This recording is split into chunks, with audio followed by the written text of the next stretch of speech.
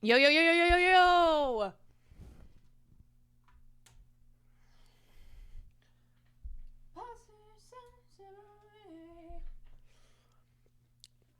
Okay. Okay. Oh.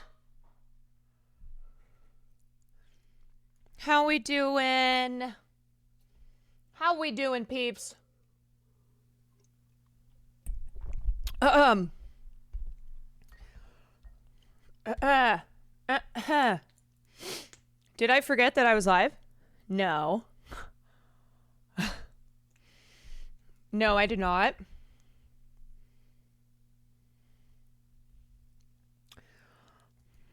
No, I did not.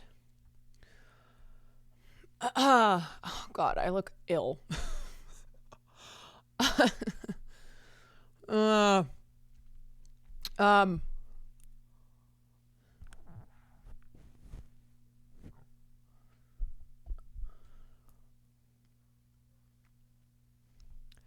Kind of look like I'm dying. Let me tell you guys.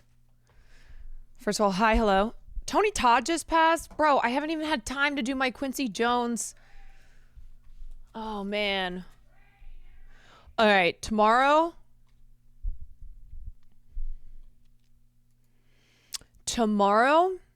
we are taking a look at Quincy Jones and Tony Todd. I wonder if let's see. I wonder if The Crow, if we could watch that. Maybe. That would be awesome to watch. Yeah, I just saw that. I just saw that Michael got banned.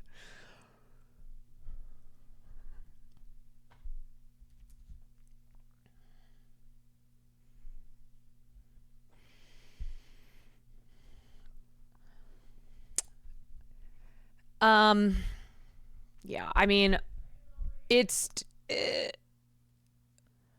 I'm I'm not going to talk about it, but I'll just say, yeah, you can't do that. You can't do that. Nope. Okay. So anyway, but what was I going to talk about? Yeah, Tony Todd. Yeah, just move on, guys. Let's move on, okay? Tony Todd and Quincy Jones, I want to talk about tomorrow. And I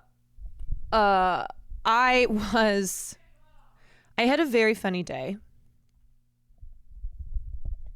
I had a very, very funny day because I told you that I had this audition.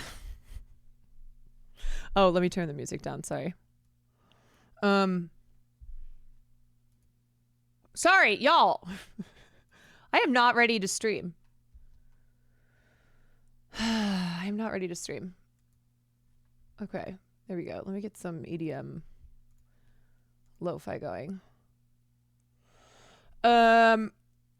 Yeah, so I decided, Will was like, you need to do this audition. And he goes, it would be very funny if this is the thing that leads to you being a star. So we were practicing, and every time he would do a Chinese accent, I was like, you can't do that. I was like, this is so wrong. And he kept saying to me, just channel your papa. And then I would try to do it, and he would laugh at me. He'd be like, it's so bad. It's so bad. But anyway, so today I was like, oh, okay, I got to tape this thing. But it was right at the same time as, yeah, just channel your inner Mickey Rooney.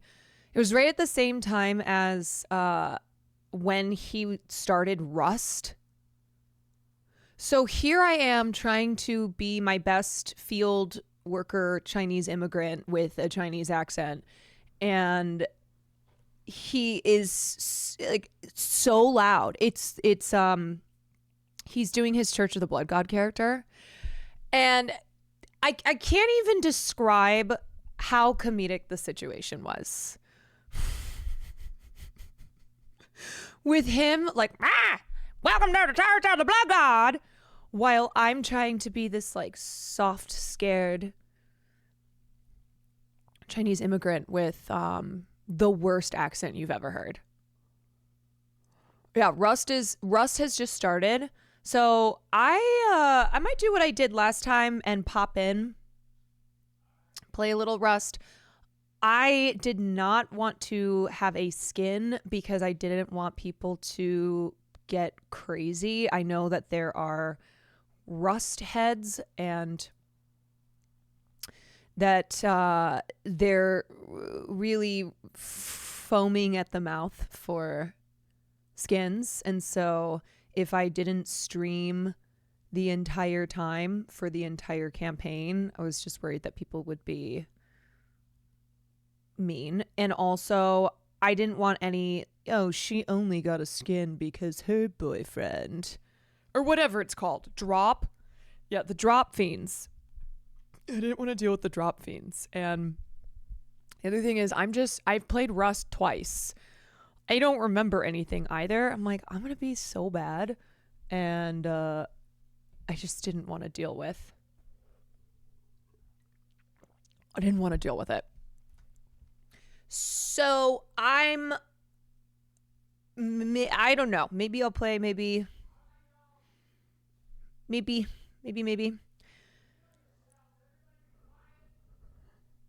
I already addressed Sam. I already addressed the rumors that she was spreading last night. Also, I did go back and watch Cutie and Sam's reaction to my music video, and I was howling. It was so funny because both of them were legitimately in shock. They were, they could not believe that they discovered something about me. And let me just tell them, there's a lot more to discover. You've only gotten to the surface. You don't even know. You don't even know all the lore. I have so much lore, but also this is why I need an implant. I need a chip in my brain because I don't remember a lot of it. I don't remember a lot of the things I've done that are very lore worthy. My favorite moment was when it cuts to a close-up of you in the nurse outfit and Cutie was like, there's Caroline. I know. I was 22, I think. Yeah, I think I was 22. Thought your podcast was so fun. By the way, listen while I was working today. Fuck yeah. Thank you so much. I am very excited about it. And what was I going to say? I already have had my friends and family listen to it and be excited about it. And that's because they don't watch stream, but they want to support. And so now they have something that they can listen to. You know what it is, though? I just don't want my mom to listen to anything that I do because I never want in the back of my mind to go, oh, God, my mom's going to listen to this. So, Mom, you're the only person I'm like, please don't feel like you have to support anything that I do. Aran Dejand Games, thank you for the 6 months. Also, you guys haven't forgotten about the Mormon stream that I owe you. Cutie schedule's just insane. Ashley, but where have you been? Are you not watching my streams? You keep sending things. We've been over that, girl. You're outing yourself. You're outing yourself. Non-stream watcher. Mm-hmm. What, are you working now? You finally get some work done? So are you saying that Mama Kwan doesn't know about the music video? No. I think I don't. Well, I was living at home because it was right after college. I was living at home when I think I booked that. But I don't think she would remember that I went to do that. And she definitely has never seen that. Anyway, I was saying I haven't forgotten about the morning stream. Obviously, QT Cinderella is very busy in crunch time for the streamer awards, and we'll do it when there's a break in the schedule.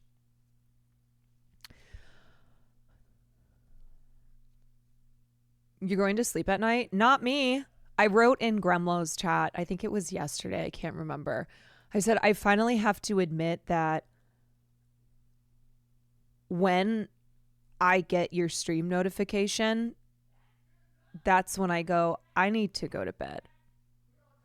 Because he goes live at 5 a.m. Pacific time.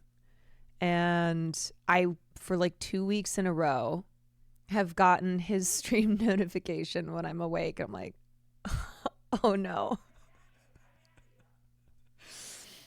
Oh no. I don't know. I am such a broken record. I'm such a broken record that I keep being like, I'm going to bed earlier. I'm going to fix this sleep schedule. And then it gets worse. Every time I'm like, yes, gonna fix this. I don't fix it and I get worse.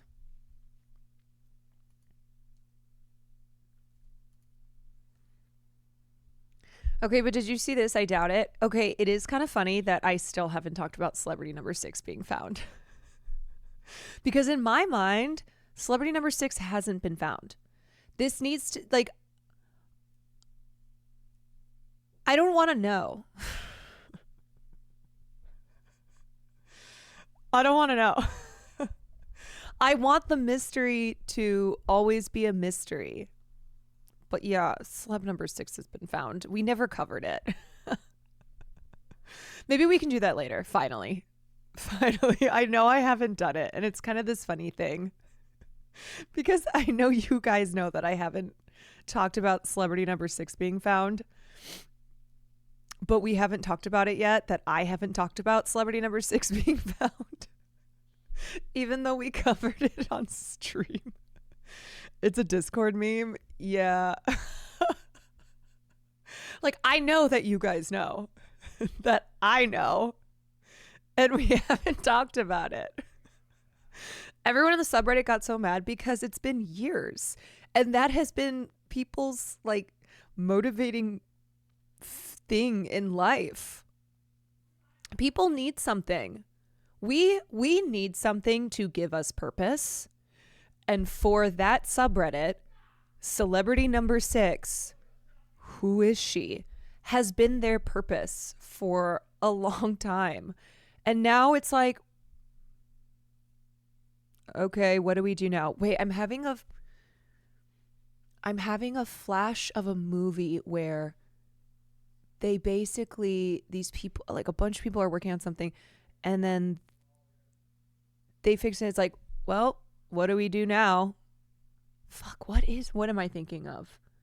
What is this?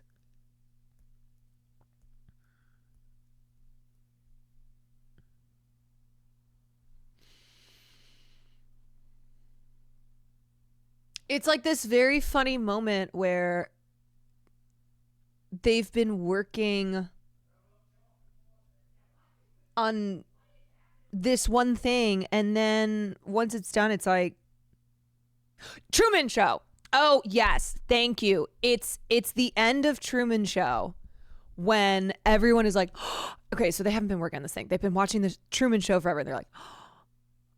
And it's this big emotional moment, and Truman, good afternoon, good evening, and good night, and he disappears, and then the program ends, and then people are like, all right, well, I guess, see what's on channel 6. That has been a constant in their lives. And then they're like, Well, okay, I guess we'll have to just go watch something else. Us after the last Caroline stream. Yeah. Like, well, everybody, it's been an amazing journey. And I can't imagine having done this with any community other than this one. So with that I say good afternoon, good evening, and good night.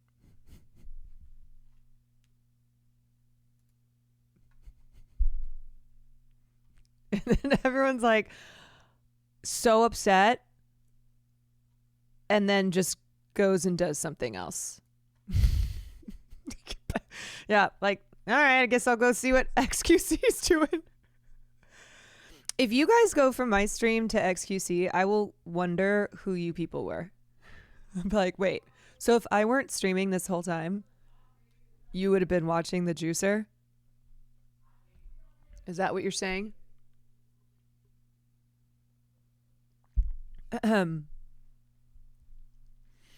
Every streamer is gonna Jenna Marbles one day. No, I think there are streamers who will stream until they literally die. Ronald! Ronald! Thank you for the 16 months. Jero Weezy, thank you for the prime. Jacob, thank you for the 24 months.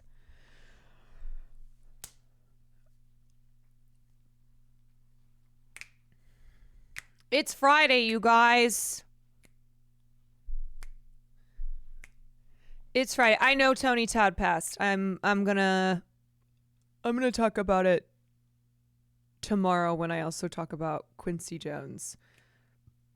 It's sad. Tony Todd was amazing. He was just he was so compelling and one of those actors that he was really good about being creepy. he was very stoic but kind of terrifying character. Like he would pop up and everybody would be like, oh!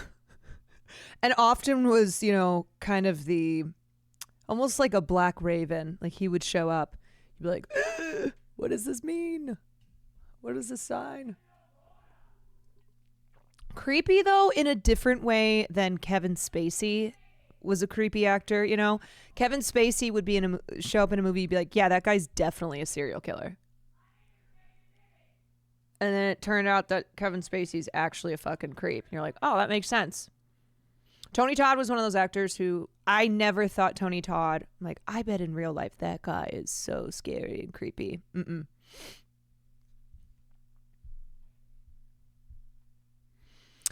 All right, well. What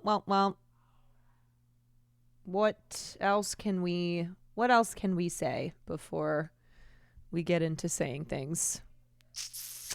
Tony Todd's first scene in Candyman. I know. Is Candyman available? No. Fuck. Shit. Hold on. Ow!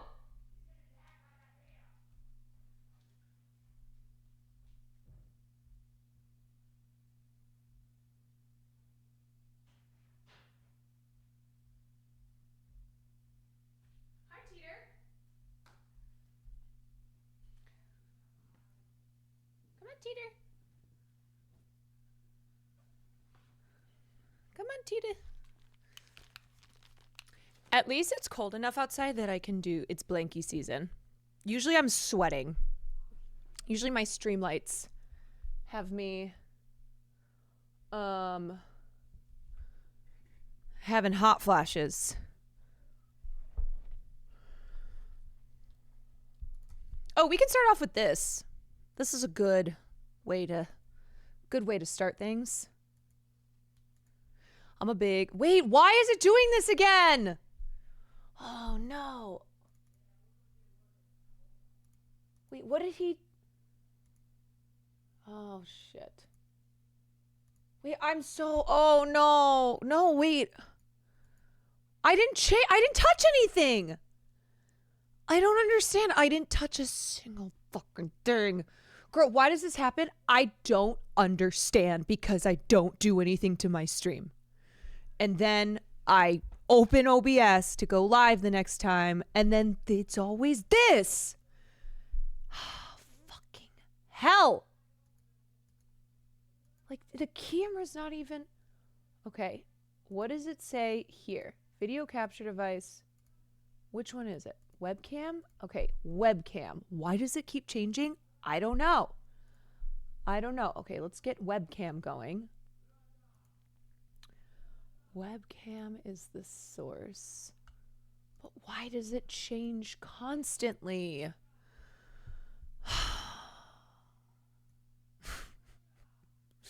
All right, at least I fixed that, so I don't have to have Will do it. It's so annoying, though. It's really so annoying. All right. Farley must be using your setup when you're offline. Yeah, well, if he's using it, it's because he's trying to find a way to destroy it. He wants nothing more than to see this burn. He wants to see it all burn. You want to know what's really annoying? So today when I was doing my audition with my Chinese accent, he did not like it. He doesn't like when I'm doing anything. He doesn't like when I'm cooking. He doesn't like when I'm at the computer. He doesn't like when I'm using a really bad fake Chinese accent. But he doesn't care. And in fact, whatever Will's doing, he wants to be there. So Will's screaming as the preacher in Rust in the Church of the Blood God. Farley wants to be in his stream room with him. He is a certified, he's my biggest hater, honestly. He is my biggest hater.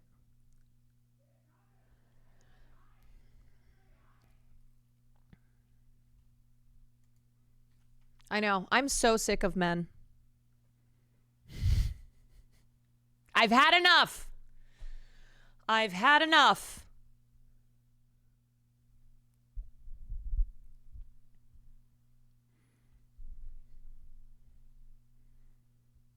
I'm like, oh, okay. So next time you need your anal glands expressed, hope that you can rely on your dad to take you to the vet.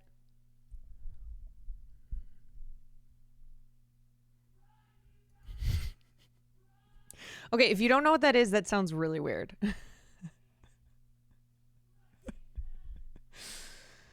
Anyway. Okay. Here is a clip of Saoirse Ronan.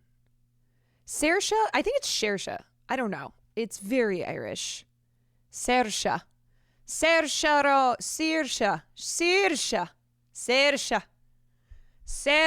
Ronan. Top of the morning. Saoirse.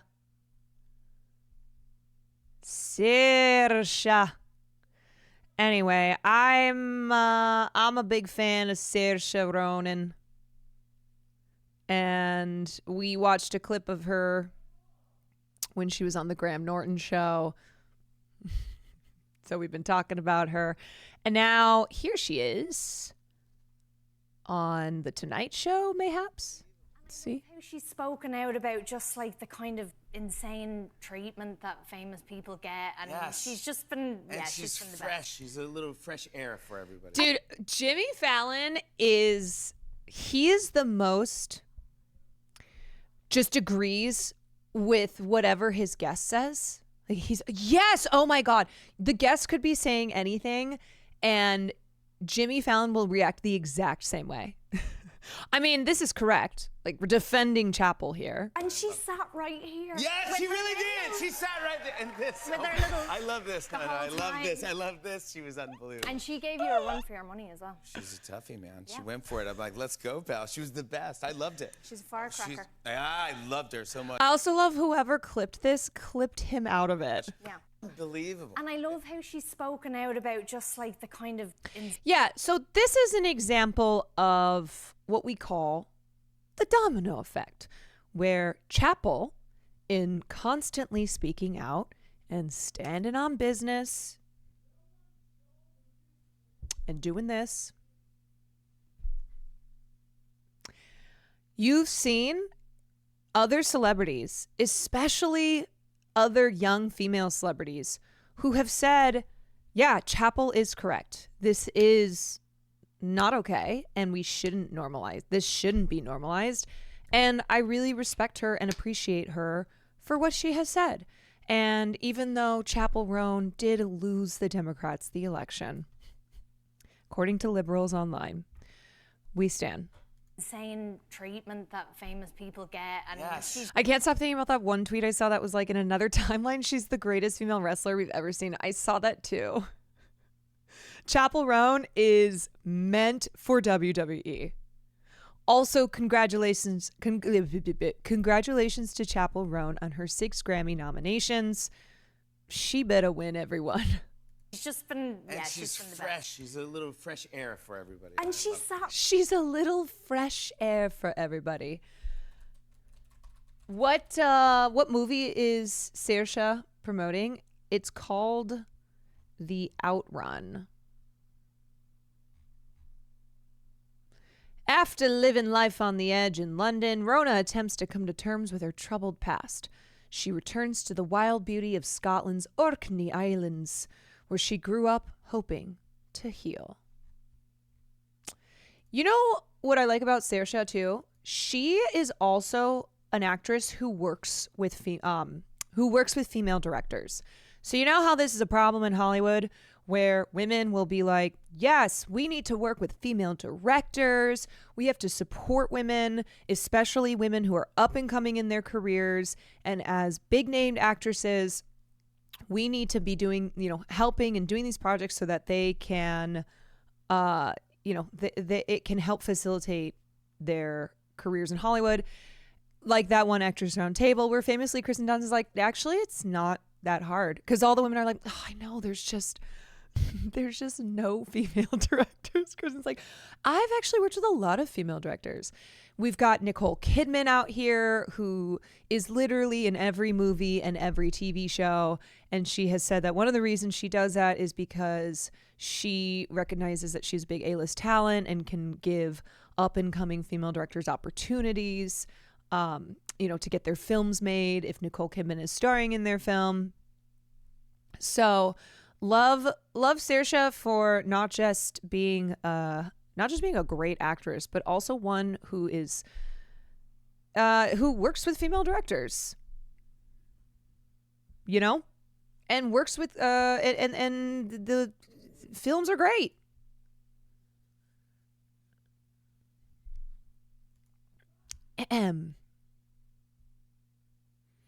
I can remember seeing Hannah in theaters when I was 10 and being in awe of Saoirse.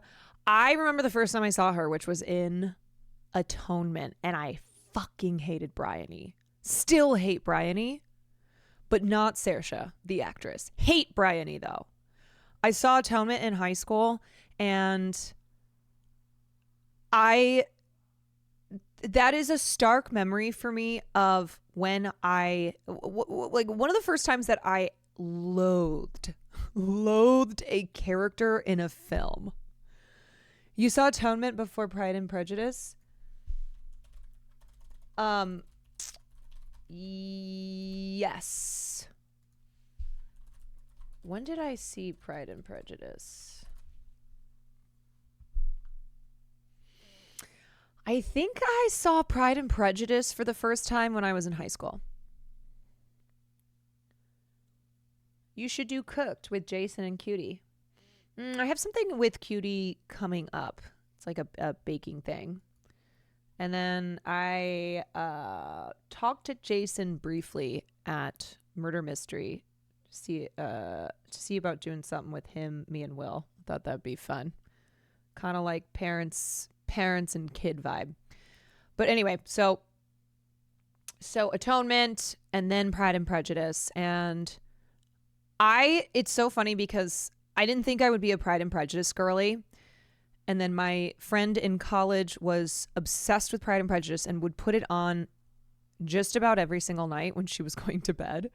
and she would always quote and don't you dare judge me, Lizzie, don't you dare judge me. And I'd always be like, what the fuck are you saying? So one night I finally watched Pride and Prejudice with her, and it became, well, because I had read okay, this is what's weird about me. All right, let me explain something. So when I was young, when I was a little girl, I read a lot of books, as we know, and I was very into old English romance novels. So I read all of Jane Austen. I read the Bronte sisters. Obsessed. And again, I was basically reading anything that I could get my hands on. And so from a young age, I was just obsessed with Victorian literature. Yes. And then when I got older and I started getting really into horror and thrillers and like in film and also literature wise, I kind of moved away from like the Jane Austen world. So I didn't watch Pride and Prejudice, and I was like, I don't really know if that's my type of thing anymore. And then I finally watched Pride and Prejudice, even though I had read the book. And it's so good. It's so good. And it's now one of my favorite movies that I will watch all the time. I always try to put Pride and Prejudice on so that Will watch it with me, and he won't. And then during COVID, when I moved from LA back to Chicago, because I was a broke bitch, I was very bored. And so I decided to learn all of the piano songs. I was like, piano is back. I'm bringing piano back. And I learned all of the music. I would spend hours a day just poring over the sheet music, reteaching myself piano, and learned all the music from Pride and Prejudice. It's so beautiful. It's so beautiful. Yeah, Will's not really into period pieces. He's not really into that world. Play for us? Yeah.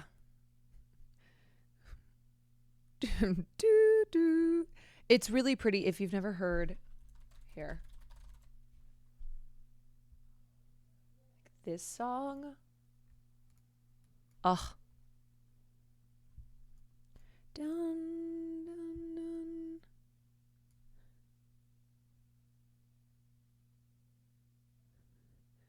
Dun,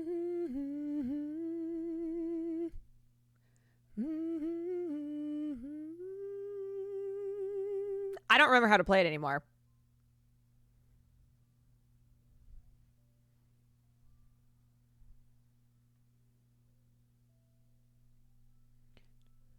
This part took me so long to learn.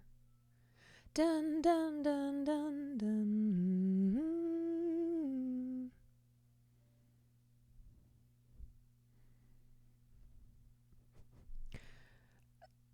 Like, truly, I had lost my mind during COVID.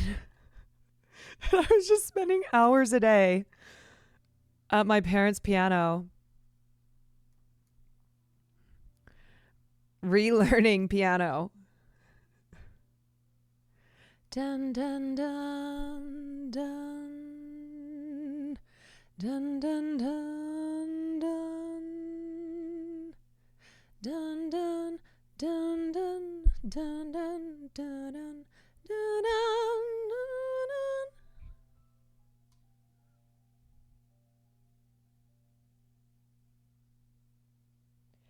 And then this part.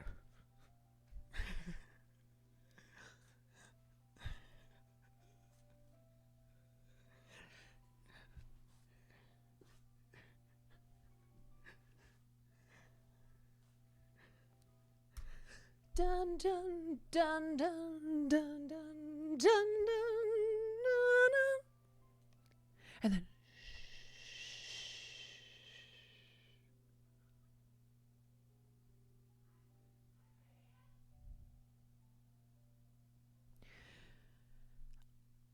the first thing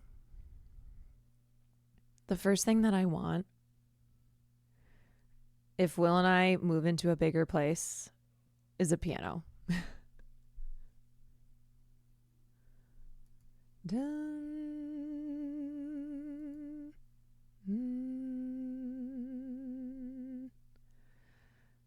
And what's so funny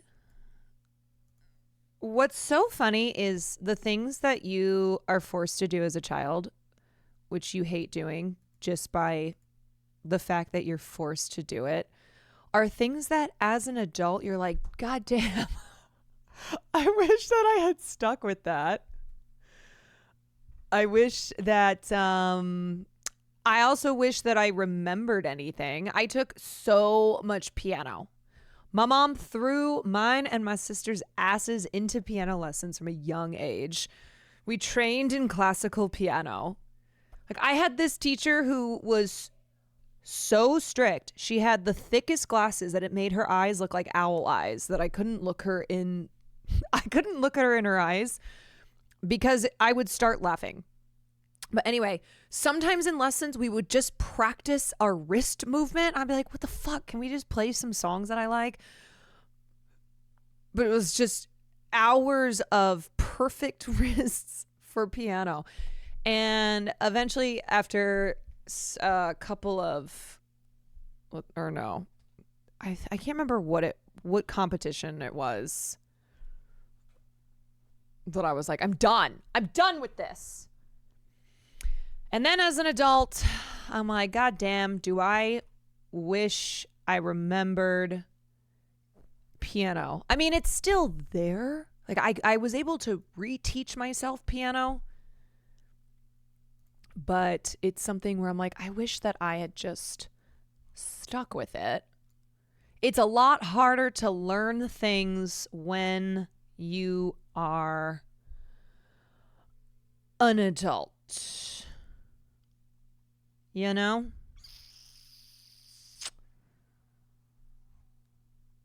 Harder to learn things when you're not a child, even though you don't like doing those things when you're a child. To the amazing BR, thank you for the gifted sub. Anyway, all right. We'll get into some news and shit, and then we'll do some reacts, and then some gaming. Lots of fun stuff ahead.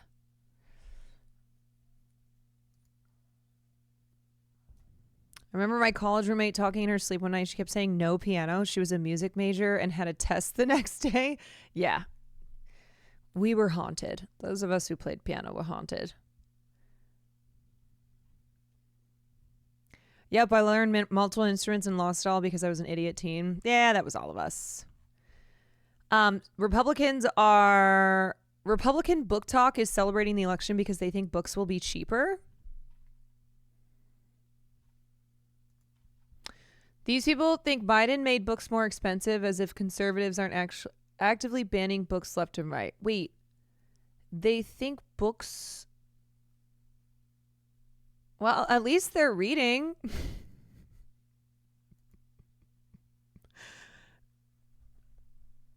Republican Book Talk. Finally a fellow book girly that's excited today.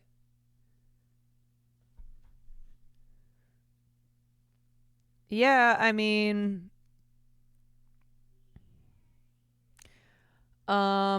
Yep, books are actually going to be free. You can just take them.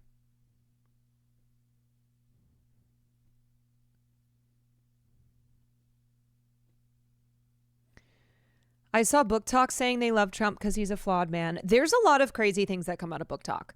I've seen Book Talks before where they don't like when, or what is it? It's like they think that books shouldn't be written in first person. Let me see if I can find this one.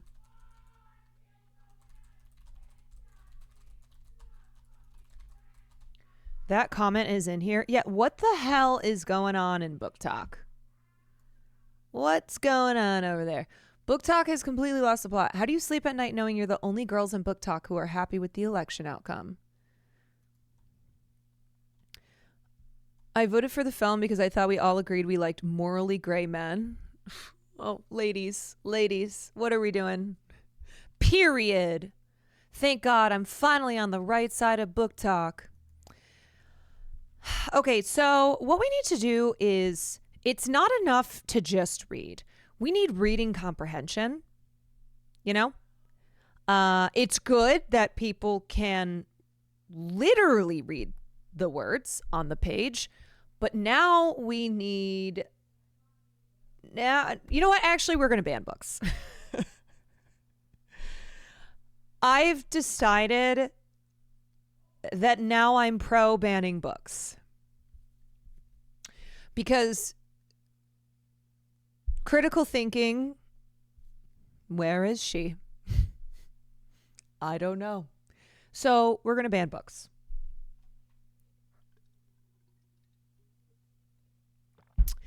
Yeah, morally gray. Okay, so here's the other thing too, and then everything else is obviously very, can't believe, it shouldn't even need to be said. But these are fictional characters, okay? So we talk about media literacy and we talk about people's inability to separate fiction from nonfiction. And the other thing is that Donald Trump is not morally gray. Do they think he's... Is it like, yeah, he's a rapist, but he's funny? I'm confused where the gray part comes from. Yeah. Again, as the resident English lit professor, I cannot stress how much literacy and art criticism is needed more than ever, like as a core. And it seems to be dying more and more. I mean, it's not even just, God, how many times can we talk about art criticism as a dying art form, and how the reaction to any art criticism is by the loudest, most wrong people, and not wrong because there's one opinion when it comes to art that is correct, and if you don't have that opinion, then you're a dummy, then you're wrong. But wrong in that they do not understand what criticism is, and they don't understand the value in it. What are you guys talking about? He's not gray, he's orange. Orange man bad. Orange man bad.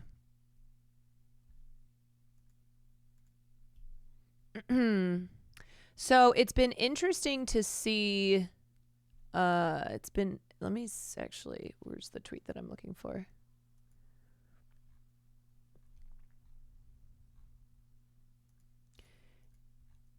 It's been interesting to see the Pod John's response to the election, because I think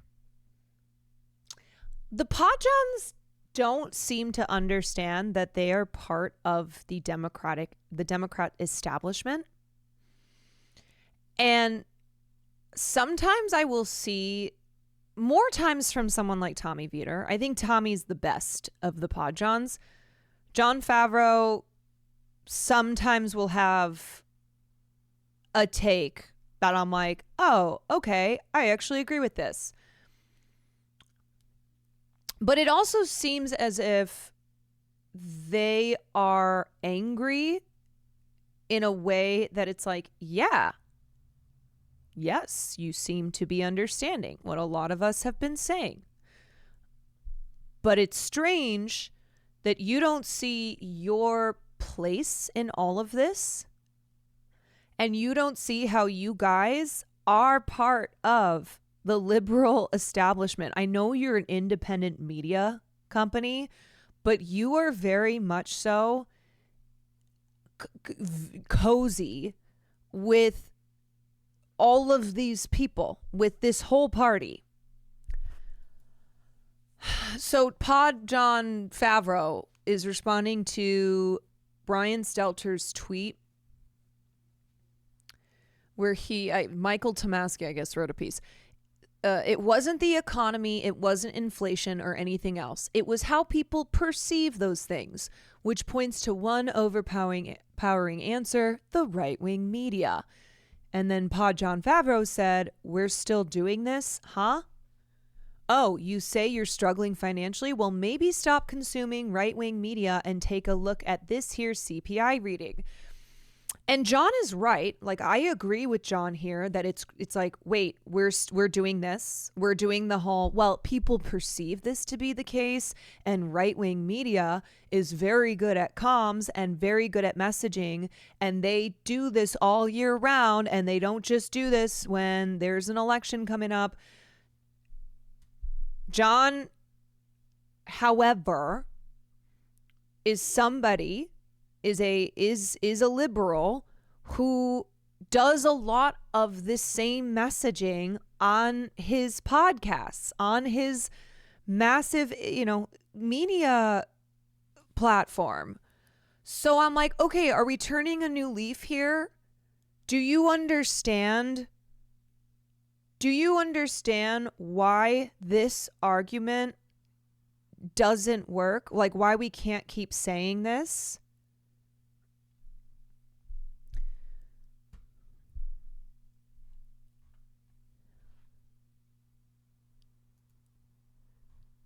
And here's Mehdi Hassan, sometimes really great and then sometimes really fucking annoying. I mean, John, the reality is that many, not all, of the people who say they're struggling today will say on January 20th that the economy is doing amazing. You know this, I know this, they know this. Partisan Trump fans will say this, sure, and I agree with John again here. Partisan Trump fans will say this, sure. That does not even come close to explaining the depths of people's frustrations with inflation. 75% of voters said inflation had caused them severe or moderate hardship in the last year. Most are not Trump fans. Right. Most do not consume right-wing media. This is what people have to understand. There is Donald Trump's base who, live and die. They eat, breathe, and sleep any shit that Donald Trump produces for them. But the majority of the voters who voted for Donald Trump are still not his base. These are not people who are diehard Trump fans. And the reality is you can't tell people, hey, actually the economy is doing great when they're looking at their grocery prices, when they're looking at the highest rates of homelessness, when they're looking at sky high housing and rental prices. Like, these people are, again, looking at their immediate economic reality. They're looking at their, at their situation and going, why do they keep telling me that the stock market's up and unemployment's at an all-time low type of thing? It feels like they're gaslighting me. A lot of people, a lot of voters felt gaslit and being told over and over again, but the economy is great, because they're like, grocery prices are still higher than they were 4 years ago. And so, yeah, it's wild to see Pod John Favreau, actually fighting back against other libs and saying, hey, guess what? Most of these voters who said that inflation has caused them enormous economic hardship, and inflation has still not come down to what it was pre-pandemic. So saying like, yeah, but inflation is slowing, that is abstract. That is abstract to these voters. They're like, I don't give a shit that you're telling me that inflation numbers are coming down, because it's still too high. These prices are still too high. I am still comparing this to 4 years ago, and I'm paying more money and I'm not making more money to offset that.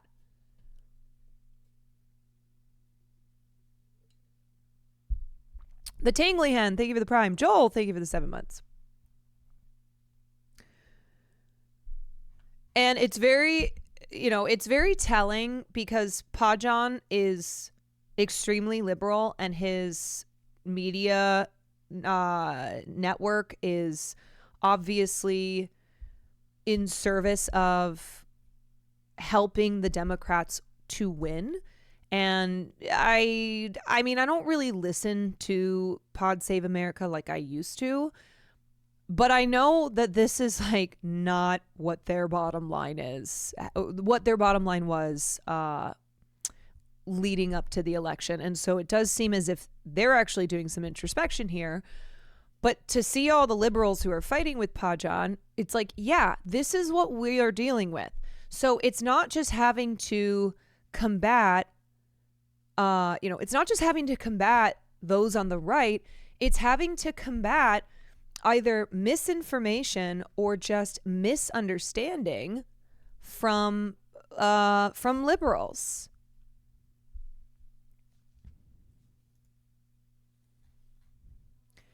And then here was another take that he posted that I was like, yeah, I think that is also something I'm in agreement with. Democrats understandably have a hard time fathoming why Americans would put our democracy at risk, but we miss the reality that our democracy is part of what angers them. This right here. Many voters have come to associate democracy with globalization, corruption, financial capitalism, migration, forever wars, and elites, like me, who talk about it as an end in itself rather than a means to redressing inequality, reining in capitalist systems that are rigged, responding to global conflict, and fostering a sense of shared national identity. So that's a piece that Ben Rhodes, who also is part of their former Obama staffer circle, now turned like independent media commentators. But again, it's like, so now you understand this? And do you fully understand this? And do you understand why we are saying that the Democratic Party has to undergo a radical fucking transformation? But knowing who the Democratic Party serves, to undergo a radical transformation seems not even possible because it means tearing the whole thing down. You cannot serve the interests of corporations, of billionaires, of elites, of insiders, and Democrats, the Democratic Party, as we've seen over and over again, will never learn any lessons from abysmal failures when it comes to elections, because to learn those lessons and adjust means radical transformation. How will Pelosi insider trade if the party is reformed? Speaking of Pelosi, Nancy Pelosi to the New York Times, had the President Biden gotten out sooner, there may have been other candidates in the race. The anticipation was that if the president were to step aside, that there would be an open primary. And as I say, Kamala may have. I think she would have done well in that and had been stronger going forward. But we don't know that. That didn't happen. We live with what happened. And because the president endorsed Kamala Harris immediately, that really made it almost impossible to have a primary at that time. If it had been much earlier, it would have been different. Yeah, so Nancy and everybody's trying to cover their asses, okay? But the truth is that they all went along with this. And Biden was even in the race for a full month after that, the worst debate performance of all time. So now, of course, you'll have people being like, it's that person's fault, and I have absolutely no responsibility here whatsoever, even though here's Pelosi in September talking about you wanted Harris. Sort of an open primary if Joe Biden stepped down.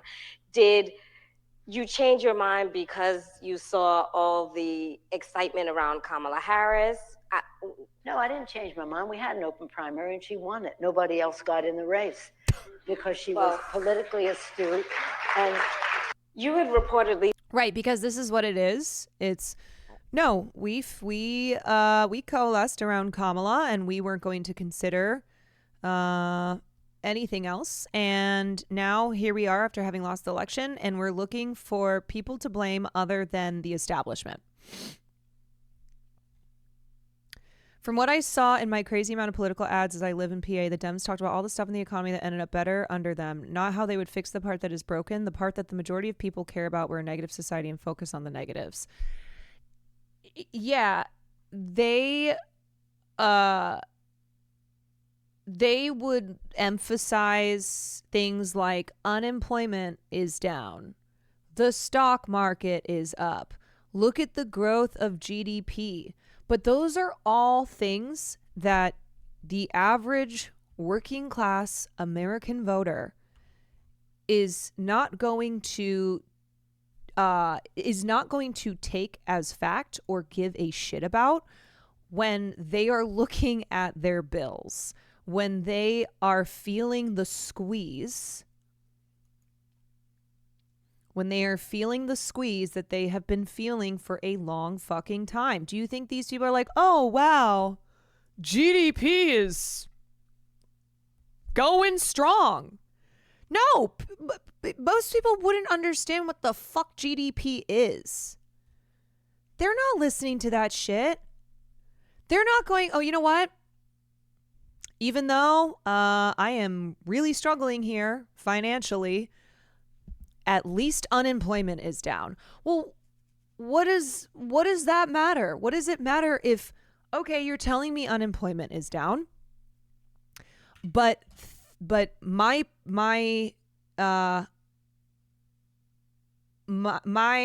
understanding of my personal economic situation, because that is what I am experiencing here, is not that has gotten any better.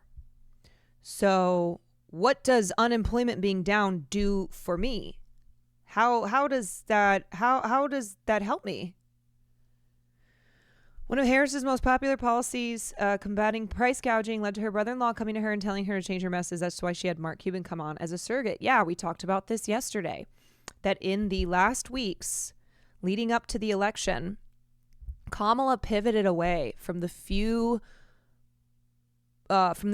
progressive economic policies that she had put forward, and that were, something Joe Biden had not done or just had maybe briefly talked about. And then, oh, sorry, I don't know what you're talking about, Jack.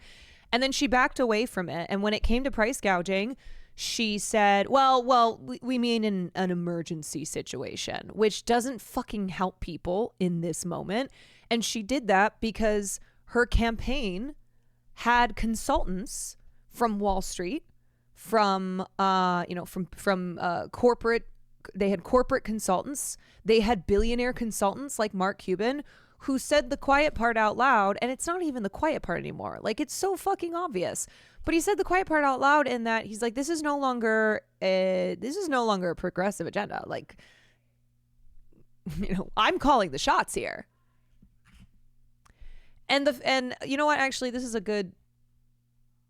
Here's a good video. This is David Sirota talking about how this is now a country where both parties, because even though we're spending a lot of time talking about the Democrats because the Democrats lost this election, and because we are, closer to the Democratic Party than to the Republican Party, but Republicans as well, obviously.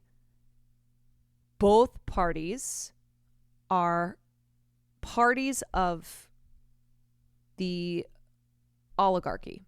They are not parties of a democracy. And yet the Democrats stressed over and over and over again that democracy is on the line, that we have to save democracy, that the Republicans mean an end to democracy, and Democrats mean a saving of democracy. But what does democracy mean? Because democracy, once upon a time, at its basis, is supposed to be government for the people, by the people, right? It's a government system where leaders are elected by the people. And yet, now we have a political system where it's not the people who are running the show here. It's not the people's voices who matter. It's billionaires. It's corporations. It's Wall Street. It's, the big moneyed interests. And that's because they are the ones who have the dollars and spend the dollars to buy elections.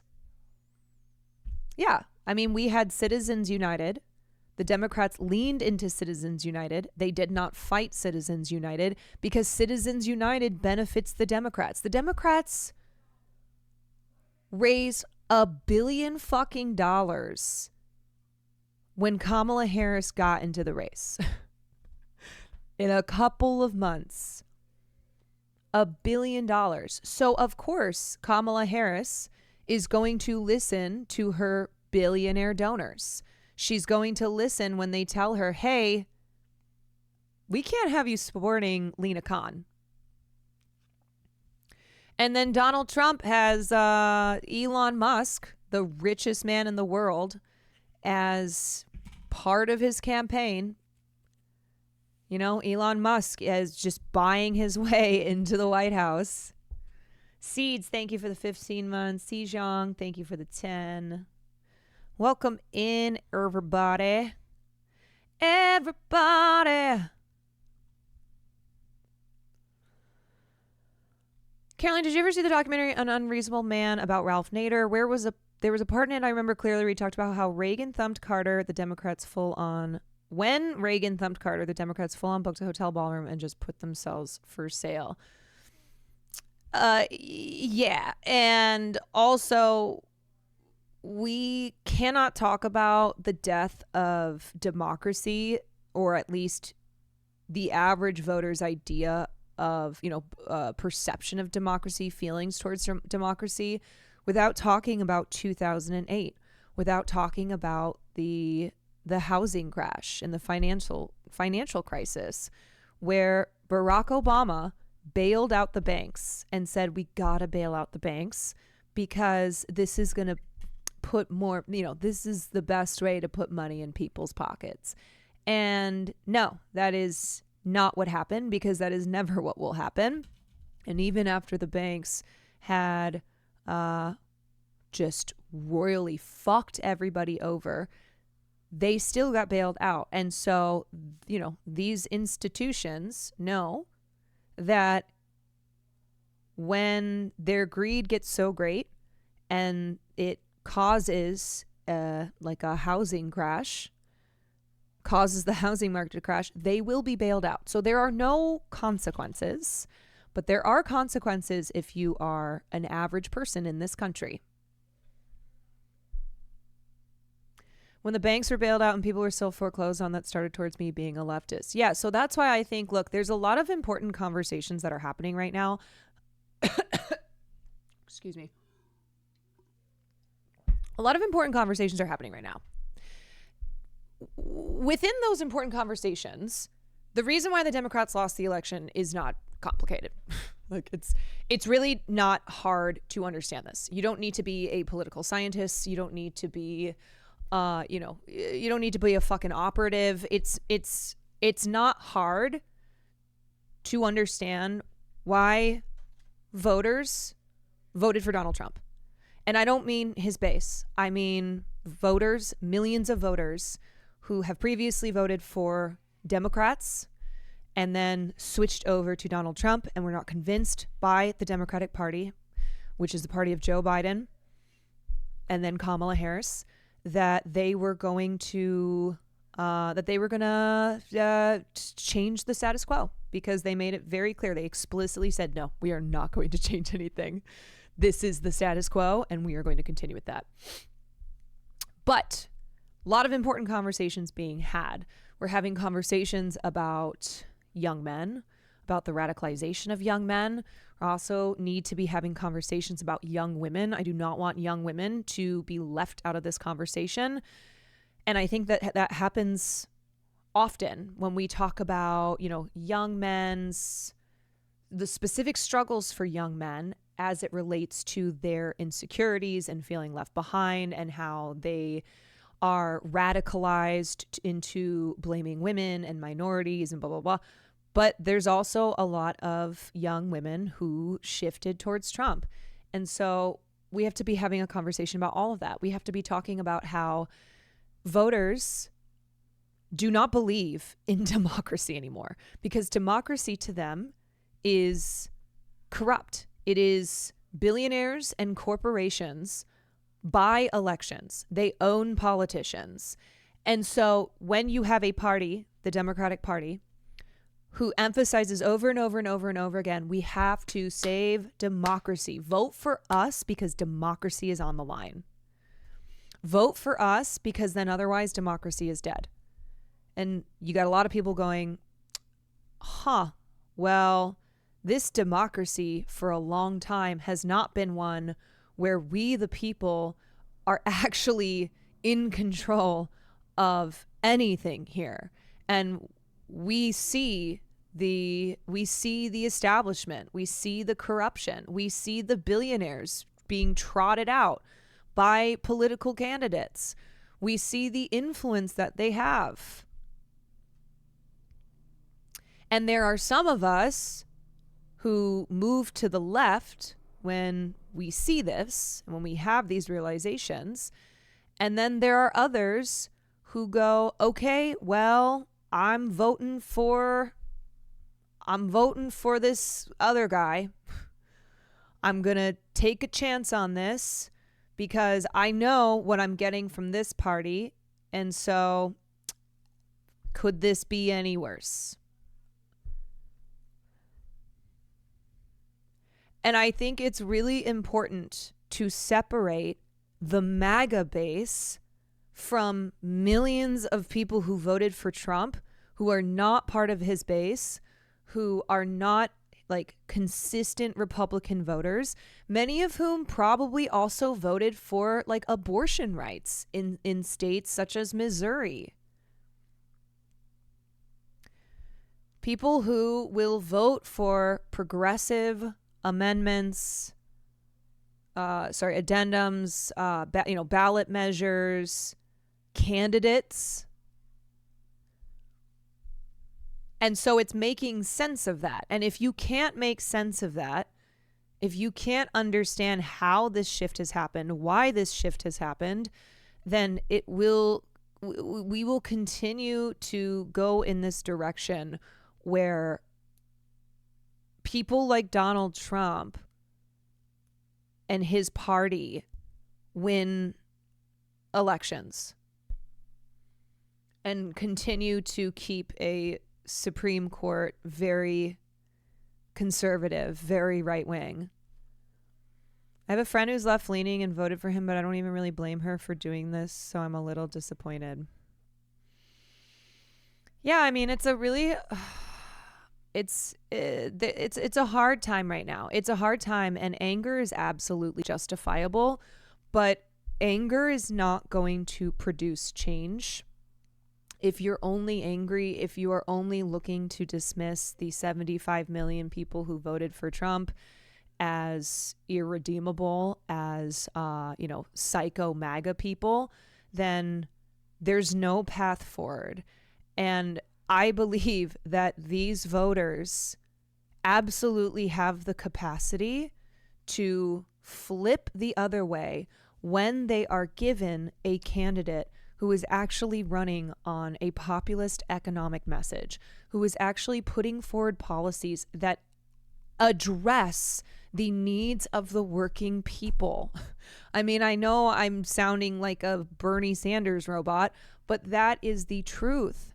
That is the truth. You have to have a political candidate who is addressing the voters' needs and not just saying, you know what? Actually, you're wrong. The economy is doing great. And on top of that, we are, we don't need you. The economy is doing great, but also we don't need you because we're going and getting wealthy, college-educated people in the suburbs. I don't like look no further. I talked about this yesterday, but look no further than what Chuck Schumer said yesterday. Or not, it's not yesterday. What Chuck Schumer said 8 years ago, where he's like, look, for every working class voter that we lose, it's fine. Because we're going to gain 2 high income, college educated, moderate voters in the suburbs. So we don't need these people. We don't need the working class, so we don't have to undergo any radical change in our party and actually produce candidates who appeal to working class voters because they are addressing the needs of working class voters. Because we don't need working class voters. Fuck them. Fuck them. That's what the Democratic Party, that is what their message and their actions have been. Fuck working class voters. This is the second point, for every blue-collar Democrat we will lose in Western PA, we will pick up 2, 3 moderate Republicans in the suburbs of Philadelphia. And you can repeat that in Ohio and Illinois and Wisconsin. The voters who are most out there figuring out what to do. And if you think that Chuck Schumer is just an outlier in the Democratic Party, please know who Chuck Schumer is. Chuck Schumer is the Democratic Party. This man is the Democratic Party. So when he's saying this, and when we look back at 2016, and this is how Hillary ran her campaign, and when we look back on 2024 and we see this is how, especially in the final weeks, Kamala Harris ran her campaign when she brought Liz Cheney along with her on a tour of the Blue Wall states. This is how the Democratic Party has been operating. And that's why they're losing. That is why they're fucking losing. Are not the blue-collar Democrats. They are the college-educated Republicans. Because here's the thing. It's actually that the margins in urban metro areas, those margins shifted more than in rural areas. So in places that have been reliably blue or that the Democrats were counting on, they still won, but there was a larger shift. And in some of those areas, they didn't win. But there was a larger shift than there was in rural areas because more and more working class voters, who are the majority of the people in this country, shifted right, where they either didn't vote or they voted for Donald Trump. Ballot measures were incredibly right-wing in California and New York. Yes. And so in like the irony being in red states that voted for Donald Trump, they passed progressive ballot measures. But in blue states like California, where there's also been an enormous shift to the right because there has been a rejection of Democrats, they passed extremely right-wing measures. I mean, there was no opposition to the measure that would have ended slavery, which is, forced prison labor, and that is allowed by the Constitution. And there was no opposition to it, and it's still, Californians voted no against it. The Democrats did historically bad in NYC. AOC got more raw votes than Harris. Yeah, and then Rashida Tlaib and Ilhan Omar comfortably won their re-election campaigns. So a lot of what is being said right now is just simply not true. Republicans who lean Republican or are independent and in the suburbs. Do you think Walz being hung out to dry makes him irrelevant in future elections? Walz is getting a lot of blame right now. There's people who are saying, oh, if she had run with Shapiro, then they would have won Pennsylvania. No, they wouldn't have. You have to look at the breakdown of Pennsylvania and having Josh Shapiro on the ticket over Tim Walz would not have stopped those rightward shifts. No, it didn't matter. But of course it's going to be like Tim Walz is the problem, blame him along with everybody else who's being blamed. I mean, Tim will he will return to Minnesota. He will continue in his governor duties. I do not think that he will be put on a ticket again, although I will say if Tim Walz, with his with how he has actually championed progressive policies in a state like Minnesota and the way that he talks to people, if the ticket had been flipped, Walz was he just has spoken and acted towards working class people's needs more than Kamala Harris has.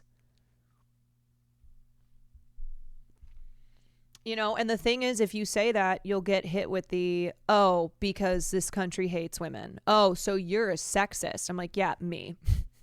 Motherfucking me. I'm a misogynist.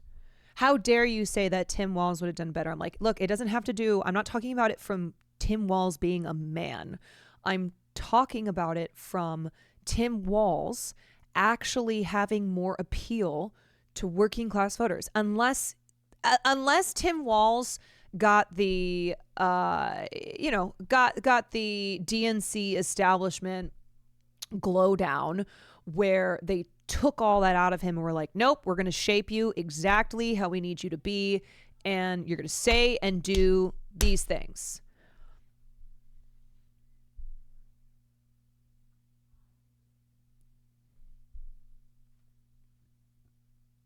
Misogynoir played some role in all this. Look, I am not denying that racism and sexism exist in this country. I am a woman and a woman of color. I have experienced this my entire fucking life. So I do feel like maybe if people like me, who, again, I'm a woman and a woman of color, and I have firsthand fucking experience with racism and sexism, and I'm not a black woman, and I know that misogynoir is a different experience than what I have experienced, but it is still something where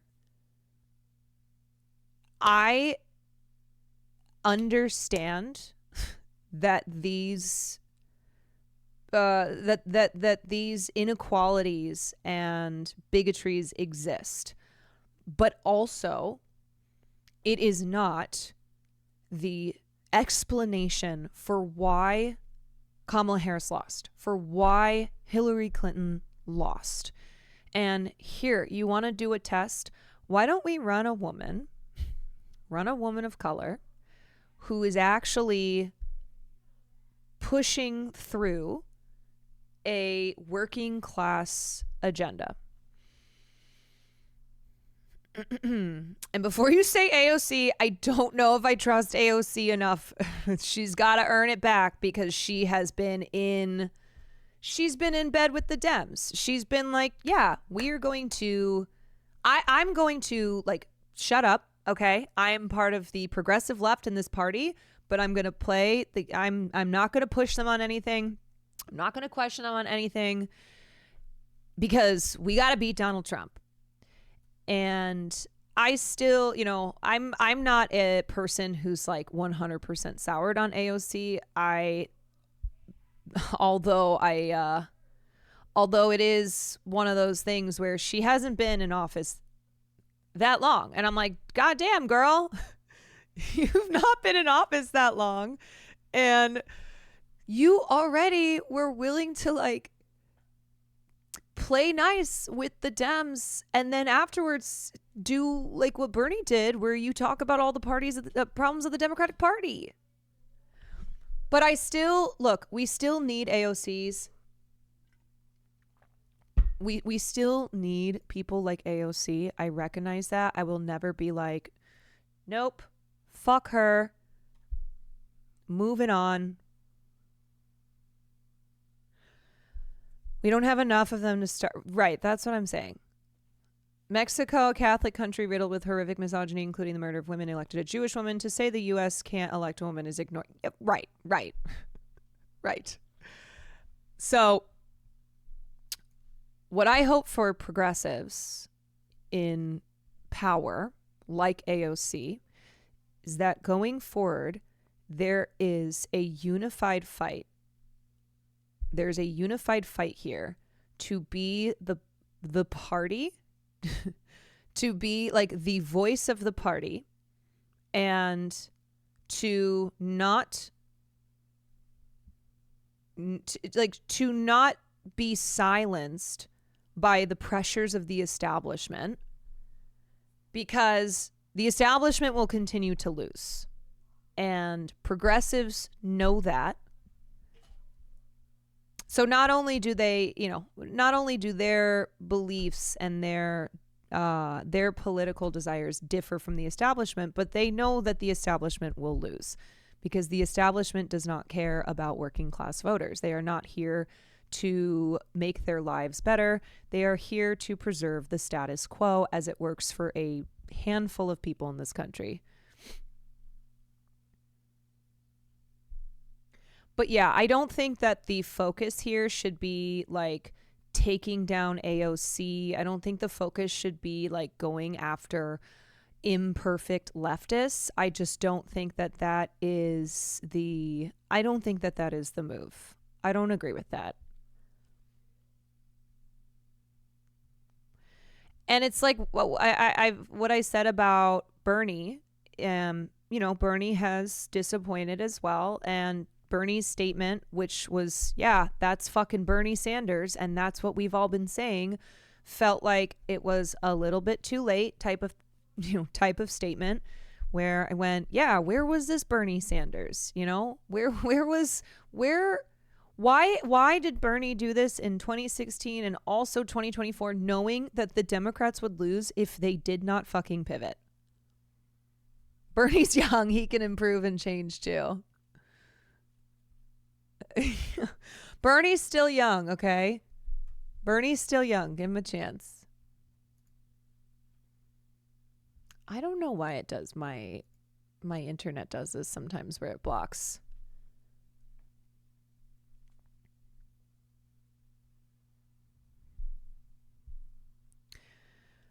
The leftist position is that people's is that people's positions, even if horrific, have roots in their material reality.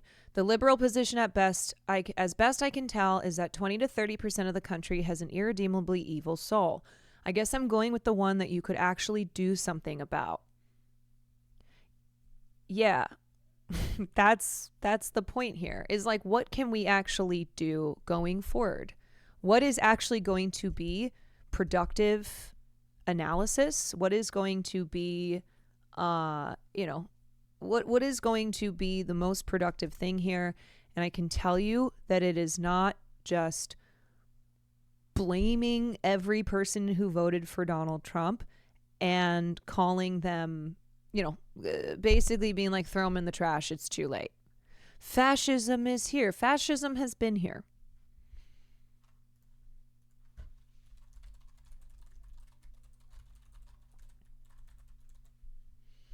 Where's that George Jackson quote? I've been seeing that go around the internet.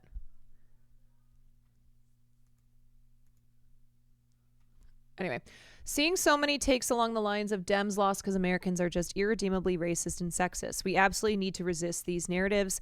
They essentialize the far right's ascendancy into some metaphysical evil gripping the country and fail to contend with how material conditions shape / can be exploited to stoke these beliefs. This is what I'm hoping that the Pajans are finally catching on to. Like, are they having a breakthrough here, or are they going to go back to doing the same song and dance to serve the Democratic establishment's needs? Like, is this the beginning of the end? Pod John Favreau? when you're talking about this, this piece that Ben wrote that obviously John, they're of the same mind. Like these guys are all the same in the same group. So here they are identifying that, guess what?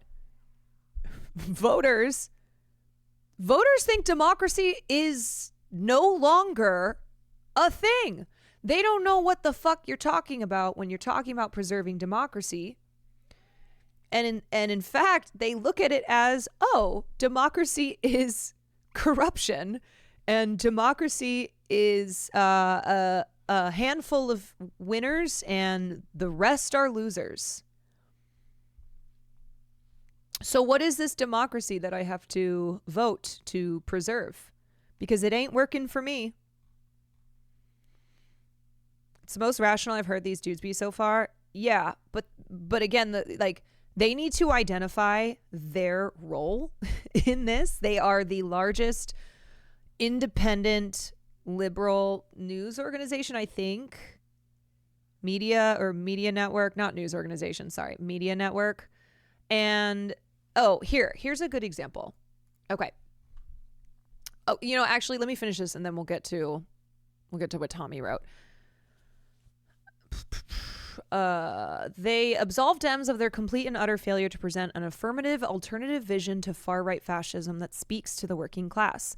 Absolve ourselves of the task ahead of us. We can't fix evil, but we can fix material conditions. Yeah. Democrats have to course correct. The question is, will they? And if we know anything about the Democrats, it's that they won't. Not actually in practice. Maybe they'll get a little bit better with the rhetoric. Maybe they will, get a little bit better with the perception that they are doing that. But in actuality, no, they will not. So the question is then, how do we outmaneuver them? How do we organize? How do we organize on the left, bring people over to the left to be a coalition, a real coalition of working class voters, of, solidarity, of class, awaken class consciousness in this country, and elect people who are actually running on progressive and populist agendas. The Dems think the answer is podcasting. The answer is podcasting. Okay, so here's what Brian Tyler Cohen tweeted. A note to Dem politicians and campaigns. You won't persuade voters with a one-off appearance on a popular podcast the week before the election. He's talking about Call Her Daddy, which is not a knock on Harris's campaign. She only had a couple months, so they did all they could. The reason Republicans are winning over so many young people is because the right invests hours and hours every day, every month, every year in audience building among its influencer class. We can't compete by sticking our candidates on an episode one time in October of an election year. Democrats need to embrace year-round progressive media. They won't. Either directly political or political adjacent if we want to compete. But you cannot only remember independent media outlets exist 2 weeks before an election, not in a media environment where the vast majority of Americans and practically all persuadable Americans are consuming content on alternative outlets. Democrats will not embrace progressive media. We already know this, okay? They will not embrace leftist content creators because leftist content creators stand against the Democrats' ideology. Leftists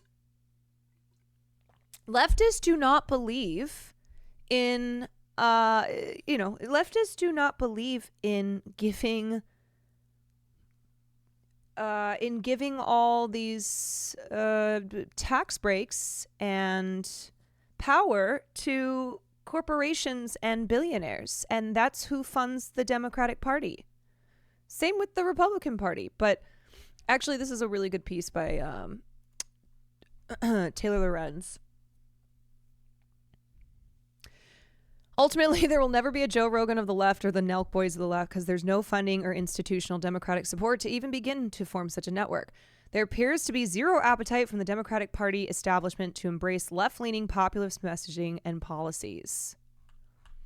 Let me skip to the top here. Why Democrats won't build their own Joe Rogan.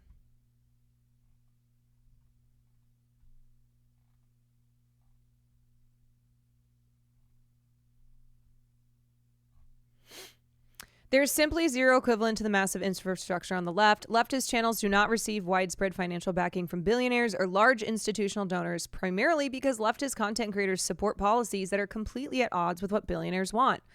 Left-leaning influencers argue for things like higher taxes on the rich, regulations on corporations, and policies that curb the power of elites. Yeah, and that is not something that the Democratic Party is accomplishing because that is not their agenda. Wealthy mega donors aren't going to start pouring money into a media ecosystem that directly contradicts their own financial interests. And so progressive creators are left to rely on meager crowdfunding efforts to make a living. Yeah, you guys are the crowdfunding here. Okay, I know I'm kind of skipping around a lot, but let me just go back to what Tommy wrote here. So he responds to Brian and says, Brian is 100% right. The Democrats need a liberal Joe Rogan discourse is stupid. Rogan is a famous comedian, reality TV host, and MMA commentator who built a huge audience unique to him. It wasn't a liberal or conservative project. We should go on Rogan, not think we need to invent a new one. Democrats have a different media problem, which is that Republicans have invested tons of money and time into building a right-wing media ecosystem. It's not just Fox News, it's the Federalist, Breitbart, the Free Beacon, etc. Democrats need to invest time and money into growing progressive media. Again, they will not. Trump is constantly doing interviews with right-wing outlets and hosts that liberals have never heard of, while progressive networks like Crooked Media... Okay, I guess if we're talking about progressive, like Crooked Media. While progressive networks like Crooked Media are treated as an afterthought because campaigns think we have those voters locked down, rather than being creative about how to amplify content from progressive outlets or use those platforms to turn people into volunteers and evangelists. Yes, I'm saying this from a selfish perspective as a host of Pod Save America, which, when is this pod saving America? But it's frustrating to have built an independent media company and show with a huge audience only to have it ignored. Correct me if I'm wrong. Okay, correct me if I'm wrong. Does Pod Save America not constantly have interviews and, collaboration with high-ranking members of the Democratic Party? From, like, politicians to operatives to, like, what are we talking about? What are we fucking talking about?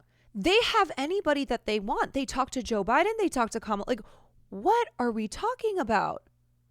What do you mean that you're being ignored? So this is what I mean by, okay, the pod johns kind of seem to be getting it, but they also don't get it. They're also not understanding it. And let's be clear, when we talk about Democrats investing time and money into growing progressive media, Pod Save America is the only thing that is acceptable. If you are to the left of Pod Save America, which is pretty much any leftist content creator, like real leftist content creator, and especially the ones on a platform like Twitch, you will not be like you will not be favored by the Democratic establishment because we do not align.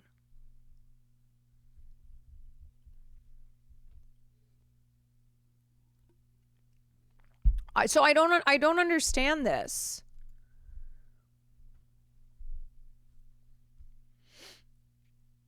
Correct me if I'm wrong, but wasn't Crooked Media suppressing labor unions forming there? Yes, they did finally come to an agreement. So great for the union.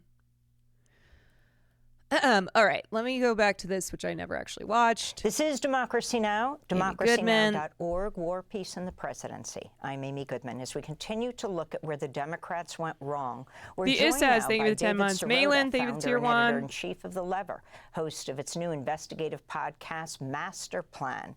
His new piece, headlined Election 2024, How Billionaire Avengers Destroyed Democracy.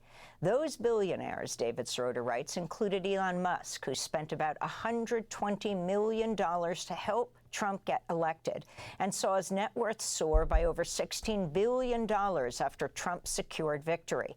Other billionaires campaigned for Kamala Harris, such as Mark Cuban, who was her top TV surrogate, and Illinois Governor J.B. Pritzker, who spoke at the Democratic National Convention in August. This is a clip. Yeah, remember this? Trump thinks that we should trust him on the economy because he claims to be very rich. But take it from an actual billionaire.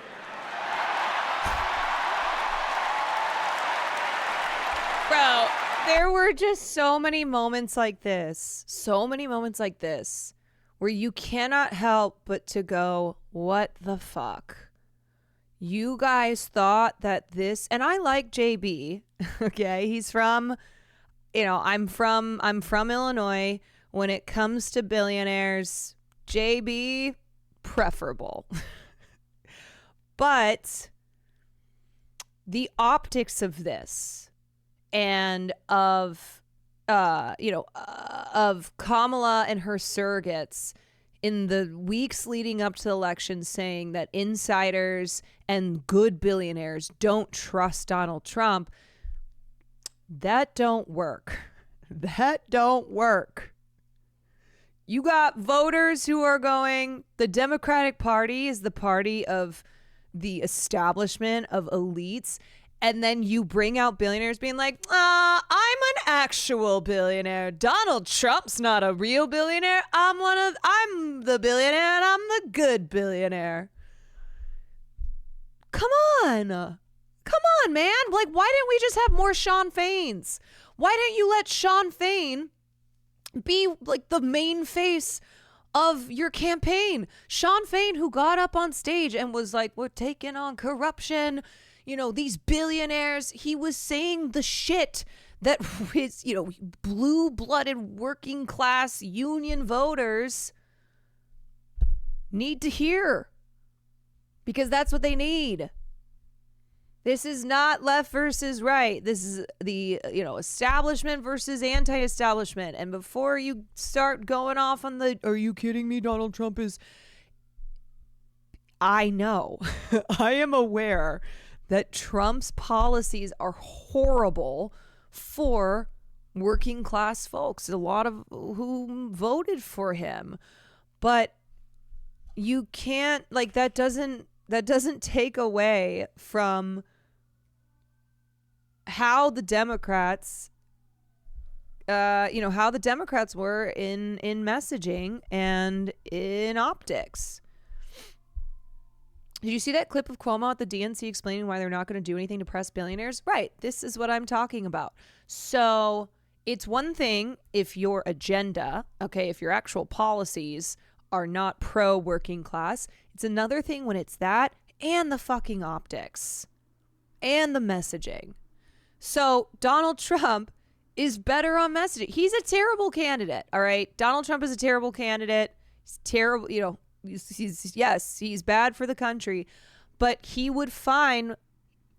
found ways, incredibly enough, to make himself the anti-establishment candidate, which is not by, is not by his own genius doing, or his, only Donald Trump could have done that.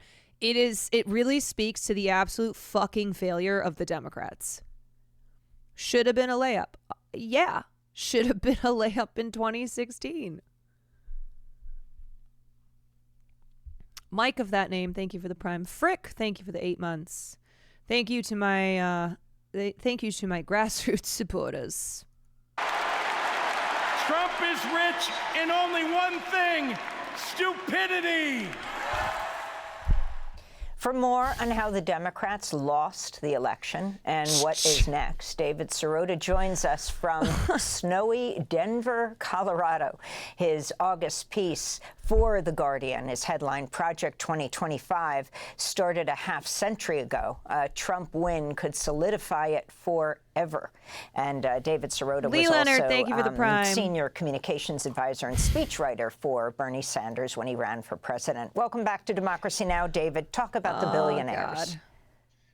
Well, look, I think what was different about this election, Talk about the and to be clear, there's been billionaires. billionaires funding elections from the shadows, certainly an upsurge of that since the Citizens United. Yeah, and also, I know I'm repeating myself, but Democrats were in the losing position when Kamala entered the election, okay?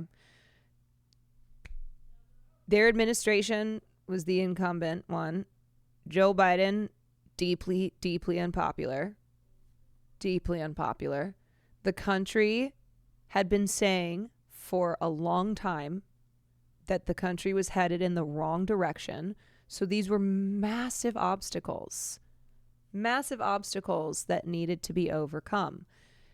Kamala needed to separate herself from Joe Biden. She absolutely did not do that and said the only difference would be a Republican in the cabinet. So this is why I keep saying to you, like, this isn't complicated. It's not hard to figure out. You don't need a whole book of what happened. We don't need What Happened, the sequel. It's you don't need to be a political scientist or a fancy pantsy operative to get like what the fuck is going on here. Decision, but I think what was different about this election was how central billionaires were in the entire political discourse. I mean, billionaires were on the national stage. Elon Musk, Mark Cuban, you had billionaires like Reid Hoffman, Barry Diller demanding, if Kamala Harris won, demanding the firing of FTC Chair Lina Khan. So billionaires were really in our face this time in a way that they really haven't been before.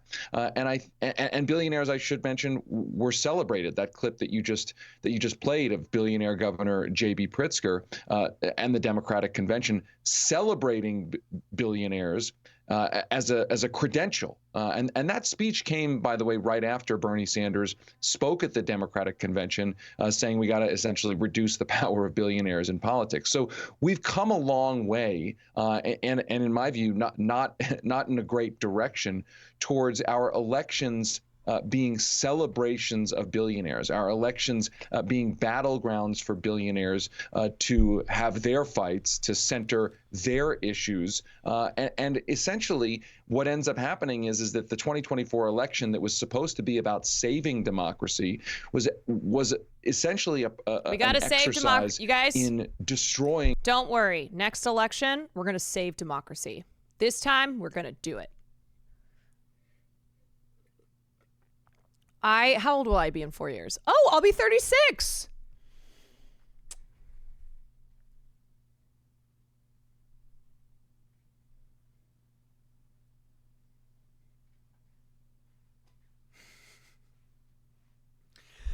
I'll be 36, and I'm going to run on saving democracy. What was left of democracy, turning our elections themselves into an open celebration of the oligarchy. And I think if we simply walk away from this election and say, hey, good, Bob, how are you doing? The Democrats lost because they didn't have enough billion. Who's my vice president going to be? Obviously, Austin Cho. Obviously, are you kidding me? A white gay man and a woman of color?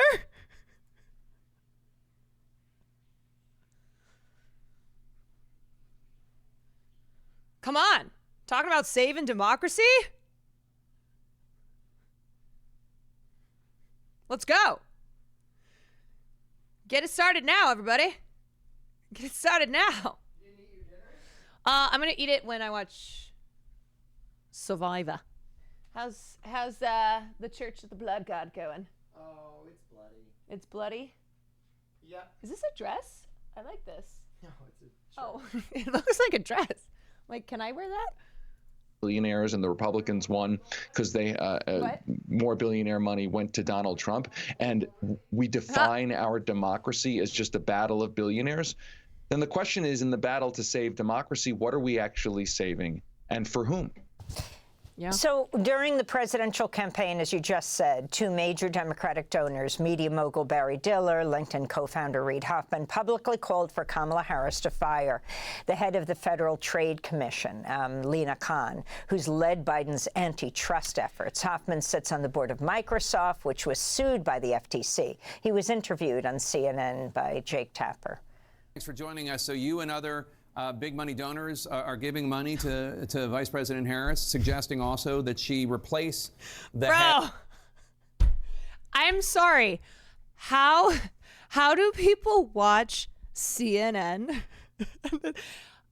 How do they not understand how bad this is? You know what I'm saying? Like, this wasn't even done in secret. This was on CN fucking N.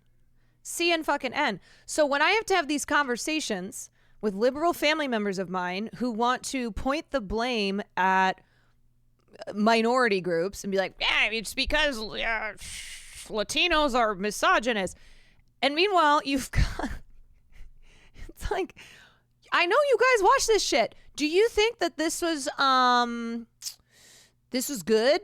Do you think that this is good? You don't see that this is a problem? Seriously. You don't see that this is a fucking problem? Head of the FTC, which impacts policy and the economy. Lina Khan is like the one good thing that Joe Biden accomplished. Putting Lina Khan as the head of FTC and how much of a bulldog Lina Khan has been. What do you say to somebody who watches this and says, this isn't how American politics should work, rich people getting to buy levels of influence? Well, I totally agree with not buying levels of influence. I separate my role as a donor and expert. So if you ask me as a donor, I say I'm giving money to Kamala Harris because I think she's the best future president for the U.S., for business, for a bunch of other things. If you ask me as an expert about what, Lina Khan is doing and where I think she is helping or hurting America relative to your anti-merger policies, which are, mostly to bring litigation versus, really solidly grounded in kind of what's going on and what helps American business thrive here and overseas, then I give an expert opinion. But I think donor and expert should be kept separate. And I've never tied the two ever in any conversation anywhere I've ever had. So that's billionaire Reid Hoffman, supporter of Kamala Harris. David Sirota, since economy was a top issue, inflation a top issue, if you can talk about what it meant to be against Lina Khan and what she represented, but most importantly, the power of these billionaires, and not just, of course, on the Democratic side, because the Republican who won, President Trump, he had Elon Musk giving out $1 million a day to voters. Look, I think the Lina Khan example is really important because while Reid Hoffman insists that his money has nothing to do with his policy demands, functionally that's not the way things work. I mean, seriously, do you think anybody believes this? Okay, do you think anybody really believes this? I just think that we have to stop acting as if, when I say okay, yeah, sure. I'm sure we can find a person who's like, oh yeah, no, I think that billionaires who give a lot of money to politics aren't exerting any influence. No, what I'm saying, what we have been talking about here is that a majority of voters in this country recognize the corruption and the elitism of our political system. They look at democracy as representative of all of this. And so running on saving democracy does not work because the association of democracy is the status quo, which is, billionaires running the show. And I have to keep saying over and over again that this is obviously not just the Democrats. This is our two-party political system that serves, does not serve the will of the people. It serves the will of the money, the moneyed interests. And it's just a matter of like who voters perceive to be the least establishment candidate. And also there is a thing called punishing the incumbent. It's happened throughout our throughout our political history, where voters will go, I might not like this other guy, but you were just in office for 4 years and my shit sucks. This happened all around the world. Incumbents took L's left and right because of global inflation, because a lot of people around the world were hurting financially. And in a country like America, where we have not, we have failed over and over again to meet the needs of people. Just keep in mind, in October, right before the election, 30 million people lost their health care. They got kicked off of Medicare. Another 25 million or so voters with student loan debt had their loans restarting. The pauses from the pandemic, the flexibilities that had been put in place and had been extended, that came to an end. So you have millions of people losing their health care.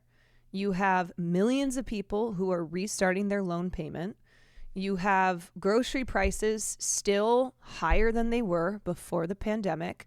And, you have skyrocketing rates of homelessness. So all of these economic problems, and they're looking at the party that is in charge. So again, it's not that complicated to understand, but it's frustrating. It's frustrating because people who go, yeah, but I'm hurting too. My economic situation sucks as well, but I didn't go and vote for Donald Trump, which, yeah, obviously a lot of people in this country still voted for Kamala Harris. But I think what it is trying to say, it's not that the empathy is for Trump's, the people who voted for Trump and not the people who voted for Kamala Harris, but it's, we have to find a way forward here, and we have to actually create solutions to these problems, and we have to win elections, even though, elections are not the end all be all of politics and of civic engagement. And so that's why we're having these conversations. And it's trying to it's trying to stop Democrats too from going further to the right, from taking this and going, okay, you know what the solution is? The solution is we got to go more right. We didn't go right enough. We didn't have enough Liz Cheneys. We got to go more to the right. We basically got to be the Republican Party that was not Donald Trump, right? We'll be the Republican Party, but we will be, we'll have civility. We will keep talking about democracy, and we'll keep talking about the preserving of democracy. 1,000 Liz Cheneys surely will win it next time. Yes. Yes.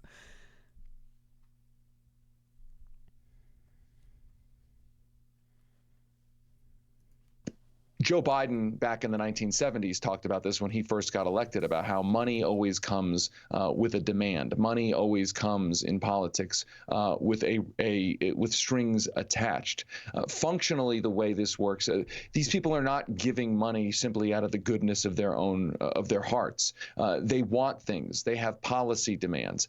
And I think, as you mentioned, Elon Musk, that's another great example. I mean, Elon Musk running around spending big money to help elect Donald Trump, while saying he's going to accept a job in the Trump administration. Donald Trump saying he's going to appoint him to a job that would oversee the reshaping of federal spending and the federal budget at a time when Elon Musk runs companies that are major federal contractors. So in a sense, Elon Musk could be in a job where he... For some reason, the right's able to blame the left whenever their leaders fail, but the left blames the left when they're...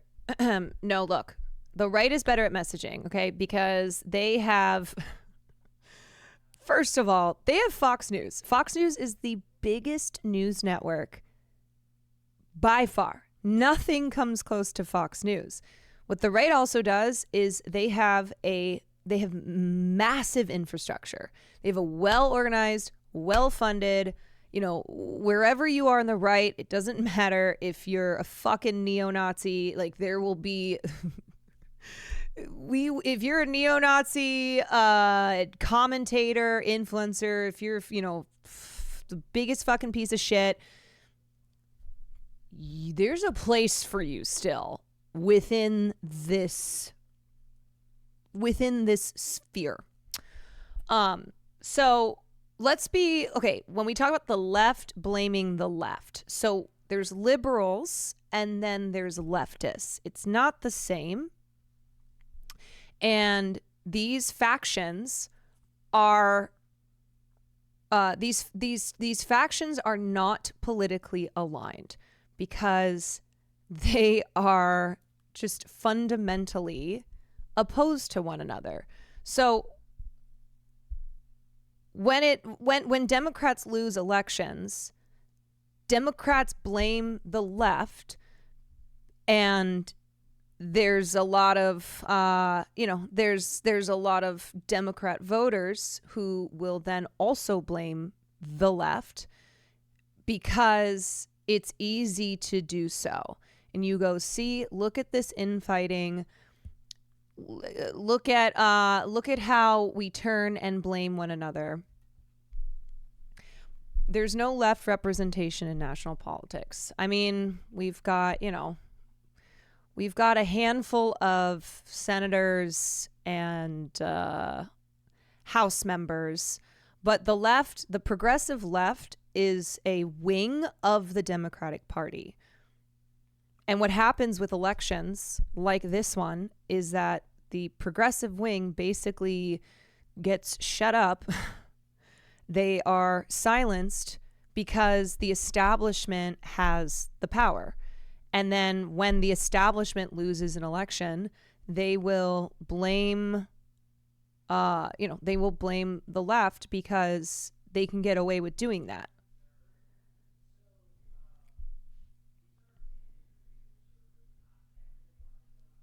Could shape the government to enrich the companies that Elon Musk owns. This is what money in politics really is. It is an investment, and the investors, the donors, like billionaires, are looking for a return on their investment. That's what this is, a business strategy. So let's talk about what Musk... And I think a good way of explaining it too is when we talk about the status quo, there's the aesthetics of changing the status quo, and then there's actually like believing in the change of the status quo. And that's where the problem is. So like here's a perfect example of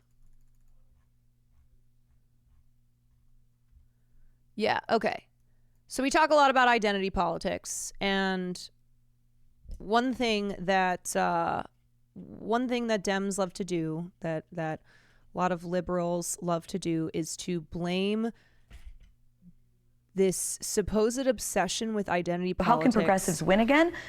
Blame this supposed obsession with identity politics on election losses.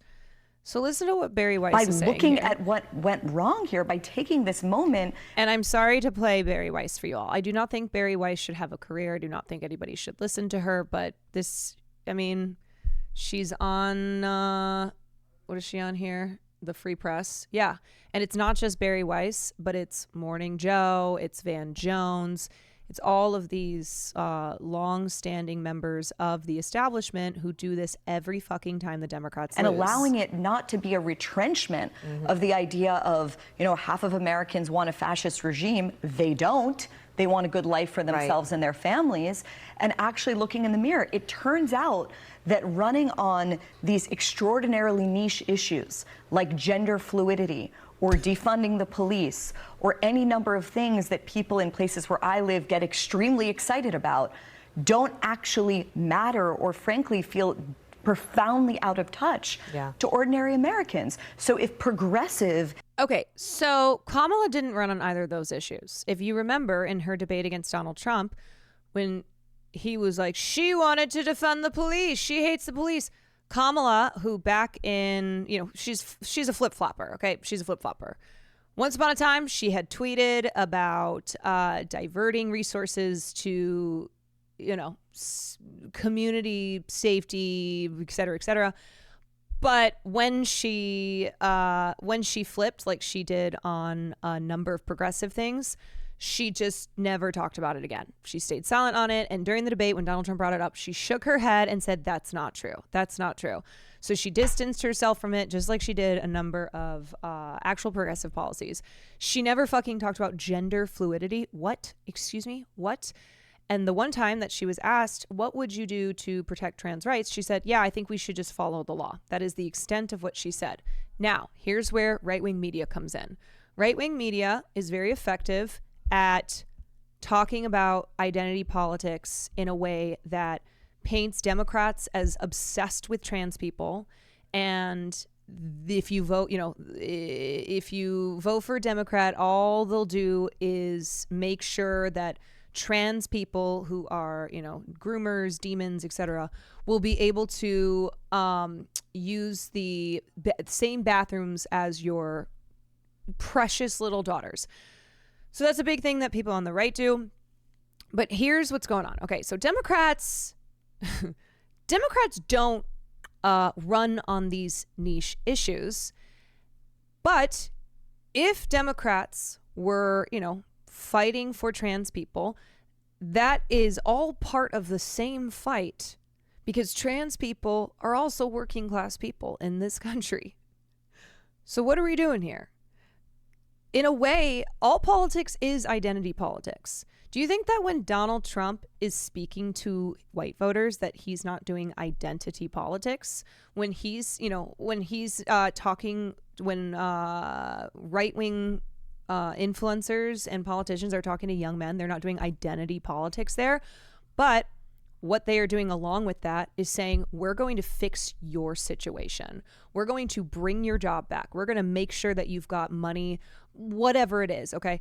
And we're going to make you a man again. So let's be clear with identity politics that the right does identity politics as well, but it's just that they have presented themselves as the answer to, your economic insecurities, as well as here's the blame. Here's who you should blame for those economic woes. And every time Democrats lose, it's this over and over again. It's because Democrats only care about identity politics. First of all, I want to ask people, what does that mean? They'll usually go, all they do is talk about trans people. So then you should go, okay, where? Show me the last 3 months of Kamala Harris's campaign. Was that what she was doing? That all Kamala Harris was talking about were trans people having the right to use their, the bathroom that aligns with their gender? Because no, that's not the case. Now, is the right good at making out the Democrats to being obsessed with identity politics? Sure. But what also needs to be said here is that voters believe that, and voters become, more radicalized to hate trans people and to hate black people and to hate, immigrants, because they are misconnecting the dots in thinking that those people are why their economic situation sucks ass, and that's all that the Democrats care about. The bar is so fucking low. I would have accepted Harris saying some basic shit like they're people and shouldn't be harassed or mistreated. It's that easy because of how viciously hated trans people are. Or if she was just like, you know what, trans people, these are working class folks as well, and we're fighting for everybody out here, whether you are, trans, Latino, white, black, male, female. We are like, that's, come on. Like, hey, everyone's going to get healthcare. How about that? Okay. How about fucking that? Do you really think that all these voters who need healthcare, who need affordable housing, who need higher wages, who need to stop being crushed under the boot of capitalism, do you think that if their situation were ameliorated, if their economic situation improved, that they would, that all these people would care so much about trans people existing? Do you think that they would be swayed by, oh, Democrats and their identity politics, they can't stop, trans people, that's all they care about. They want to make sure that they use the same bathroom as your little daughter.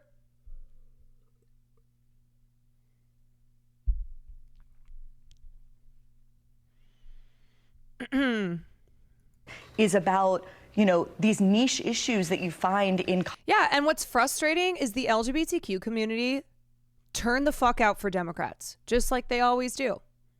One of the highest demographic groups to turn out for Dems, and yet are blasted by the right. They're blasted by Dems. And we need to stop acting, first and foremost, as if trans people are like this totally separate group from the rest of America. Now, are there certain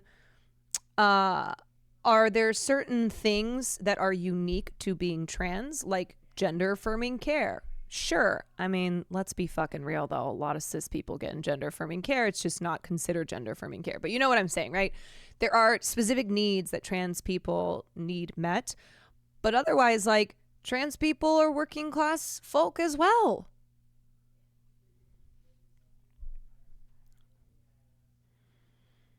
They're not this alien group that have nothing in common with the rest of the people in this country.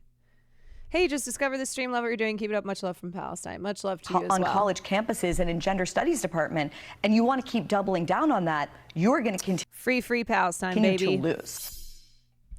Okay. Anyway, fuck Barry Weiss. Sorry, we had to look at that. Sorry. Because you're going to get in return. You report that. But the reason I wanted to show you that, one, if you have family members like mine, you can trace exactly where they're getting their talking points from, okay? Because I know what they're saying on MSNBC. I know what they're saying on the Free Press. I know what they're saying out here, and I see how that is picked up by viewers of these programs, and that is what they believe.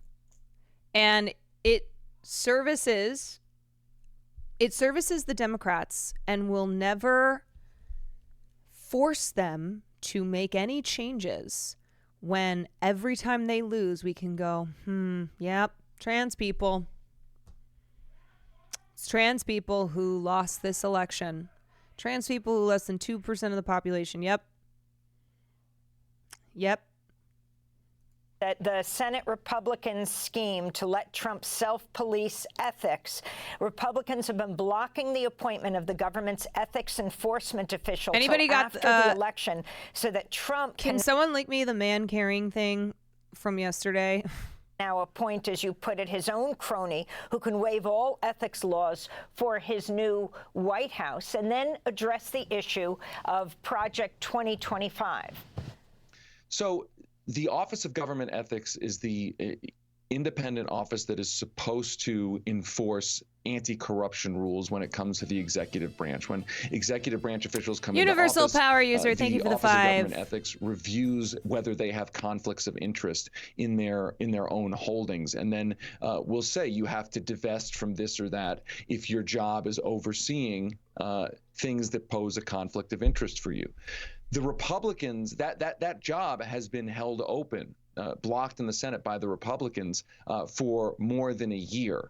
That job kept open, and Senator Mike Lee of Utah has said he wants to keep it open. He said this in a floor speech in the Senate, saying they want to keep it open until after the election so that if Donald Trump wins, Donald Trump can appoint his own head of the Office of Government Ethics to a 5-year term, which in practice would allow Trump to hire somebody who he would already know was going to enforce or not enforce this or that ethics laws for incoming executive branch officials. So would somebody like Elon Musk get a waiver from anti-corruption laws? Would any other billionaire serving in Donald Trump's cabinet get those kinds of waivers to allow them to essentially serve in dual roles? Owning companies, we're taking on the billionaires. Federal agencies that regulate those companies. And as it relates to Project 2025, one of the central tenets of Project 2025 is the initiative to help Trump appoint more political loyalists. In other words, decimating. Caroline, how do you feel about Clips channels? Is there a Caroline Kwan Clips industrial complex? I don't know. Is there? Anyone know? Anyone know? I mean, I'm fine with it. I'm also I'm like, if you want to have a YouTube channel, yeah, you guys can go for it. I've had people ask me for permission in the past, and I've given it individually, but you can do clips and things. Service, the supposedly and supposed to be nonpartisan civil service. Again, when you think about packing the executive branch with Trump loyalists who may have financial conflicts of interest, and then consider that Trump will be able to effectively appoint his own person, his own political loyalist, to oversee the enforcement or non-enforcement of anti-corruption and ethics laws, it puts together a situation where I can't promise that I'll help anybody get through college because I don't know how many people will watch it, but yeah, you can certainly do clips. People may be coming into the government who are able to use the government to enrich themselves. Can you talk about what Musk and Trump have been promoting, leading a new Department of Government Efficiency, the initials DOGE or Doge, also referring to that meme coin cryptocurrency that Musk has been promoting?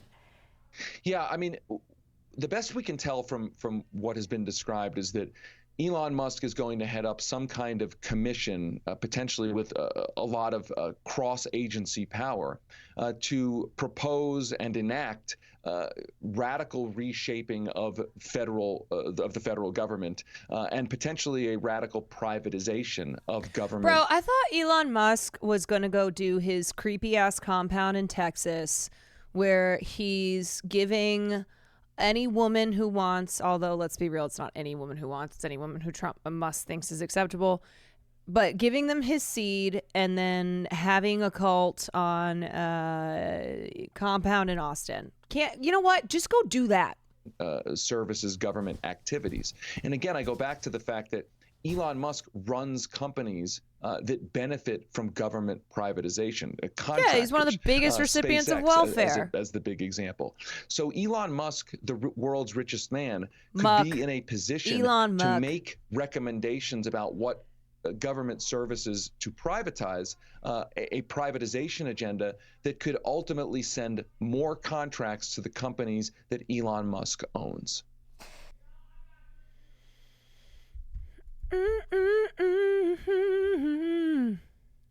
So I saw this. Prayers are pouring in for ABC host Jimmy Kimmel on Thursday, and I was like, did he die? I was like, did he die? Let's be honest, it was a terrible night last night. It was a terrible night for women, for children, for the hundreds of thousands of hardworking immigrants who make this country go, for healthcare, for our climate, for science, for journalism, for justice, for free speech. It was a terrible night for poor people, for the middle class, for seniors who rely on Social Security, for our allies in Ukraine, for and NATO, yeah, see, so this is why this is why I these tears aren't getting me, because you notice one group who's missing here and who Jimmy Kimmel has never fucking talked about because he doesn't give a flying fuck.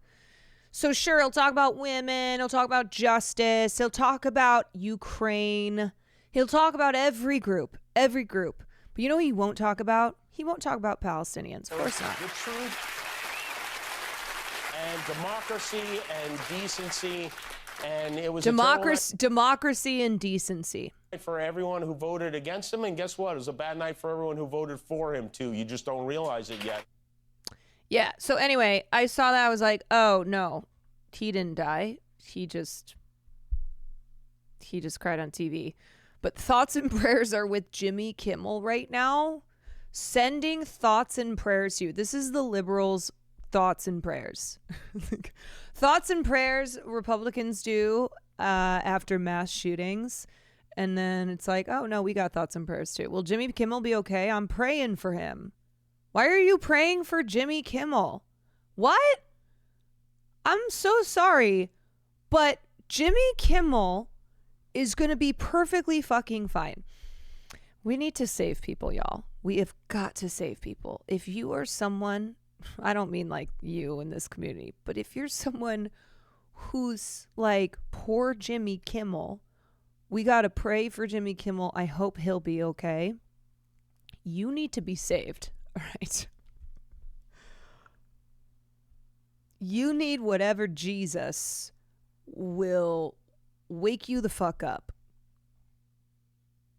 Dear God.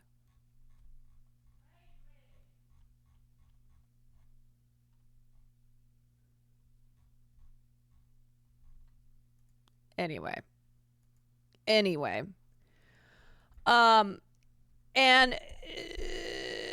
you know what? No, this is not a matter of like letting people appreciate a guy that cares, because Jimmy Kimmel cares about the status fucking quo.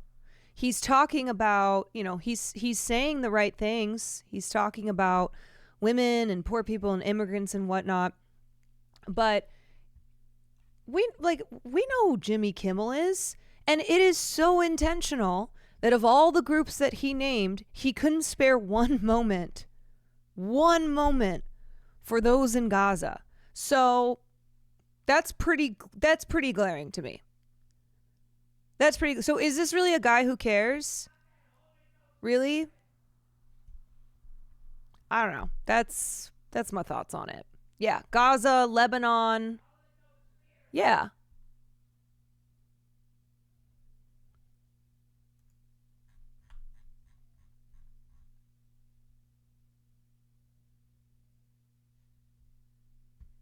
You're mean. You're mean. Okay. Cool. All right. Yeah, I'm mean. Okay.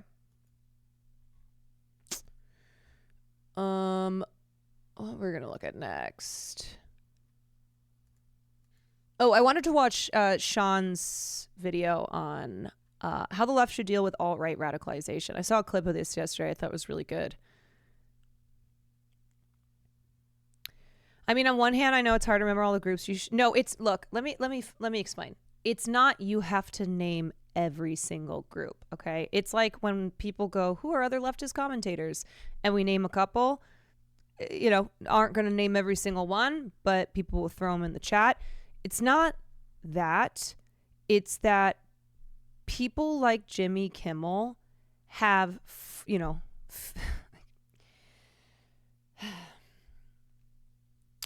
They will never call out the Democrats for their vicious genocidal policies in Palestine and for extending that into, the surrounding areas. There's nowhere on earth right now with more death than Palestine. And the connection to Palestine is that the U.S. is funding this. And the Democratic Party, the Democratic administration has been funding this. And so it's intentional not to mention Palestine because that is what the Democrats have been doing. And so what he was naming were, all these people are going to be hurt under Donald Trump. But he can't name Palestinians because Palestinians have been genocided under fucking Joe Biden.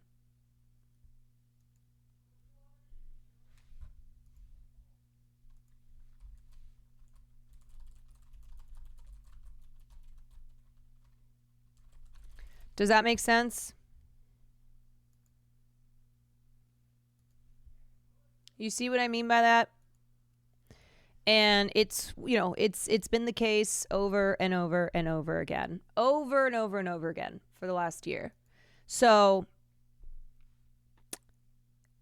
there is something that you can't help but to notice the omission when people are talking about all the groups who will suffer, but they don't mention Palestinians because Palestinians have been massively suffering thanks to the party that people like Jimmy, full-throatedly support.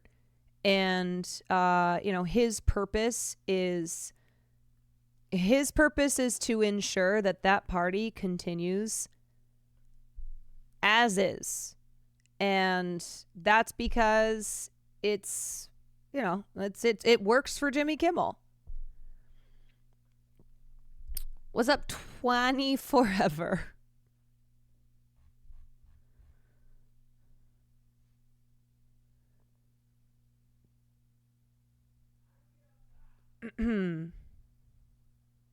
And if you remember to spare thought for Ukraine, Palestinians in Lebanon are on that same level. Right. So the fact that he also specifically said our allies in Ukraine, should we pull up Zelensky's tweet where he's like, congratulations, President Trump. So I'm not saying Ukraine's our enemy. That's not what I'm saying. But he intentionally mentioned our allies in Ukraine, but couldn't bother to give a shit about the death and destruction happening in the Middle East because Jimmy is aware, even though he won't talk about it and he won't condemn it, that the Biden-Harris administration is, their hands are red. They're very, very involved.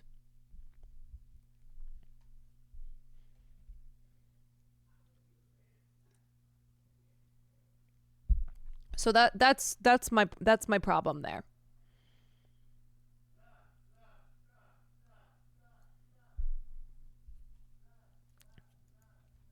So there's this discourse going around on Twitter about the alt-right pipeline again. And this is Shonda Black for those who don't know. Even though I know the best way to deal with Twitter discourses is to ignore them, I kind of want to talk about this one. So this conversation started when a Twitter user made a thread saying this: men don't fall down the alt-right/MRA pipeline because the left isn't doing enough outreach.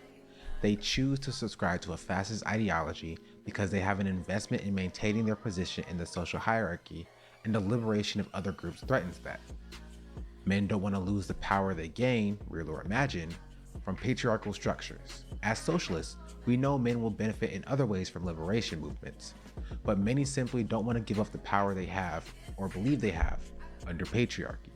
This tweet exploded when popular YouTuber Vosh replied with this: I cannot stress enough how important it is to understand that 12-year-old white boys on Twitch are not being pulled in fascism because of some Machiavellian desire to preserve and expand their privileges. It's because the right talks to them and the left doesn't. Leftists and progressives have absolutely no idea how unnecessarily repellent they come off to so many people, and they get angry at the idea of being a more...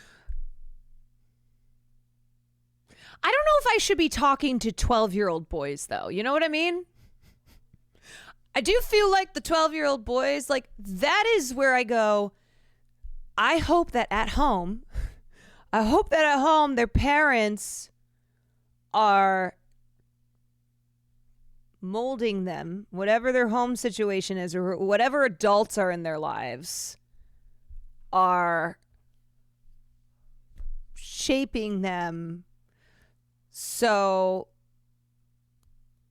and do not post on here, I'm 12, because you'll get banned. All right. You will get banned. More effective social movement because they don't want to share their social spaces with people who might have gone another way. This has drawn a definitive line between leftists all across Twitter, and both tweets are definitely saying things, words, ideas. But now that we have some idea of the two sides of this discourse, we can dive into the two main topics of discussion and evaluate what is the best way to deal with alt-right. No, I know, you're right. We need to deal with the reality that young boys are exposed to alt-right regardless. That needs to be dealt with in some way. Yes. Yeah. I don't know what the numbers are on someone like Aiden Ross's community. I don't know how many of his viewers are under the age of 13. I know that Sneeko is also a person who has a lot of really, really young viewers.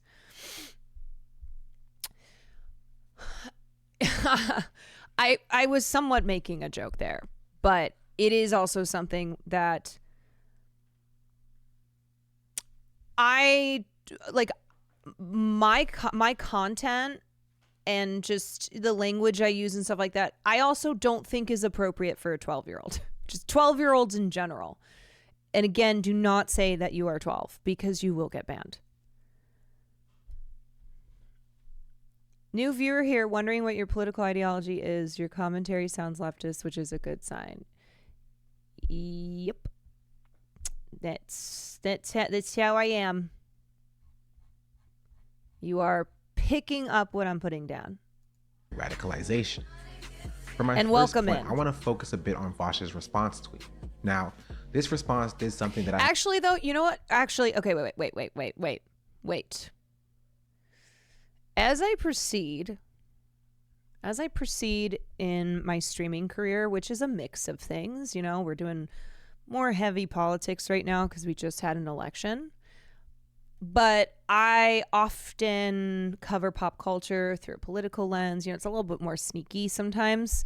I think maybe it can, you know, to me, I was always like, maybe I can reach people better that way who are like, oh, politics, I don't want to listen to politics on Twitch. But I'll talk about, you know, film and sneak my leftist commentary in there. I feel like I shouldn't say I'm a leftist. I should say I'm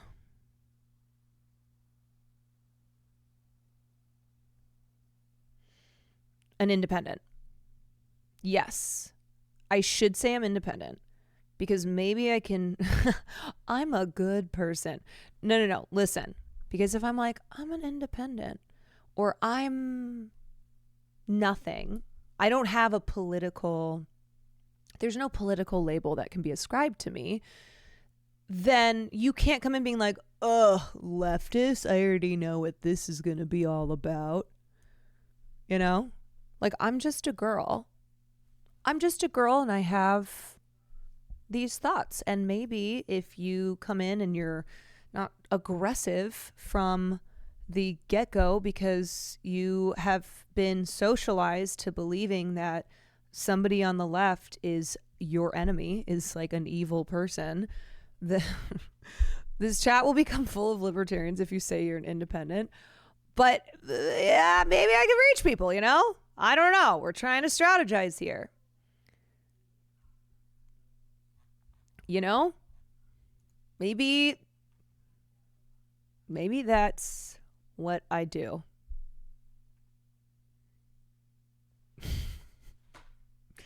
I say I'm a structuralist because it's not spooky, propagandized, and invites understanding of material, dialectics, and system dynamics.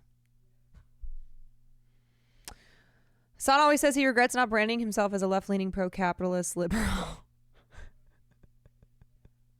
Or, no, I can't go back to saying I'm liberal because then that's going to then that's going to turn off people who hate liberals. I think I have to say unlabeled. I'm a MAGA communist. I'm MAGA, but I'm a communist. Just say you're Dem social. No, because socialists, oh, you bring that label in, people are like,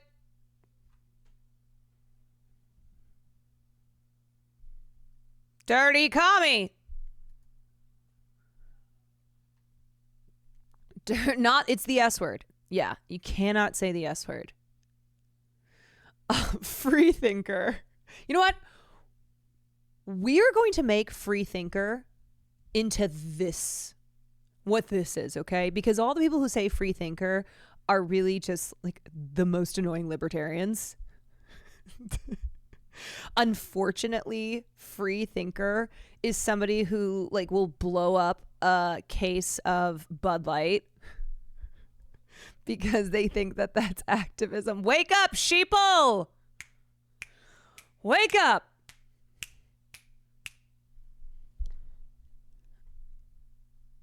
Yeah, okay, so when someone's like, what's your politics? Where do you go? I say I'm a humanist. Yes. I'm for humanity. You know? I'm a humanist. I'm an empath. I am an empath humanist. I'm an empath who is for humanity. Yes. Okay, that's going to be best. That is going to be best. Doesn't that mean you hate humans? No, I am an empath who loves humanity. Okay, great. We'll workshop that a little bit more. But you know what I'm saying? You know? So that way then I'll go collab with somebody such as Jason the Ween. And then I'll bring all these WL community members over here. I'll be like, I am, or what could I say that would apply to them? I'm a W thinker. I'm a W thinker.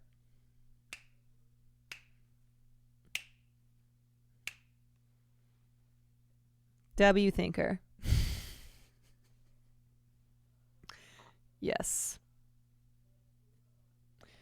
Yes.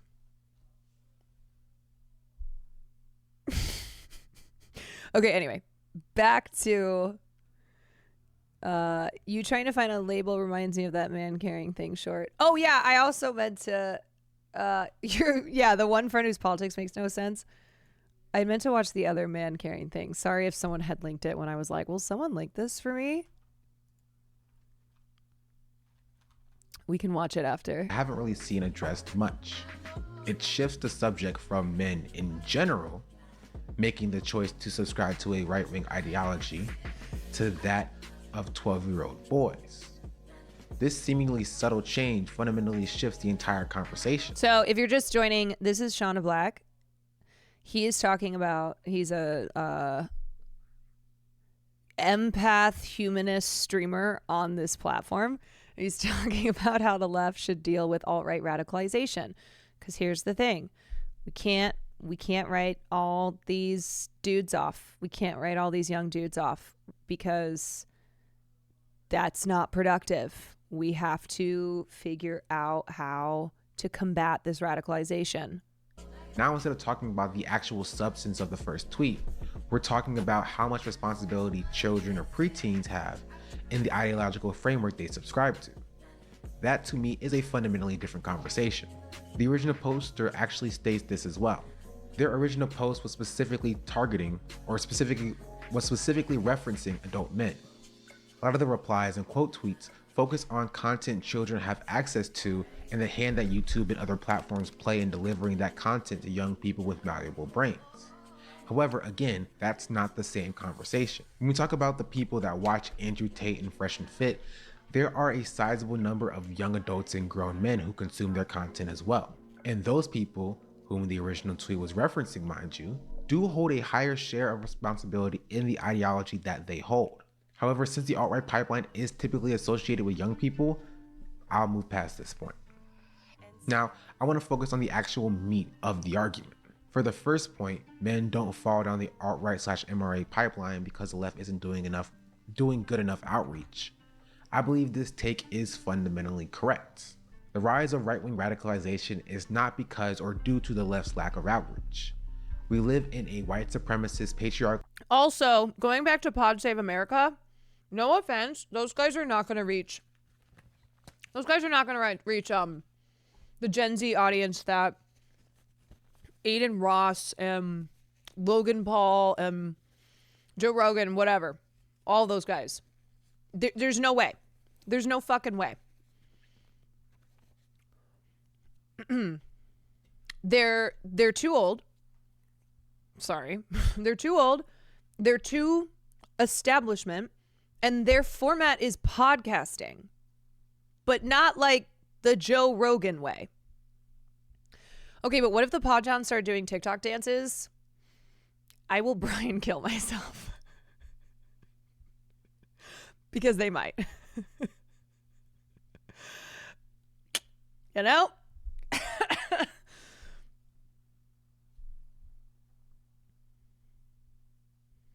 I don't think I've ever seen a leftist streamer that doesn't talk in at least college level vocabulary. It just seems too formal. Caroline does this as well.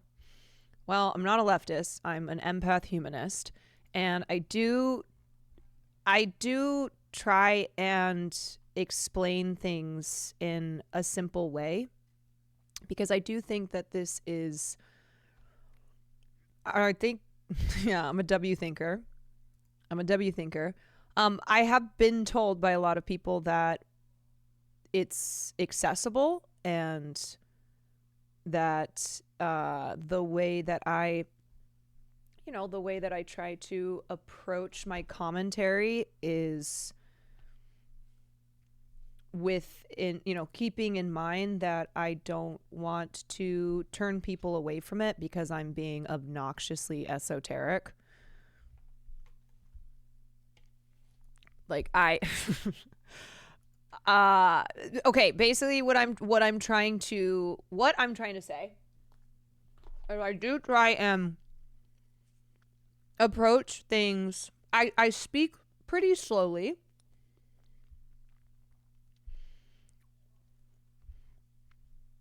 I don't know. Caroline definitely doesn't use complex language. I'm not a native speaker and you're very accessible. Yeah, I have a lot of people in here who are not native English speakers. Anyway, it is something that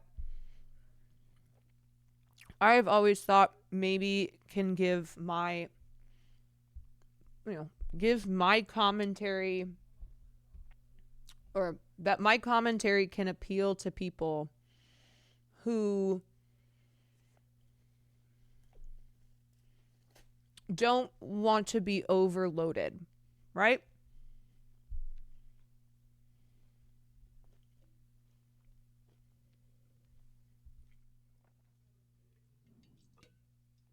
Saw Pod Bros on BTC today. They totally said there's no way they would reach young people. He worked on the Kerry campaign. Okay, so at least they're aware of that. Yeah.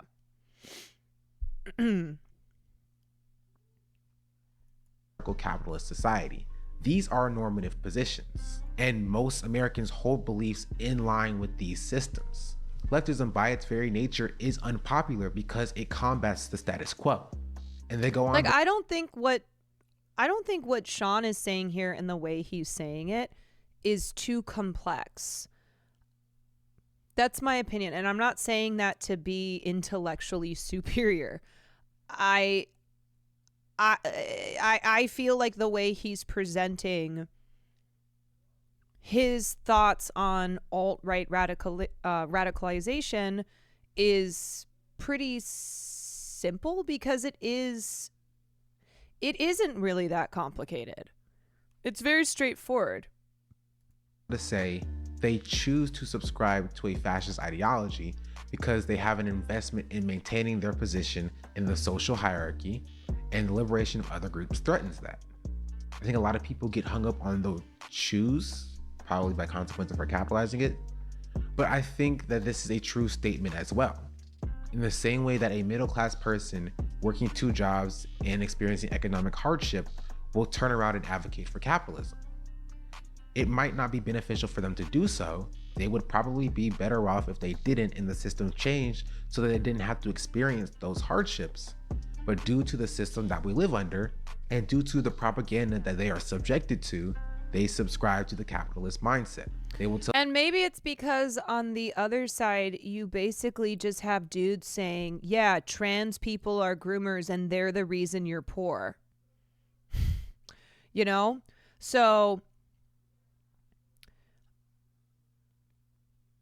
the issue isn't complexity. It's that there isn't a strong entry point, particularly in male-dominated spaces like the gym and sports. We need more people like Dan Le Batard, but geared towards a younger audience. Oh, yeah, no, I totally agree that in male-dominated spaces, right-wing commentators and influencers just absolutely dominate that shit. Tell everybody that they know that they need to hustle, they need to grind, they need to work hard in order to become rich, even though it doesn't benefit them to do so. Because at the end of the day, they are better off than the people who are under them. They're under the boot of capitalism, same as everybody else, but they aren't being pushed down as much as their peers. So they believe as long as I'm not them, the system is working for me. But fundamentally at the core, it's still a choice. And in my analogy, that middle-class person chooses to subscribe to the capitalist ideology because they have an investment in maintaining their position in the social hierarchy, and the liberation of other groups threatens that. So when that person looks up fondly at the top of the socioeconomic class ladder and spits on everybody below them, calling them lazy, that's a choice that they've made. Propaganda from capitalists to invoke those feelings are instrumental in stroking that hatred, yes. And the root cause of it is the capitalist system, yes. But that does not exonerate the person from the hatred that they hold. And that's how I feel about the alt-right pipeline. Now I want to step away from the choice aspect and narrow down on this point. It's because the right talks to them and the left doesn't. The right doesn't just talk to these people. They feed on already existing biases that these people hold while caping to their insecurities. The right lies to them, the same way that capitalists lie to middle-class Americans. I mean, we see it on Tucker Carlson's broadcast all the time. I'm laughing because... Right. People who fall down this pipeline are primed for it. One reason why a lot of young men are being so radicalized, like why they are particularly vulnerable to being radicalized, is because they are raised, they have been socialized, not all of them, but and maybe not fully, but they've been socialized already to believe that feminism is bad because it means that women are, it makes women superior, and that men should dominate just by the factor of being born a man. And guys like Andrew Tate, they feed on these existing or pre-existing beliefs, and they basically tell these guys, yeah, this is the case, that men are superior, and you should all, never forget that. And the problem here is that women have made it so that you're being left behind. Yeah.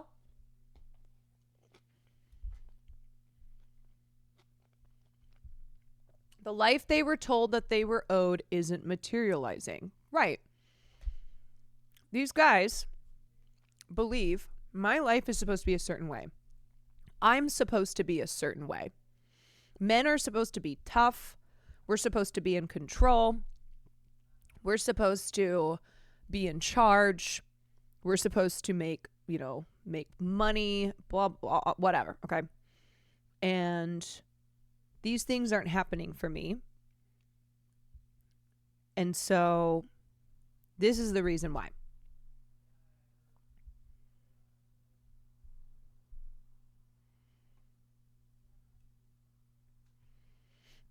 And it's why, toxic masculinity is so bad for men. It's not just bad for women. It's obviously bad for women, but it's also bad for men because it socializes them, trains them to believe that they must be a certain way to be men, and their lives must look a certain way, or else they have failed as men. Not like, this isn't about just being a human, okay? This isn't about like looking at your circumstances in life as a person in this world. It's specifically as a man in this world. This is one of about 10 stories that I know you've covered where the government shows preference to people who have shown absolute contempt for our customs, our laws, our system itself, and they're being treated better than American citizens. Now, I know that the left and all the little gatekeepers on Twitter become literally hysterical if you use the term replacement, if you suggest that the Democratic Party is trying to replace the current electorate, the voters now casting back. No, we get all fucking crazy when you use the term replacement as part of a conspiracy theory. Come on. Ballots with new people, more obedient voters from the third world. But they become hysterical because that's what's happening, actually. Let's just say it, that's true. Well, strikingly few news outlets in this country have covered it, but the invasion of Europe intensified this weekend. In a record-setting couple of days, more than 7,000 African migrants arrived in Italy. They came by boat, rescued from stormy Mediterranean seas by the Italian Coast Guard and also various international aid organizations. They were not returned to Libya, where they departed from, but dropped instead on Italian soil, where many of them will remain, some for generations, as beneficiaries of European welfare states. So illegal immigration divides the country. It lowers wages for those who can least afford it, and in some cases, it literally costs Americans their lives. You're being I think that men have been conditioned to look at other men as examples and sources of wisdom. So if looking for guidance is suddenly transformed into a wedge issue between listening to successful men or considering the words of feminist women, they'll most likely... Oh, look. This is what I talked about yesterday. I am aware that I am not necessarily the person to be reaching out to these men. Unfortunately, even though it would be nice to explain to them, hey, I'm a woman, so I would like to explain what the reality is for women. I'd like for you to hear from a woman what our reality is like, okay? And all these things that you believe, that women are ahead, that they have, this is a zero-sum game where there's only winners, there's only a winner and a loser, and that women are the winners and that men are the losers and blah, blah, blah, blah. No, unfortunately, I am not going to have the potential reach to these dudes that a man would. And a man who, in their eyes, represents the aesthetics of masculinity and shows them, hey, guess what? Being a guy who thinks this way doesn't mean that you're a bitch, or doesn't mean that you're, a weakling or whatever.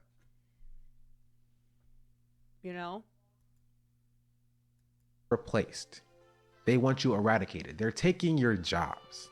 None of this is true, but Tucker is working at the behest of CEOs and right-wing billionaires to perpetuate that notion. Innuendo Studios has a great video. Gina Darling made a post on IG about your body my choice threats going around. The comments were gross and disheartening. Yeah, I don't know if you saw Gina, Peach Jars, Brooke AB, who posted the endless barrage of disgusting rape vitriol that she has gotten. A number of women, and this happens, women, you post about, you say anything, and the responses to you will be the most disgusting things that are just possible to write to a human being. But unfortunately, there's not enough dudes in my in my perception who are countering that, who have big platforms and who are countering that just vile misogyny, and instead they are encouraging it. And we see that you want to know what the real trickle down is? The real trickle down are these big male influencers who they talk about women this way, or they encourage this in their audiences. And then those dudes go to somebody like Brooke AB's tweet about how she as a woman feels very scared, and they respond under that, "You should be," or "Fuck you, bitch," or, "Nobody would rape you, you're too ugly." Horrible things. Absolutely fucking horrible. Peach Jars, yeah, I retweeted this. I love her so much. I love her very much.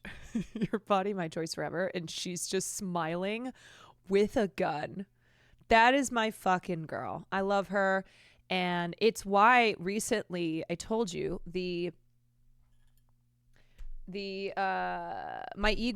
my friends who are e-girls, which include Jessica Negri, she's like, "Look, you need anything, we ride for you, okay?" Because I think women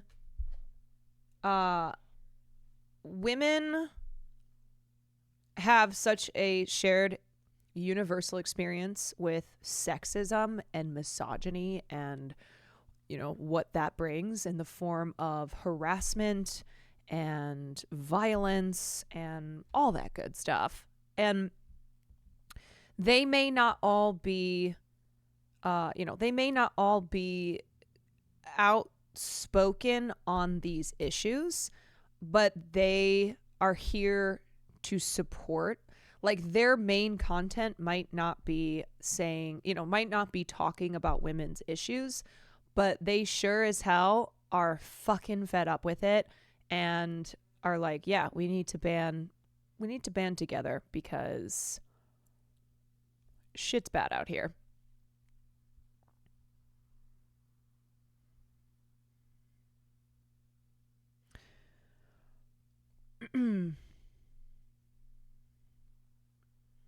Hassan's reach is also blunted by the fact he's still too bro-ish without being able to answer material questions always, since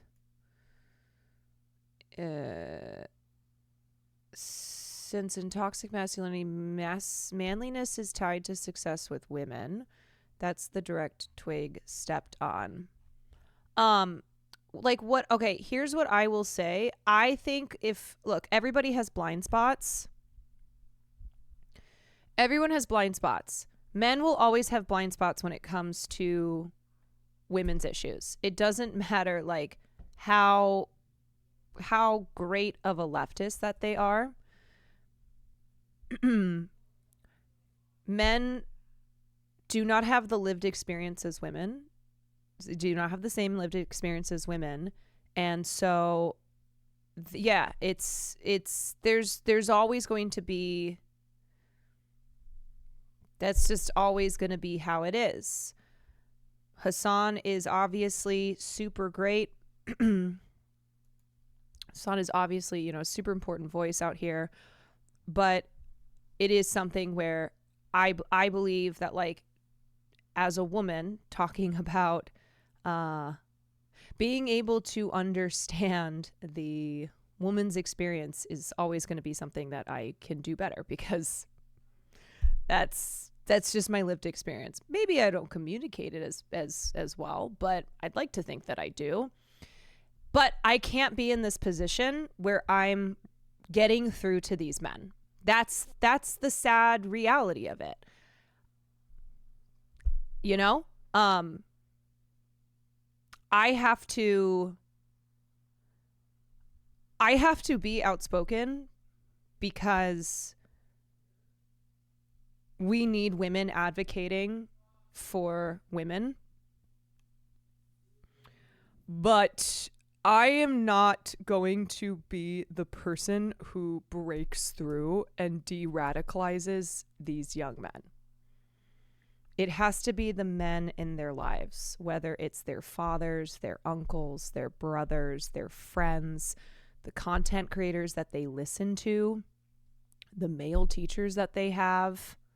That is going to be the most assured way of keeping men from going down this pipeline. Like, I know some dudes in here have said before, I had a friend who I found out was listening to Andrew Tate and, you know, also like was getting radicalized by Joe Rogan, and how those are conversations that have to be had with the men in your lives. As a man, the way to be an ally, the way to work towards equality and to make sure that make sure that we're pushing back on this misogyny is having these conversations with the men in your life. And look, I will always say, even though what's playing out on the internet is it's having a huge effect. I'm not dismissing the importance of having an internet platform where you are doing that. But I also believe that if you're not like for male content creators who are not the male leftists or leftist adjacent here, who, like, it's very clear that they support women's rights and they support equality. I hope those dudes are having not the leftist creators and leftist adjacent creators. I hope the other dudes are having an influence in their real lives in a positive way, you know? Where I'm like, okay, if you're not like going online and defending women, pushing back against this behavior, I hope that you're having these conversations, and I hope that you are a good influence for other men in your life. Or else. Yeah. Okay, so where were we? Series on the alt-right playbook, but there's a specific moment that I want to highlight in this video titled How to Radicalize a Normie. But there may be a higher than average chance Gabe has a history of being abused or comes from a broken home. You don't know if that's true of Gabe, he's never said.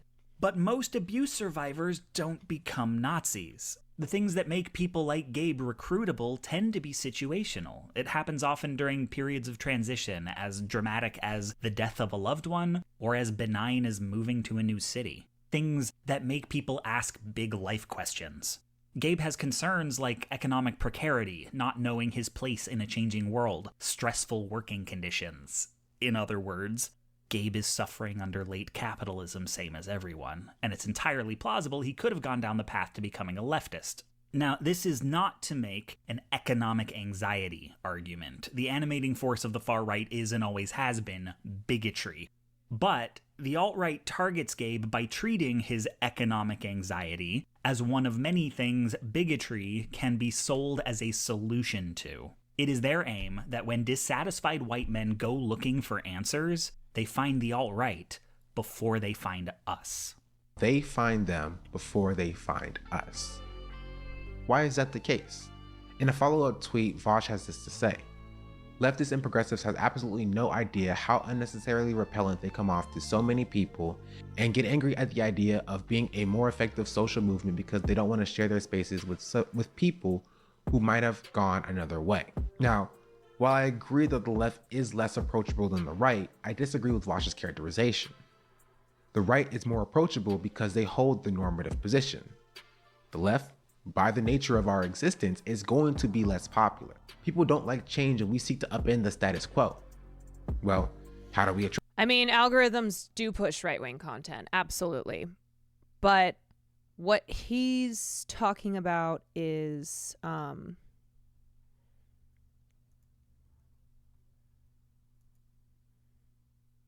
so this guy gets to talk shit about me and everyone is cool about it. What? What are you talking about?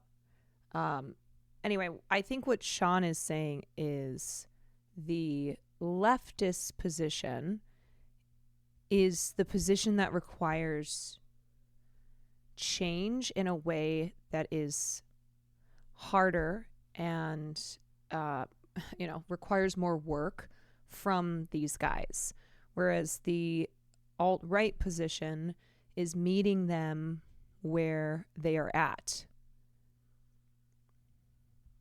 Attract them, you may be asking. Well, firstly, we will never attract support as easily as the right by doing what the right does. This character in the video is sorry, I did not know what the fuck you were talking about. I was like, Sean? What? See above paragraph. And in an attempt to do so, many leftists will antagonize the marginalized communities that they claim to care about to attract the 12-year-old white edgy demographic. You will weaponize misogyny, weaponize transphobia, weaponize racism to get whatever dunk or ohm you wanted at the time to appeal to that demographic, all while alienating the communities that you claim to care about. So great. Now you have an entire community around you that claims to be leftist, but let a trans person speak to you the wrong way. Let a black woman cross you and we see the truth. We see what happens when you grow a following of former alt-right teams who have failed to reflect and properly address their bigotry. And I personally don't like it. There's a reason why a lot of leftists got so defensive at this tweet. I don't know, something about shoe sizes or something like that. But to answer the question, the best way to reach these men is to meet them at the points of marginalization that they do face, their class position. Even white men have their labor exploited under this mode of production. They hate their bosses too. They are faced with poverty and they're straddled with debt just like the rest of us, and we provide a solution to that. The right gives them solutions that are shrouded in bigotry. You were fired unjustly from your job? The right will tell you that an immigrant took it instead of your boss deciding that your livelihood was overhead that they were willing to cut. The right will tell them that they need to be mad at trans kids, that women are out to destroy their careers with false accusations, and that black people are inherently violent and the driver behind crime. They thrive off of the culture war because they don't actually have the best interests of anybody except for the ruling class at heart. So don't engage with the culture war because you will lose that fight. The best way to reach these men is to show them that we, as the left, truly have their best interests at heart. The right gives them lies. We give them the truth. Yeah, because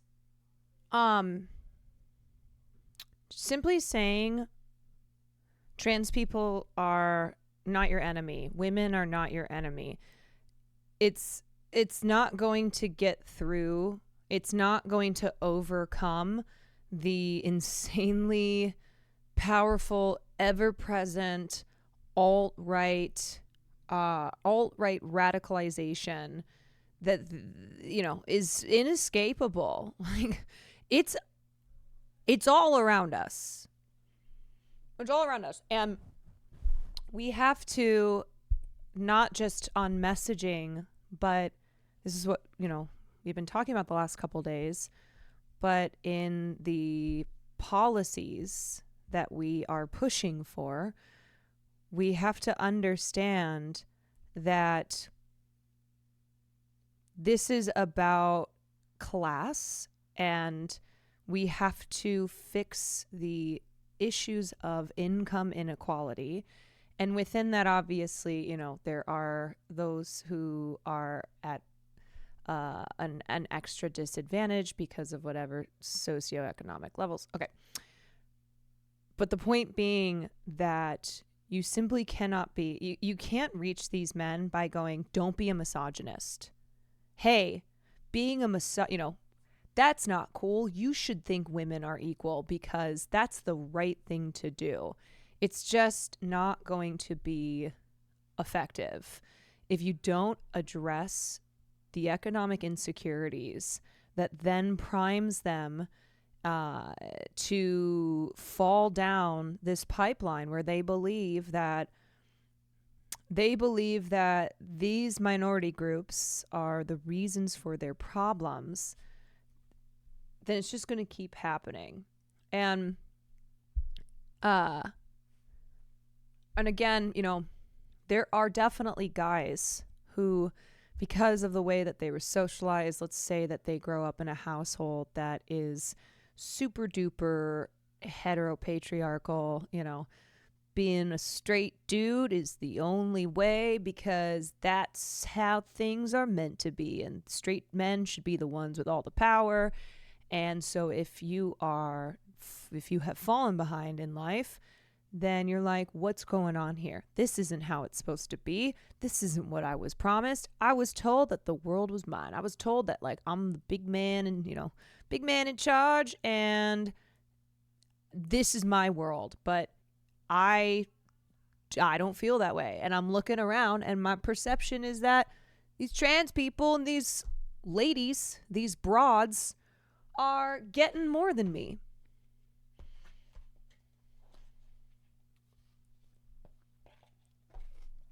And let me be clear. When we talk about leading with empathy, I don't mean that people like, what's that fucking neo-Nazi? Nick Fuentes. I don't mean that he should be treated with, you know what? Let's just sit down and have a conversation and understand how your economic insecurities have led to you openly promoting rape on Twitter. No, he should fucking... You know what should happen? Can't say. I can't say. Okay, anyway. In conclusion, Twitter is dumb. This discourse is dumb, but also important. Especially when these people will coddle these young men instead of educate them at the expense of marginalized communities. I mean, just this sentence right here.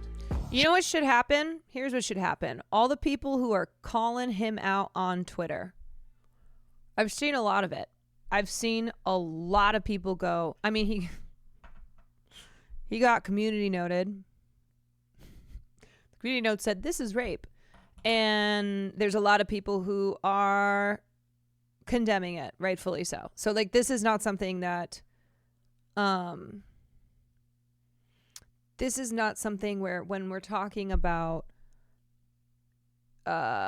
when we're generally discussing how to deal with alt-right radicalization, it doesn't apply to somebody like Nick Fuentes or Andrew Tate.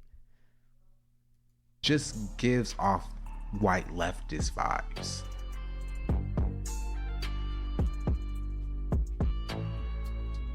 You want to be safe, you want to have a space away from bigotry? Not in my community, you know? It truly shows that you don't have the best interest of the people that you claim to protect at heart. Some white leftists are way more charitable to people who still hold bigoted ideology fresh out the alt-right pipeline than a black person, a trans person. And to those young men who feel alienated by society, like your cattle being prodded through life, told that you aren't a real man if you aren't wealthy, if you lack the power or the status, that's by design. The more you feed into this system expecting to come out on top, the more you will end up losing. This system is designed for you to lose, just to lose a little bit less than the rest of us. These people, these manosphere guys, are using you by preying off your insecurities. They win when you lose because you keep going back to them for more advice. So stop playing into their games. Thank you all for watching.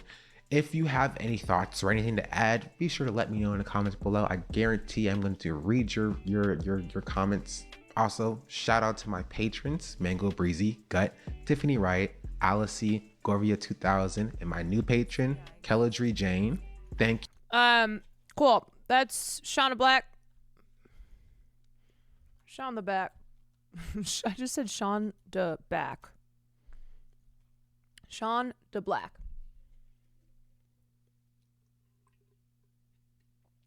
And can I say too that I think it's good that more men are having these conversations, from pod save to, leftist streamers to regular dudes. Men need to be having this conversation. Men need to be understanding what is going on with men. And men need to work to de-radicalize men.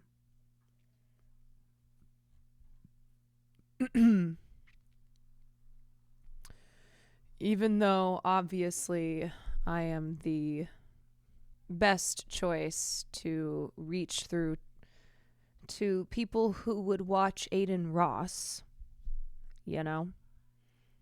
I'm the person who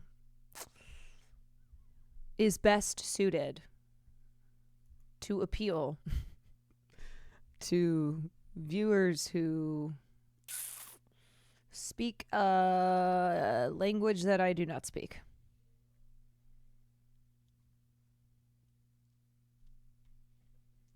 So yeah, men, please keep having these conversations with the other men in your life. Do not enable this. Do not, if you see someone going down the alt-right pipeline, hit stop. We need some like fucking Caillou videos up in this shit, That's what we gotta start showing. You gotta start showing little boys. If you see somebody talking about Andrew Tate, you tell them, stop. Friends don't let friends watch Andrew Tate. If you see something, say something. If you see something, say something. But the other thing is that if we continue on this timeline where more and more people are being left behind, because it's not just white dudes, okay? So when we're having this conversation about young men, about young white men, they're not the ones who are, it's not that they are the only ones being quote unquote left behind. A lot of people being left behind in this country. A lot of people's economic needs are not being met. And we do not have politicians who are running on meeting those economic needs. And unfortunately, radicalization is strengthened. It lives. It requires a failure to address working class needs. Radicalization needs that.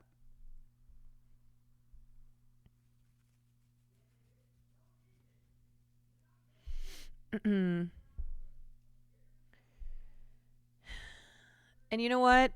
Again, just fucking leave trans people alone. Okay, trans people are they're not your enemy. They are not your problem. Democrats don't give a fuck about trans people.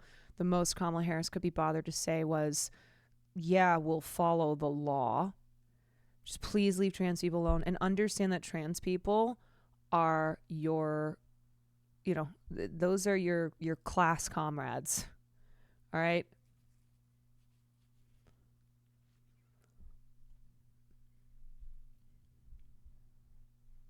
Have solidarity with trans people, because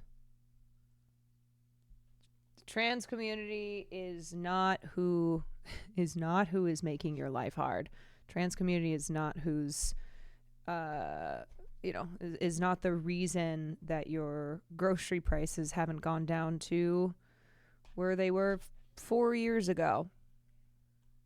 You know, trans people are not the reason that you're not facing any prospect of buying a home.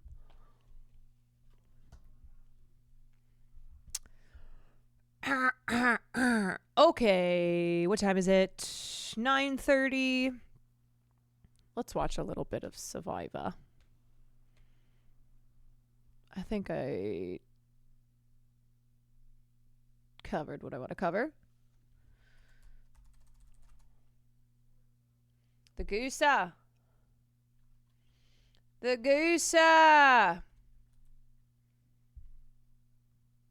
You know, Farley, I noticed that you only come hang around Mommy when you want food. I noticed that. Yep. You sit there and you wait. You wait for Mommy to give you her food. And that's what mommies do. Okay, episode 7, right? Yes.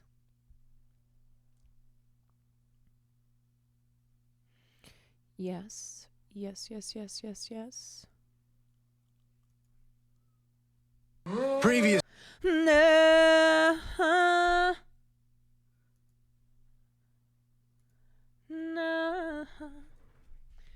Alrighty, y'all.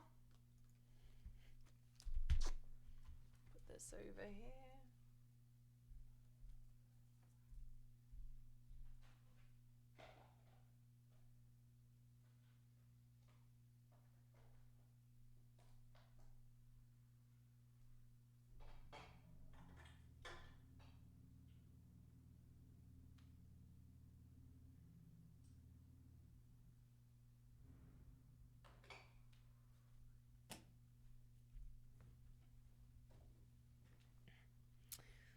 Okay. All right. Talking is done and reacting begins. Australian Survivor, Season 4, Episode 7, mates. In case you haven't been following along with us,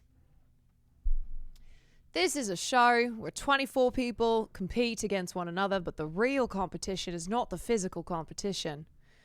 It's the mental competition, mates. You gotta get the mental game. You gotta be able to scheme and manipulate and backstab. A lot of backstabbing. And you gotta survive. You gotta survive. The game of survival. It's my birthday and all my friends canceled on plans. What do I do? I'm sorry, dude. I've had that happen before.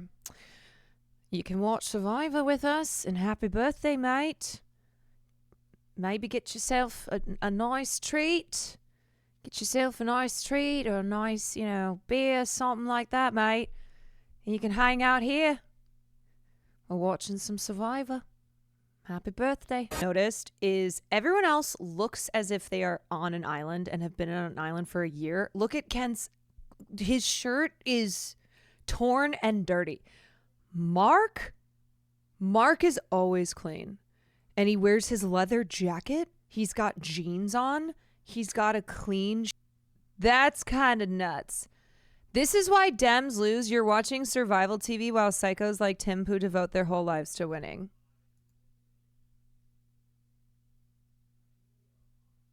Brother Bear.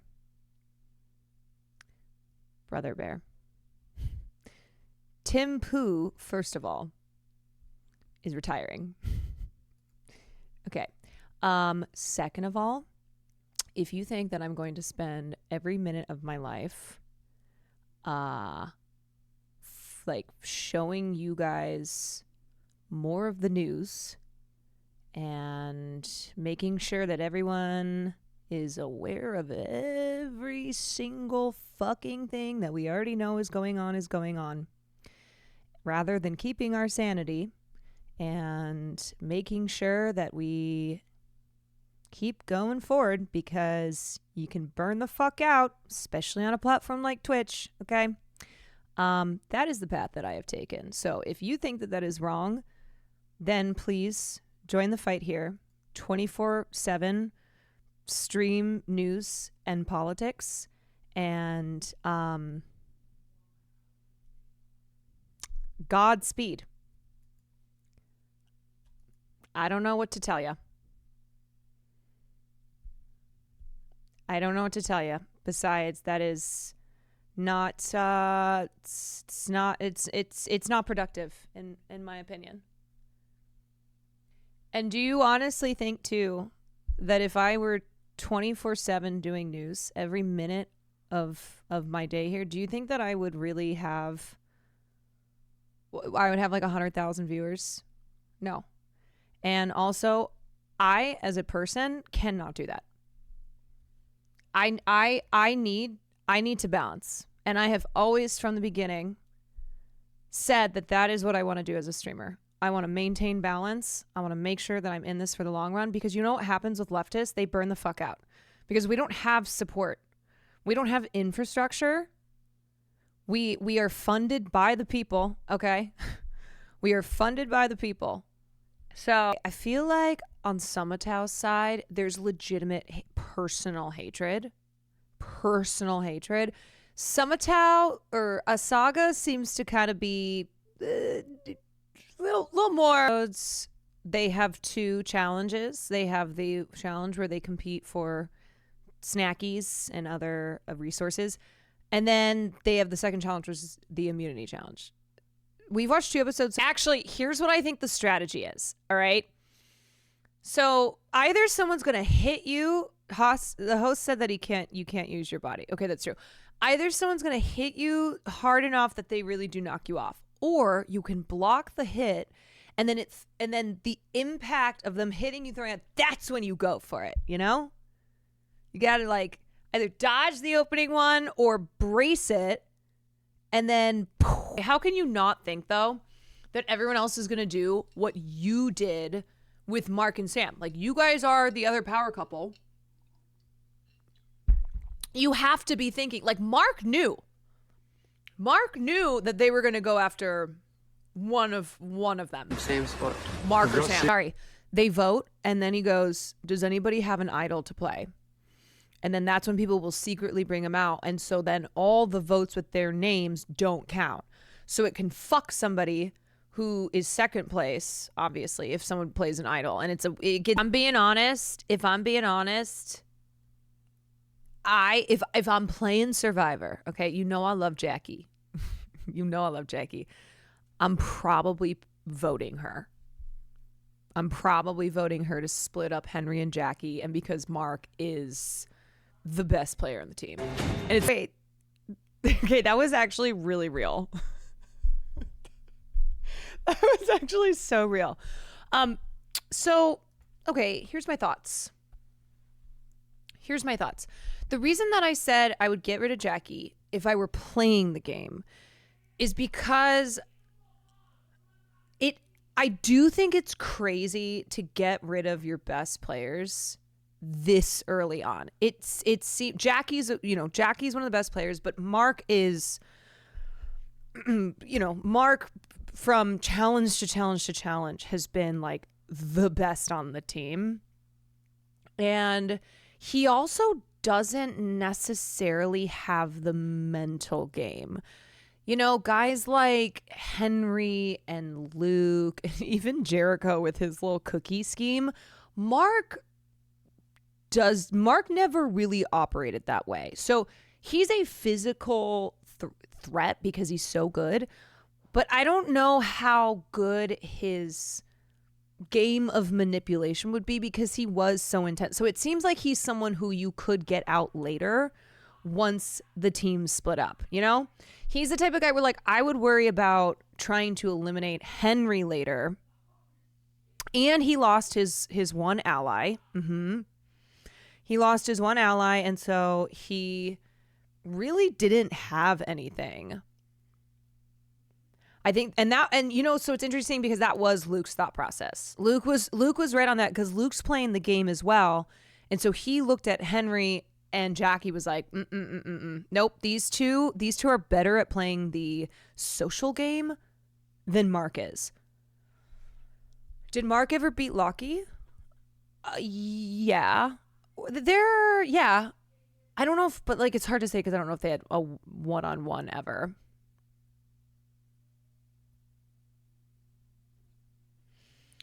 I know you're doing it because you're new to Survivor, but it triggers me when you say the physical players are good and less physical are bad. The game changes. No. That's not what I'm saying. I'm talking about, okay, in the physical challenges, the players who have stood out, but there are other players who are good players because they play the mental game really well. Like, I've watched enough Survivor now, we're on episode 7, that I know that it's the mental versus the physical game. And I also said that Mark was not as much of a threat because he's not as good at the social game.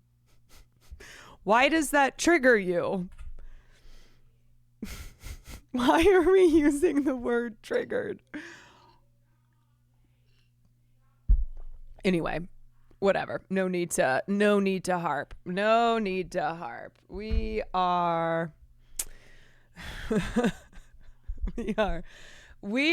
just watching some Survivor and talking about the differences in the games in Survivor. And I said this last night.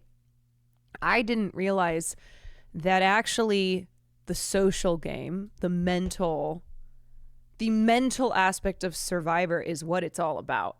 And now I get why people watch Survivor and then go on the show. Like, people who are a fan, when they say they're a fan of Survivor, I get it now. What they're saying is they are a fan of the chess aspect. Right. Because the physical challenges, it's like, you know, some of them are cool, but otherwise you're getting through it to get to the other stuff.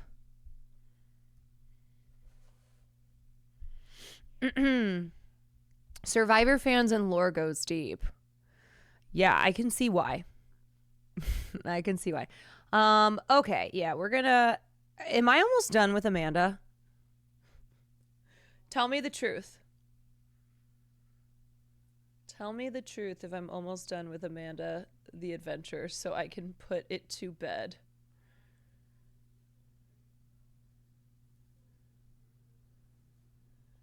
Please. Can you ever be done with her? I don't know.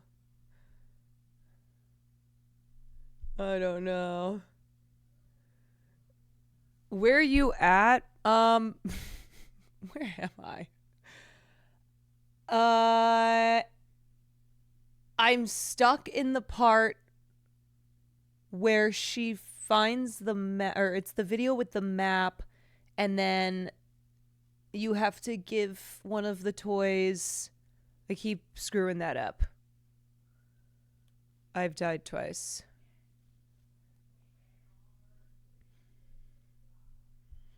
Yeah, I know I haven't finished Silent Hill 2, but I'm like, if I can finish Amanda,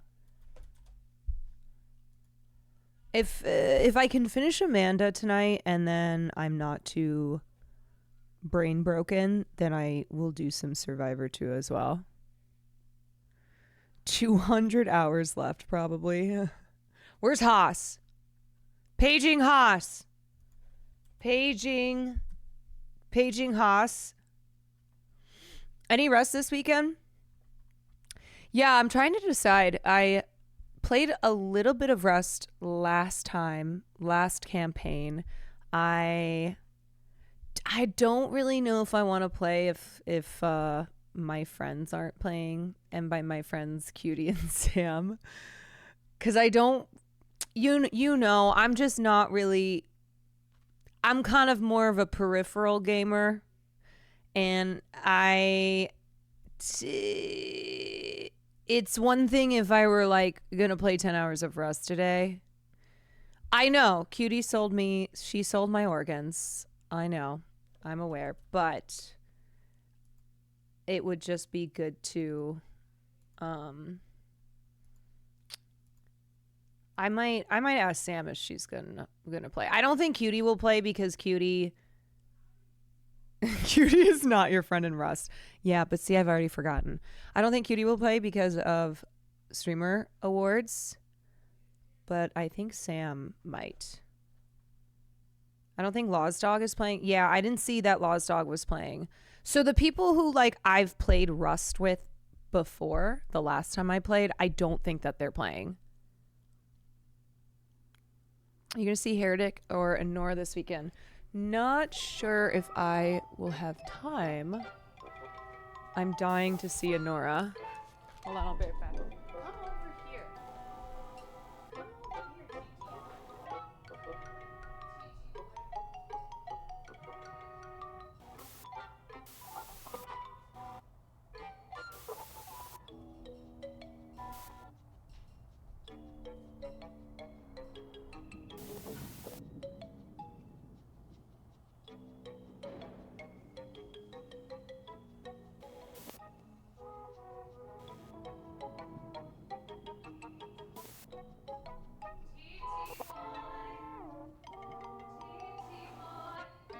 Having the TT of your love.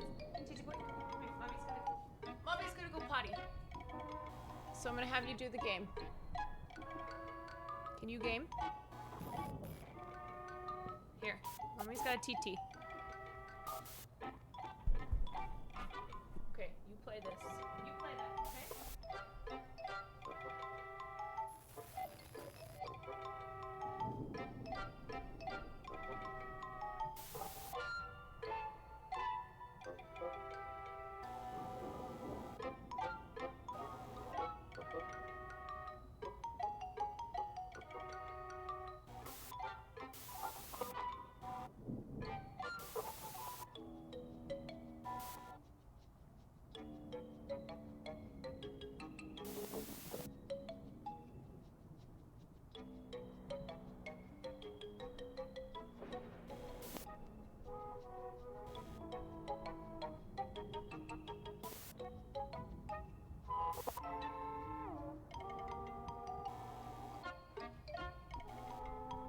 Good boy.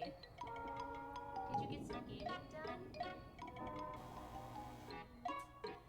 you can go. You can go. Go ahead.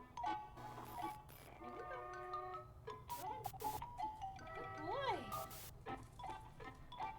All right, did he beat it? Did he fucking do it? Okay, here's what I'm gonna do. If this shit isn't going well, I'm quitting and playing Silent Hill 2. Oh, I opened up the wrong one again. Why do I keep doing this? God damn it. I keep opening up the first Amanda. Okay, come on. Do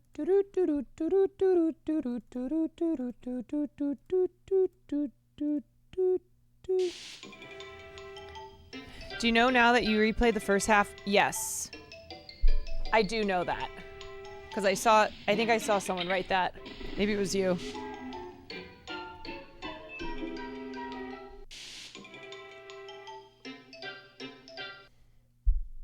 Okay.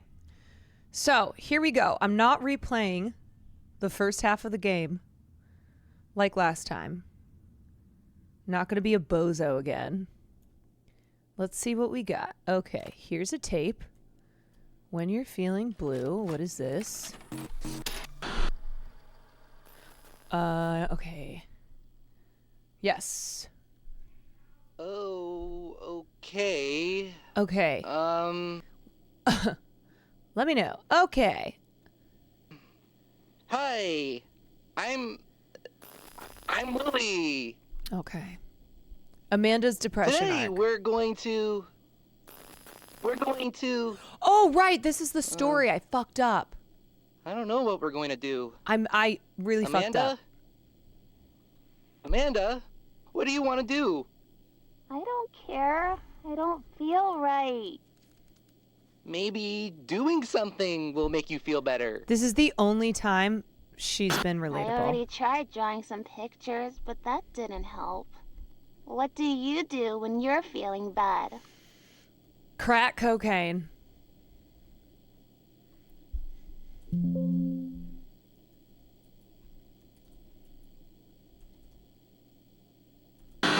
Good for you. Amanda, how about an adventure? What makes Amanda, you think I want to go on an adventure right now? Are you even paying attention?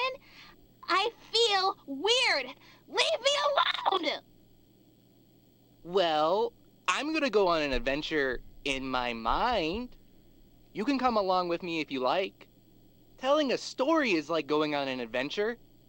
What's your favorite Good kind night, of story? Scooter Sita. What's my favorite story? Okay, here's the books. My favorite story is a story about knights. War and Peace. Oh, my favorite story is War and P. War and P. That sounds neat. I'll have to check out some stories like that. Okay, a story. Once upon a time. Hey. Should I take Haas's why job don't of you help giving me tell the hints? story? Yes. See if you have anything there that will help you follow along. Once upon a time, there was a brave knight. Okay. There was a brave knight. So here we go. The Lonely Knight. The Lonely Knight. Is that the choice you want to go with? Yes. Good job. Okay. There's our brave knight. Okay, let's keep going. The knight went to see a wise wizard who delivered a dangerous quest. Okay. Now. It's okay. Do I have to hit knight and wizard? The knight went to see the wizard. Do you want to stick with this choice? Yes. Right. You're good at storytelling. Let's see what this quest is. Wait! They've helped me before. Give them a chance to try, please. Oh my God. Jesus fucking Christ, man. Jesus Christ. There was a dragon that guarded many riches in a dark, faraway cave. Okay. Dragon. There was a dragon. Oh, Jesus. Do you want to keep your choice? Ooh, scary. I like it. Okay. This story is boring. Shut up! I think it's a fun story. Okay, let's see. What happens next? Deep in the dragon's cave. Okay, dragon. It also held captive a beautiful princess. The dragon threatened the princess with its fiery breath. Oh, won't someone save me? Sobbed the princess. Okay, dragon and princess. Yeah, Dragon D's nuts. Dragon. Princess. Is this the choice you want to go with? Yes. That poor princess. Why doesn't the dragon just put her out of her misery? Yeah, Amanda, right? I'm doing my best to cheer you up. What the? Those are my drawings, you weirdo! He's going to tear it!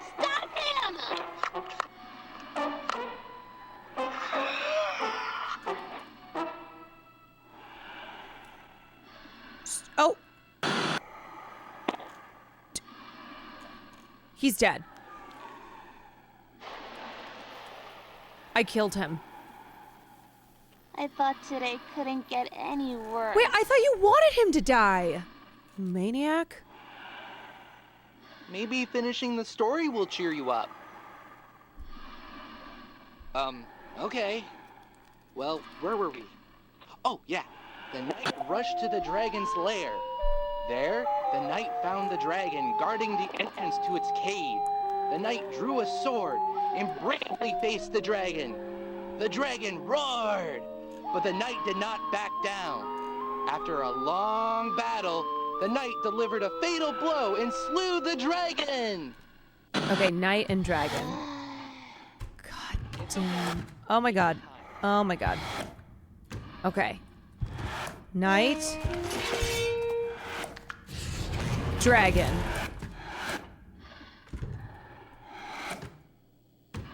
Have you made your Good night, pick? Ben.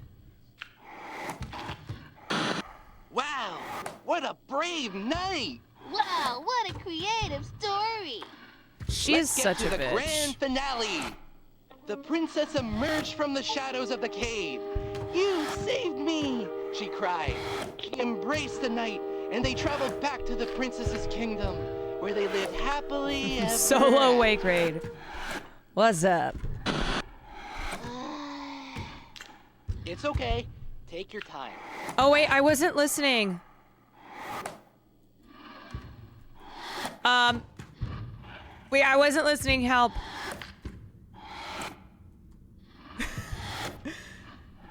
Help. Somebody. Knight and princess. Okay. Okay, thank you.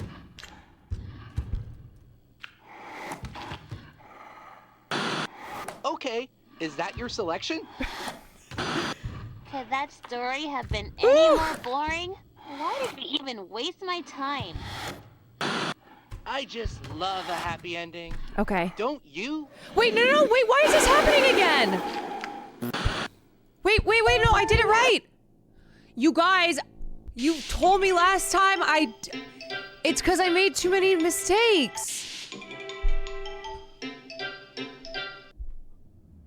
What the fuck? You taking off tomorrow? I think I'll be live. What the? You did what Wooly said. I did what Wooly said.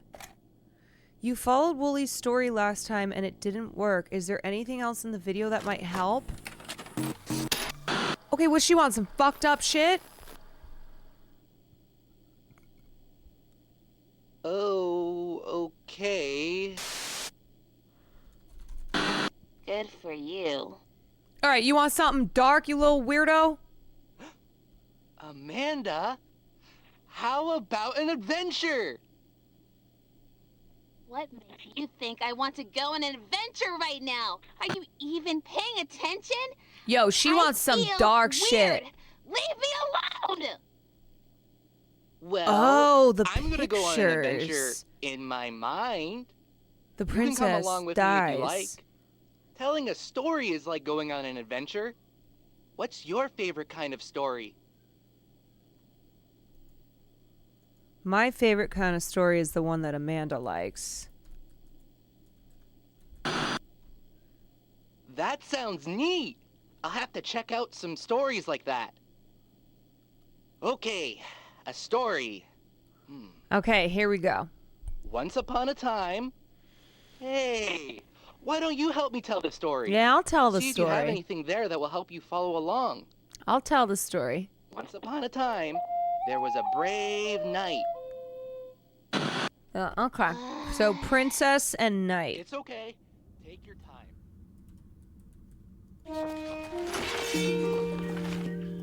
There's a princess and a knight. Let's see. Yep. Is that the choice you want to go with? Yeah, that is the choice I want to go with. Once upon a time, there were a knight and a princess who loved each other very much. But one day, the knight had to leave the princess behind. Where did that princess come from? Let's get this story back on track. The knight went to see a wise wizard Yo! who delivered a dangerous quest. It's okay. Yo! Okay, that fucking worked. Princess, wizard. Princess and wizard. Do you want to stick with this choice? Yeah, I do. Fuck your story, Wooly. The princess went to visit a wise wizard. She asked the wizard to help her see her knight again.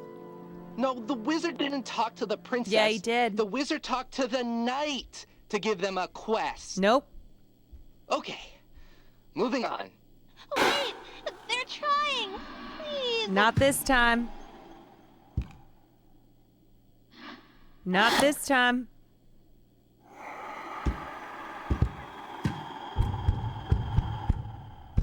I got your number.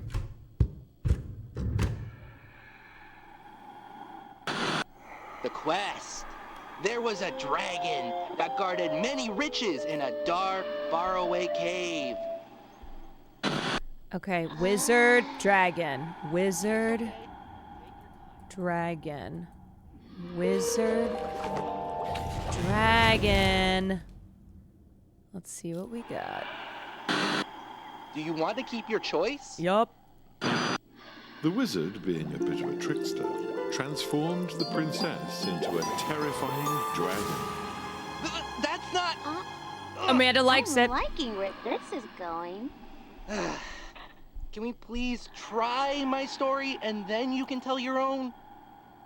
Okay, let's see. What happens next? Okay, what is that? Knight and dragon? In the dragon's cave. It also held captive a beautiful princess. Knight and dragon. Threatened the princess with his fiery breath. Oh, won't someone save me? Sobbed the princess. It's okay. Knight and dragon. Yeah, Wooly, your story sucks big time. Is this the choice you want to go with? Mm-hmm. In her new dragon form, the princess searched for her knight in hopes of reuniting. When she found him, the knight did not recognize Oh my god, this is dark. She tried to call out to the knight, but only breathed fire. The knight slew the dragon, not knowing they were killing their true love. Oh my god! Oh boy, the knight is gonna regret that. Where are you even getting these ideas? Amanda is... What the? Those are my drawings, you weirdo! Amanda is not okay. He's going to tear it! Stop him!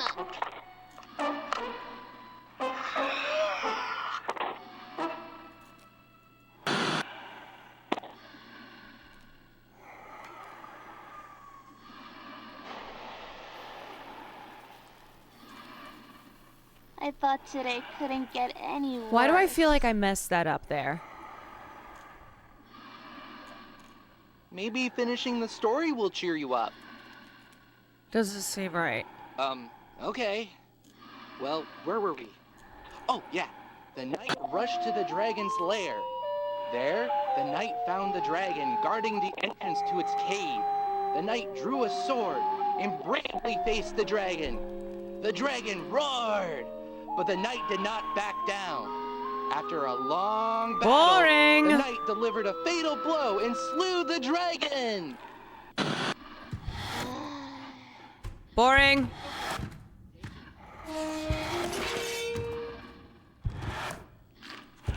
Okay, knight.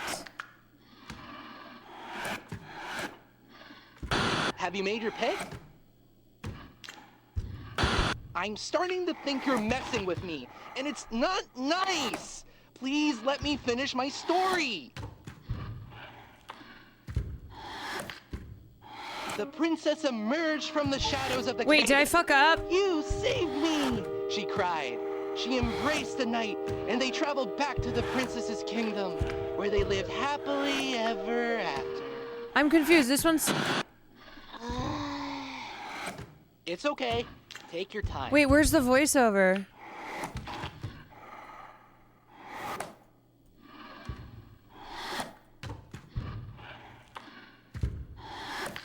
Wait, shit. How long is this going to take? Hey now, you can't rush perfection. Fuck, because if I pick the knight and the princess, I don't think this is gonna work.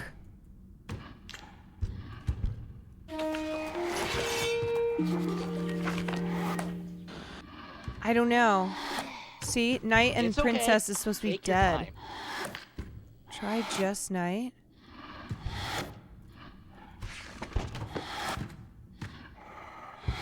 How did I mess up? Okay, is that your selection? Lamenting Okay, that they okay, had okay, killed we're their back? one true love. We're back. The knight resolved to wander the world alone. Okay, we're back. Forever. Well, I tried. I really thought you were going to tell me a good story. Wait, what? Now I feel even worse. Oh, no, no, no, no. Why did you do that to me? Wait, what? Do you even care at all? Have I just been wasting my time?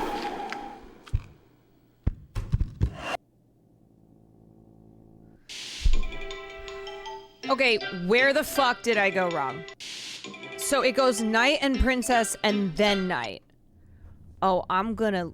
Oh, oof. Oofda. Oofda. Because I thought the pictures went like this. Damn it. Damn it! Ah. Okay, skip. Good for you. I'm so mad. I'm so mad. I'm so mad. Okay. It's okay. Knight, princess. Knight, princess. The knight has to see his dead princess. Yep, okay. I fucked up. Oh, so annoying. Is that the choice you want to go with? Yes. Once upon a time, there were a knight and a princess Okay, can I skip? who loved each other very much. But one day, Can I the skip? knight had to leave the princess behind. Where did that princess come from? Okay, princess and wizard. Okay. Take your time. Princess and wizard. Princess and wizard. Do you want to...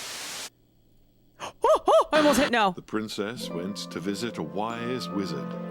She asked the wizard to help her see her knight again. No, the wizard didn't talk to the princess. The wizard talked to the knight to give them a quest. Okay, moving on. Wait! They're trying! Please! Okay. We can do this. We can do this. We can do this.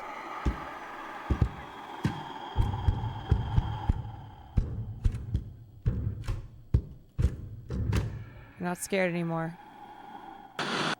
The quest. There was a dragon that guarded many rich... Okay. Wizard and dragon. It's okay. Wizard, dragon. You've never seen someone fail that? Come on. Do you want to keep your choice? Come on.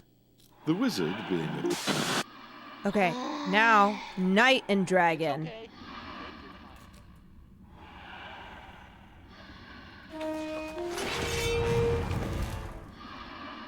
Knight and dragon. Is this the choice you want to go with? Yes. In her new dragon form, Okay. Kill the possum.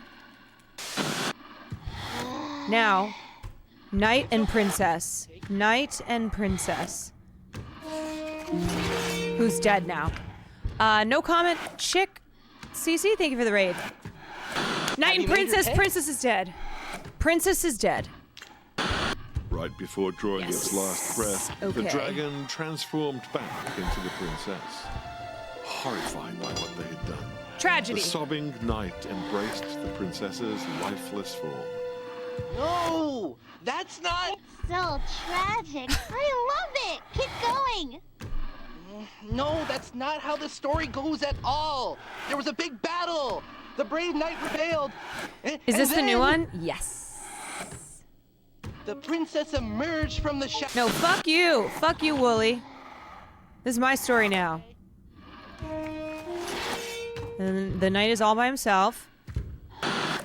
Okay, is that... Lamenting that they had killed their one true love, the knight resolved They. to wander the world alone. They, them. Forever. Well, I tried. Wow, I actually feel a lot better after hearing this story. Woo! We did it. No! We did it. They helped me feel better. Yeah. No, you stay away. You stay away. You knew exactly what I needed to hear. Thank you. Yeah, I'm gonna kill you now, you serial killer. Okay. This thing is still here. Why? Okay. Why is this back? Why is the money back? Why is... there's the money. What do you want? Oh, Jesus. Oh, what's this? 5 ways to hide a hammer? Alright, am I supposed to kill this with this? Nope. Oh. Or do I do this? Hold on. Okay. What is this?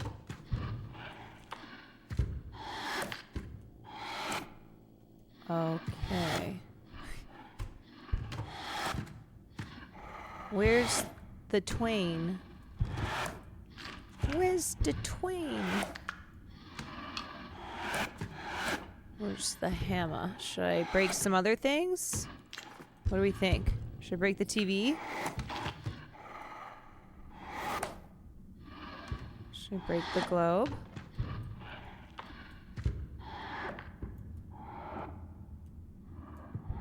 Is there anything else? Oh! Yep. I can smash something. I can smash this. Oh! Ah! Yay! We finally got it. Oh my god.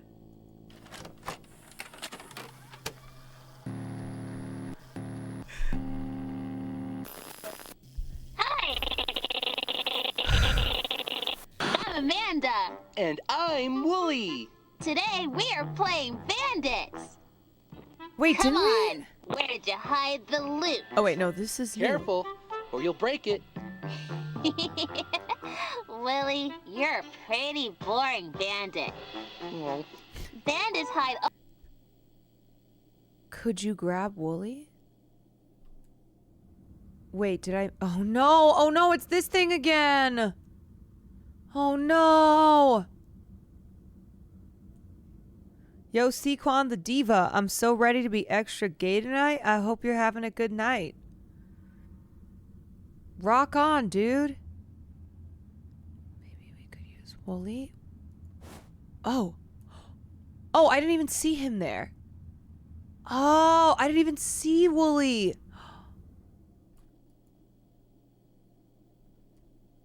I was like, wait, this Wooly? All kinds of things in the woods. It's fun to go look for treasure. but you should probably tell someone where you'll... Never tell anyone where you're going. They might get to the treasure before you do. There's a legend that there is a special toy hidden deep in these woods. Like, okay, crazy. Which direction should we go to find the treasure? X marks the spot. I think you're right. Let's go. Oh, I have a good feeling about this. Where should we dig for the treasure? The X. Yes, that marking matches the one on the map. Let's dig. Amanda's the terror baby. Great. Here we go again. Oh yeah, seriously, she's who frightening. is that guy?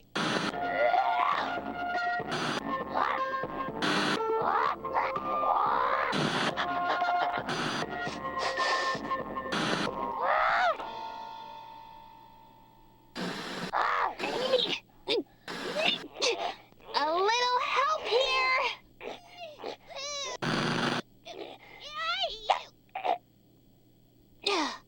Thanks for your help.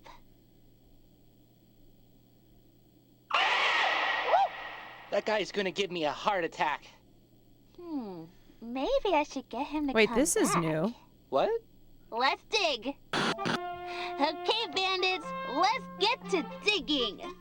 Amanda, I don't have a shovel. Bandits should always come prepared. I guess you'll have to use your hands. Oh. She's so abusive to Wooly.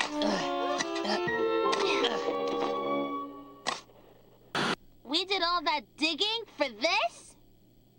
Maybe this was important to someone once, but not anymore. Come on, Wooly. Let's get out of here. Is Wooly digging his own grave?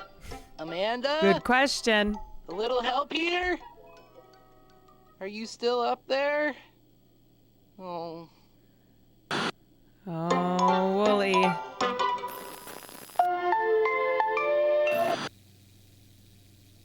Actually, you know what? No, I'm not You know done what? treasure hunting. I really thought we'd find something special, and you didn't help me at all. So you'd better find something good for me. Don't worry, biatch. Do you have a treasure out there that will make me happy? Tick tock. Yeah, I do. Tick tock. You can torture Running this. out. Wait. Oh, fuck me. Wait, what did I... Shit, mofo.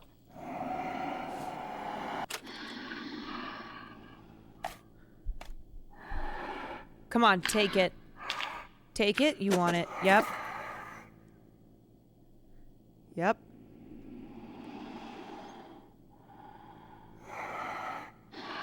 Yep.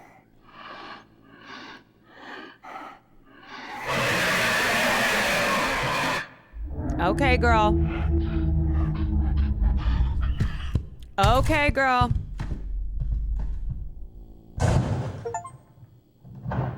Yeah.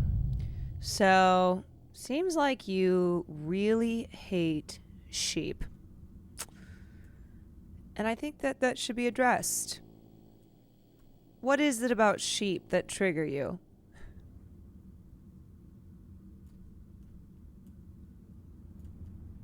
Or is it just one sheep? This game is really scary. Yeah. It's more so like creepy. Wait, is the game over? Did I do it? I'm KPL's mascot, Wooly. Yo, how did I not remember that that's where Wooly was? No, the game's... Okay, wait, I have this piece. I have chicken. Did anything in the library change? I don't know. I don't see shit.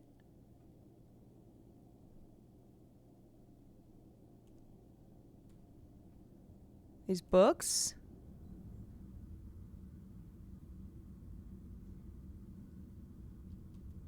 Chicken? Okay, there's that. Let's go run around. Let's go run around and see if anything changed.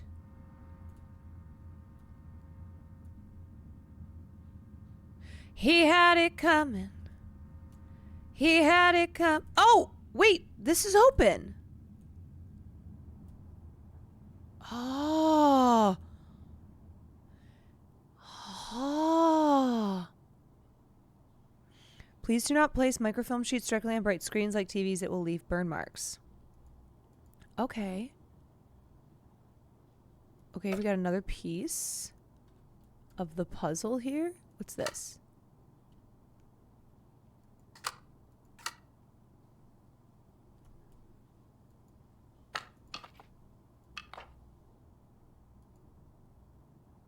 That looks like a dick. Oh, this is a map. Okay.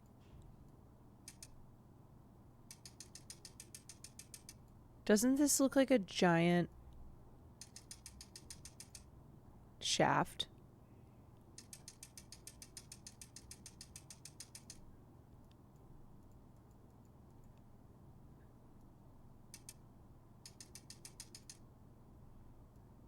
Like that's okay. Okay, let's see what else we got in here. A safe. Oh my god, there's more. Okay. Broken video. Safe. Another puzzle piece. Oh, you know what I need? Where's my hammer? Yeah. Yeah.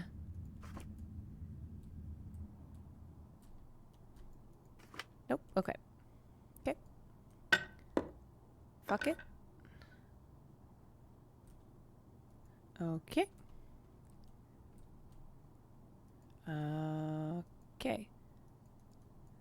Does the broken tape work? I'm guessing no. I'm guessing no, but we will... Let's go check.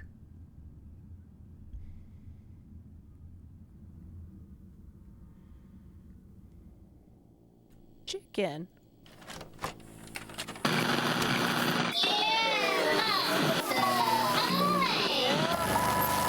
Okay, hell. Hell on earth.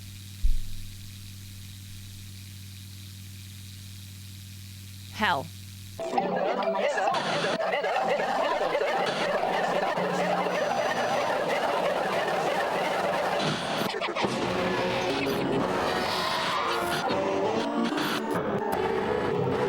This is terrifying. This is a nightmare. Close your eyes. Count down from 10. You may feel this pinch.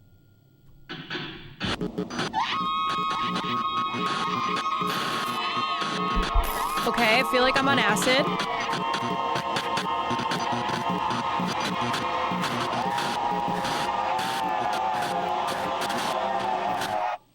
Okay. Yeah, that's...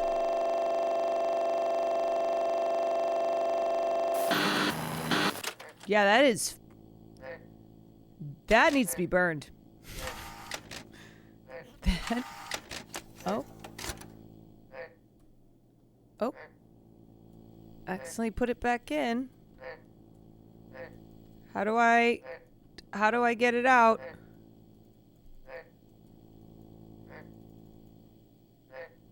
Oh. Oh. Oh.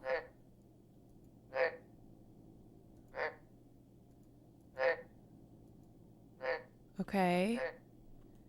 The train is back. The pieces are back.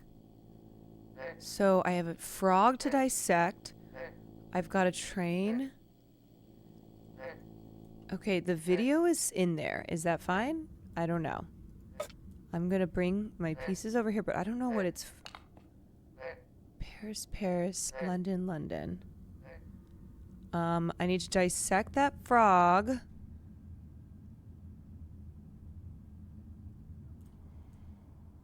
Okay, what's going on in here? So there's a piece in here. Oh, got it now. Okay. When I was in high school in biology class, when we had the dissection to do, or not high school, it was, I think it was junior high. This is back when I was like super duper evangelical Christian. And I used the excuse of being Christian to get out of dissecting. I was like, I'm against this for religious reasons.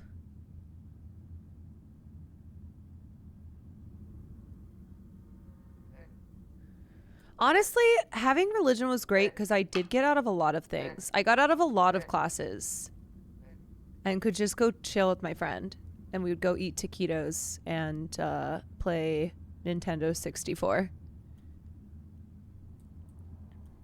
Okay, wait, Ashley, what am I supposed to do about the tape? Because it's stuck in the VCR. Did I fuck up?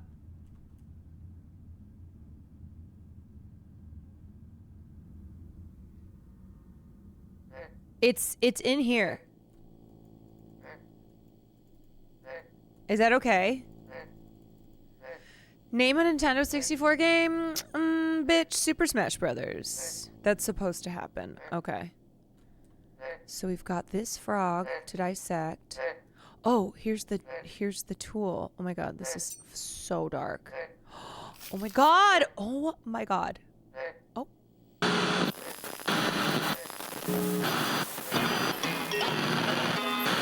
Hi, I'm Amanda.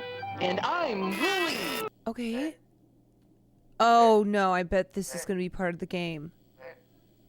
The game of life. The game of life. What the hell?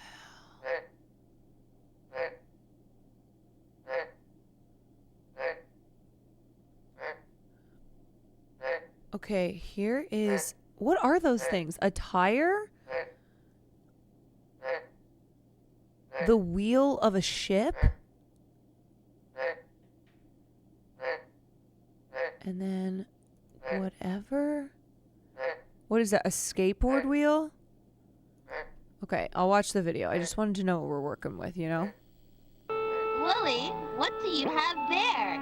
Oh, just some broken stuff I decided to today. Willie, if something is broken, we can fix it. This is seriously an acid trip. Can't throw this. Okay, that was a wheel. So now, do I go do it now? Roller skate?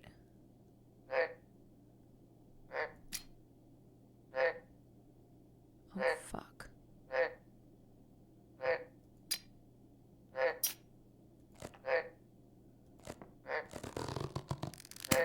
Oh my god. Oh. Oh.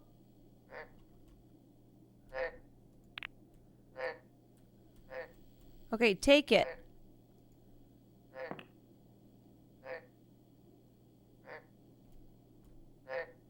Okay. Oh.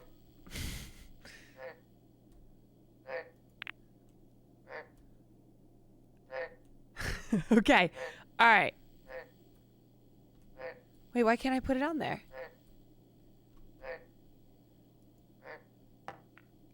Okay, I'm just like ahead of the game now, because usually I'm behind.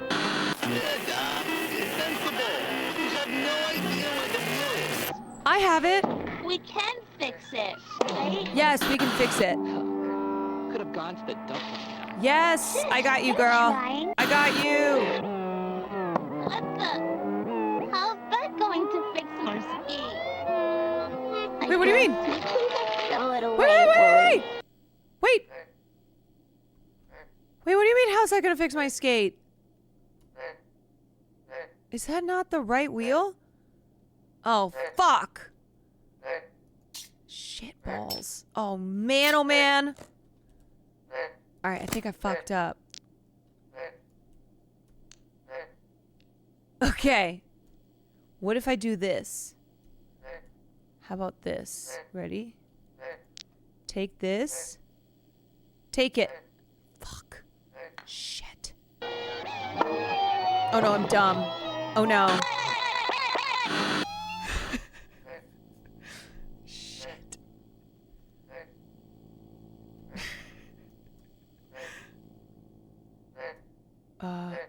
Okay. Okay, here we go.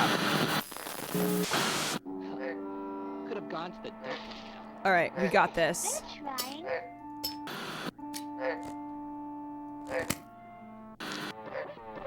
Okay. Here you go. See, Willie? I told you. Yup. Sometimes a broken thing just needs a whirl to be good as new again. Sometimes. Red, what else do you have in there that we can fix? Amanda, none of this is worth fixing. Wooly.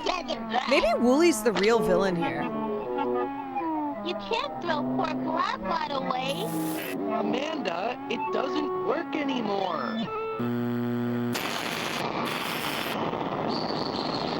Okay, wait. This idiot needs some... He needs batteries? Oh. Oh, it changes every time. Oh. Oh. Wait, is that right? No, that's not right, is it? I think it's this one.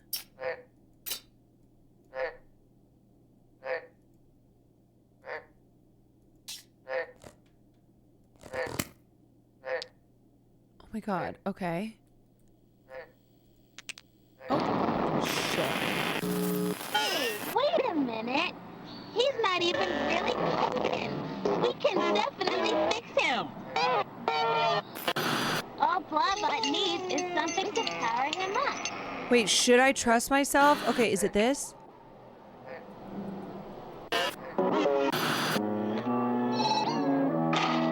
He isn't even really broken, and you still can't fix Oh no, him. I'm sorry. No, I'm sorry. Even try. Fuck. Okay, I fucked up. Wait, I have to start all over? No effing way. No way. Could have gone to the dump. No. What the hell?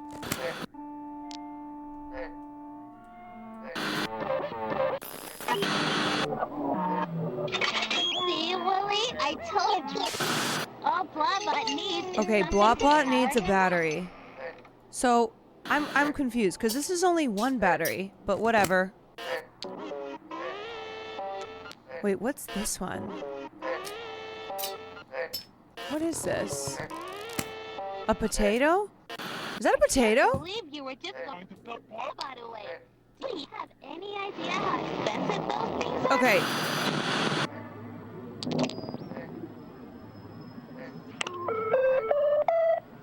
There we go.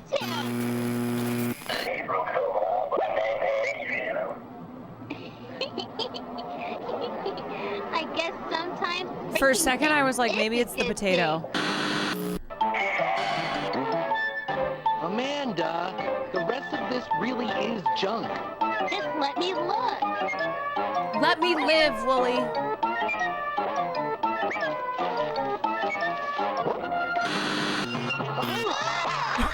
I like that this possum has been tormenting her. Hey, you! A little help here?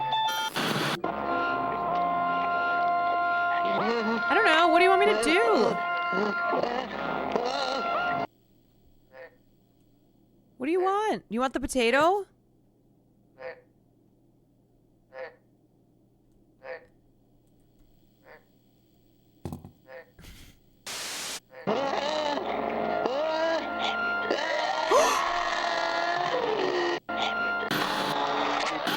Oh my god! I can't see! I can't see! Don't worry, Willie. We can fix it. I don't like this game anymore!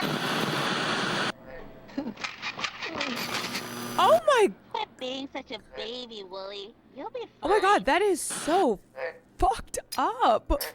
Jesus. Let's fix Willie. Let's fix Willie. Willie, you're so silly. Very funny, Amanda.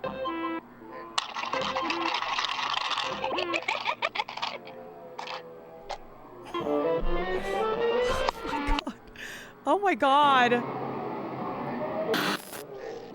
I can't handle this anymore.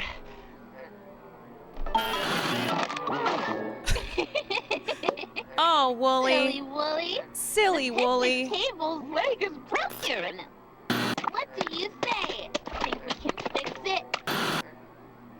Yeah. Boy, Wooly, you really need to lay up those peach pies. Hey! Oh shit. Wait, I don't know what I need. Hold on. What does it look like? It's a screw. It's a screw. Okay, so I need this. We're looking for something to fix. Yeah, I'm coming. Remember? I'm coming. Okay. You've done a great job. I know I fucked up before, but this might be the easiest puzzle yet. Like, I'm loving this. Oh no, Wooly. The butterfly. I'm loving this puzzle. I bet we can fix it. We can't really fix everything. Okay, yes, I got it wrong Amanda. twice. We can fix anything. We can fix it. Good night, Adenine. This is a waste of time. Okay, wait. Please. Is that a potato? Okay, wait. Butterfly wing. Yeah, we've got it. Is that a chicken wing? Don't worry. To the rescue.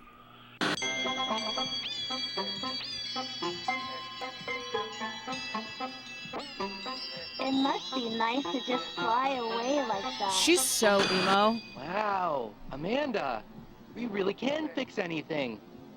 It's nice to think so, but we can't. I dare you to name one thing we can't fix. My heart. My brain. Your heart? Alright.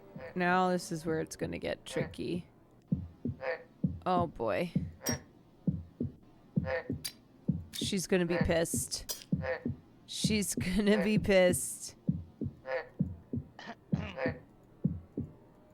Wait, why can't I get it? Here we go. Yikes. Thanks for trying. Oh boy.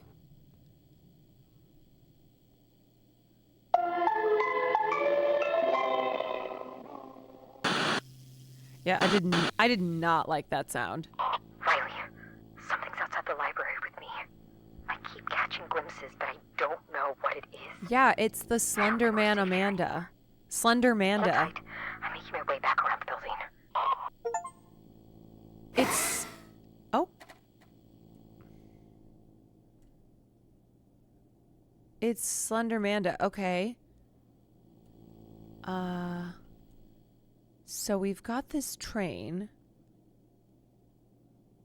So does she... the Band-Aids. All the pieces of me. Okay, I still haven't figured out the dick. I still haven't figured out the train. I still haven't figured out this box. But I don't think there's anything else I can do. Hell yeah, Ashley Simpson. I used to be a big Ashley Simpson fan. On a Monday, I'm waiting. Tuesday, I am fading. And by Wednesday, I can't sleep. And the phone rings, and I hear you. In the darkness, it's a clear view. Come to rescue. Okay, wait, that's the frog. Yeah, we already did that. We already did that. Rescue me. Oh, sometimes I fall so fast. Okay, so we need to figure out where are we going? Where in the world is Amanda San Diego? I can hardly get my breath.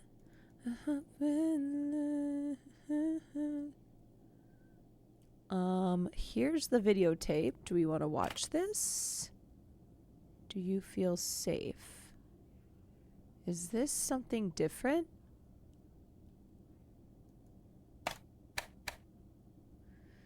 Do you want to know the next puzzle for lore or the next puzzle in the game? For lore. Wait, I think so, right?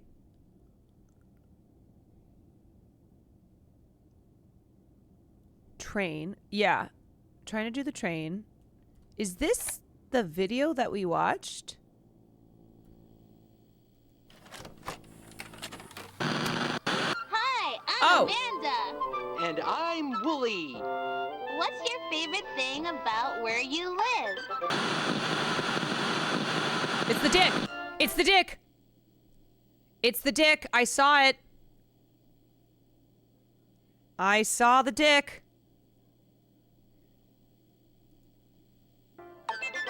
Oh, that sounds nice. My favorite thing is how safe and cozy my neighborhood feels.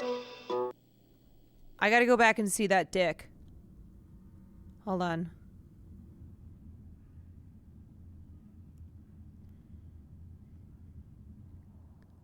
See? There it is. Please do not place microfilm sheets directly on bright screens like TVs. It will leave burn marks. Oh. The dick.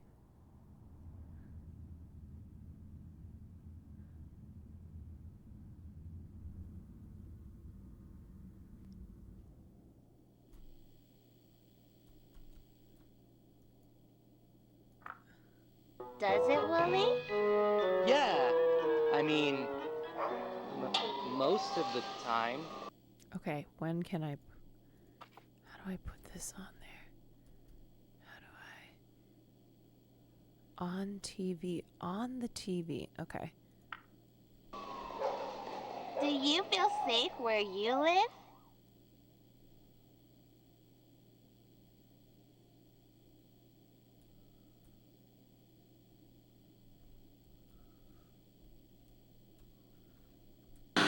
What's the point of talking to you when you can't even answer a simple question?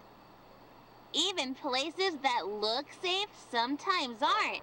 In your neighborhood, there are lots of things that can hurt you. There are people who can hurt you too.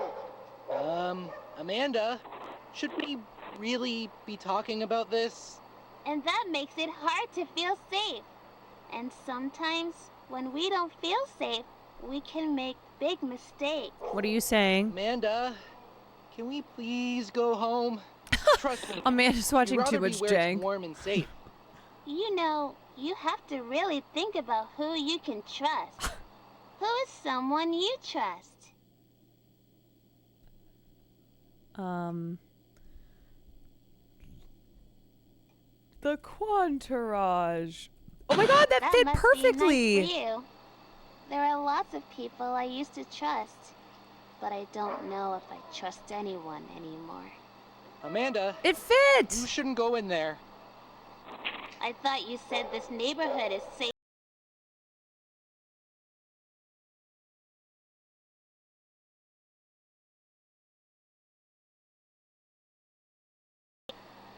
Good night, It's really Lucas. scary back here, Amanda. Sometimes it's good to go to places that scare us. You can learn a lot about yourself by facing something that scares you. That's dangerous, Amanda. There are other ways to learn about yourself. Like by having adventures with your friends. What's something that scares you? Okay, so that's gonna have to go at the beginning. Oh, this thing is back again? Why? We've already done all these. Man, person, camera. What the hell? Wait, we've done the train set. We've done this. Is this fucking with me? It's fucking with me. What scares me? What's something that scares you? What's something that scares you? Even after all this time together, I'm hurt. Some people think strangers are really scary, but I don't feel that way.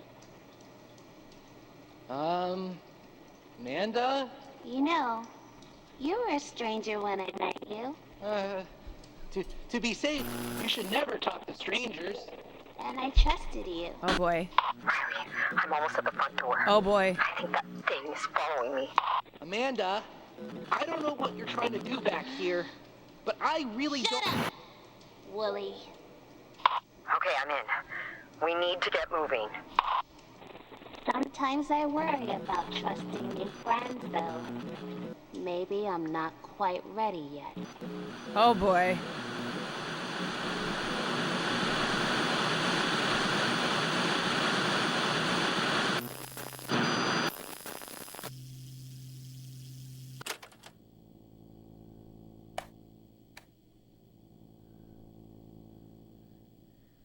Okay. You can either do the train puzzle for a secret lore tape, or the next puzzle that progresses the game but might take a while. God damn. Okay, so should I put the dick on this? Hold on. Hi, I'm Amanda. And I'm Wooly. What's your favorite thing about where you live? Okay, pause.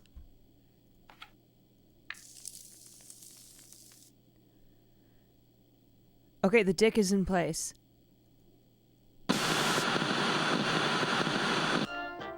Did that work? Oh, that's...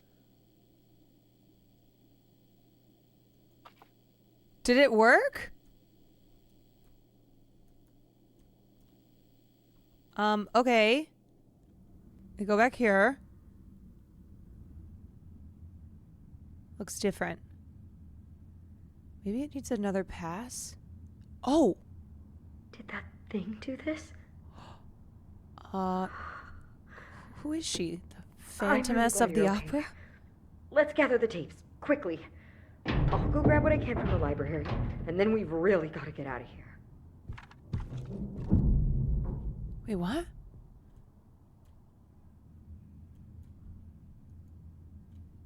Oh.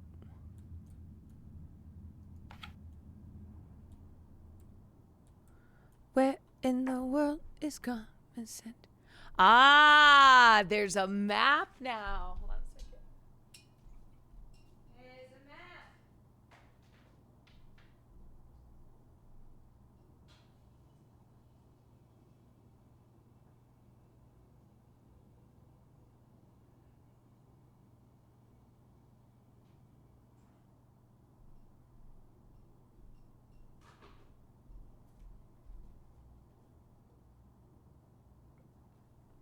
Okay.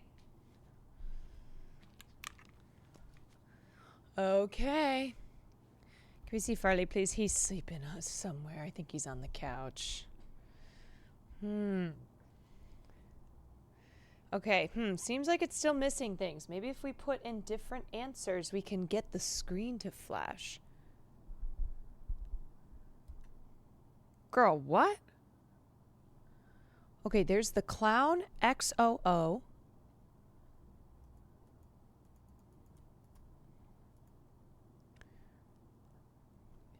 Wait, aren't these all the puzzles that I did? Confused. Oh, excuse me. Oh my gosh. I never burp. I mean...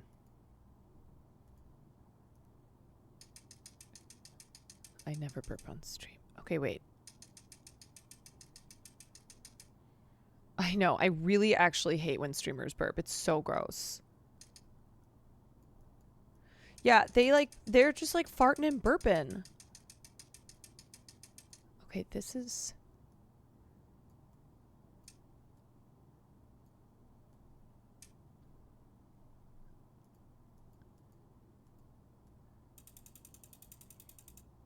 What the fuck? Okay. Am I doing this right?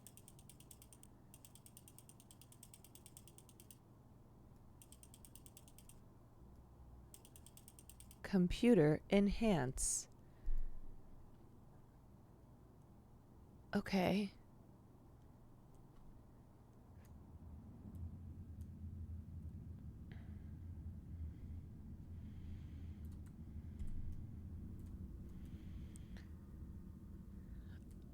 Oh, there she is. What are you doing? So I want the clown or something?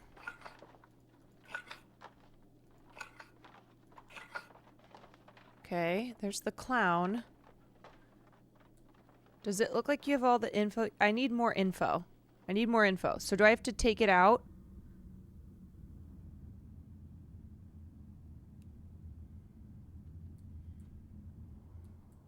Do I have to remove this? And then go back over here? And do I burn it again? I gotta burn it again? Alright, she's busy doing... I don't even know. What scares me? What's the point of talking to you when you can't even answer a simple question?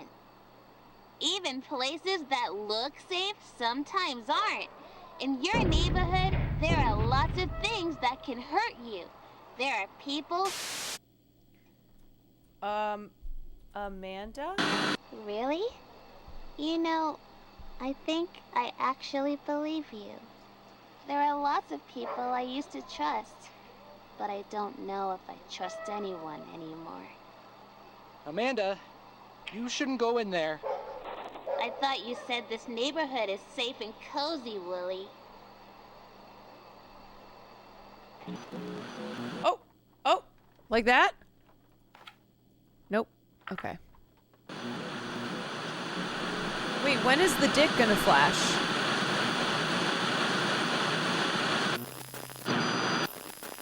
Like that?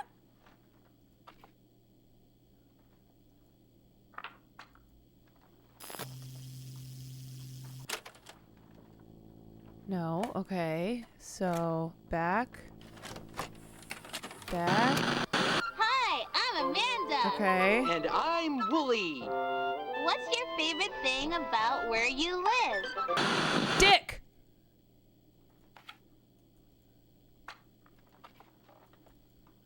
Fuck. Okay, why won't this burn? You already did that one? Damn it! Oh, that sounds nice. My favorite thing is how safe and cozy my neighborhood feels. Does it, Willie? Yeah, I mean, most of the time. Do you feel safe where you live?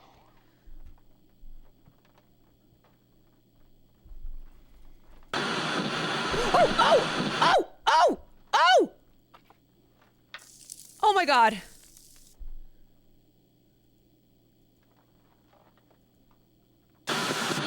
Yeah. Okay. Me too.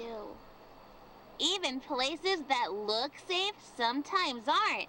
In your neighborhood, there are lots of things that can hurt you. Okay. There are people who can hurt you too.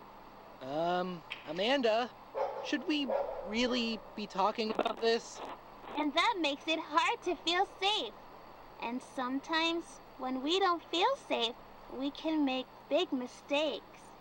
Amanda, can we please Okay. go home? Trust me, you'd rather be where it's warm and safe. You know, you have to really think about who you can trust. Who is someone you trust? Oh, I think I know.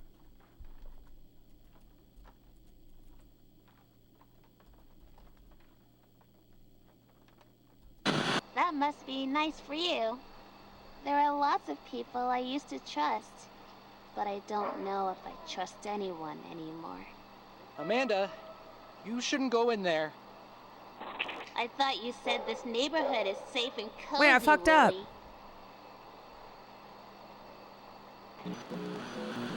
Did I spell it wrong? I spelled it wrong. Wait, how is it spelled? Hi, I'm Amanda.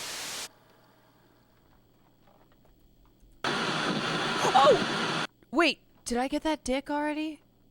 Yeah, I already did. I already did this one. Yeah, me too.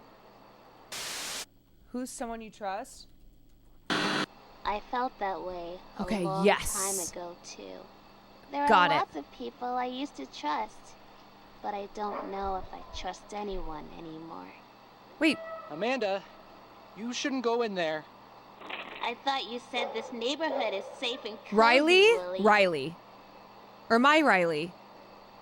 Am I Riley? Who's Riley?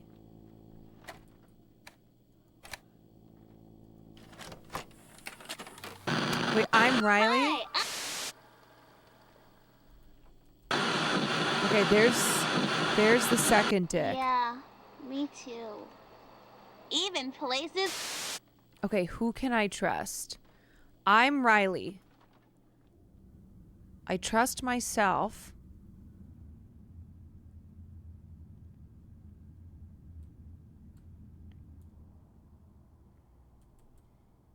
Okay. What's in this note? Shit. Who's my aunt again?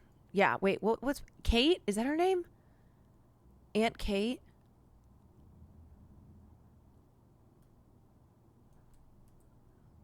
Isn't it over here? Sophie? Margaret. Hey, Margaret. Wait, who's Margaret?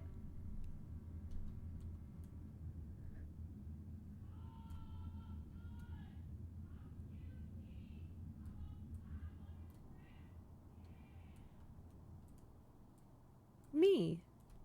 Me. Margaret. It's a me, Margaret. Okay, I don't know. Somebody that I can trust. Somebody. Oh, it is Kate. Kate Park. Okay. Yeah, I said it was Kate, right? I was like, it's Kate. Kate Park. Who's Kate again?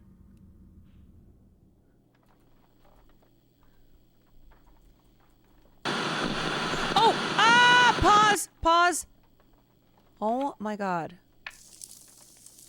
Okay, there we go. Her aunt is Kate. Right. Okay, there it is. There it is. Now... You thought Will's screaming was in the game? No, but it is in the game of life. That is my life. Okay. Whoa, baby. We gotta zoom out of here. Oh. Oh, shit. How do I zoom out?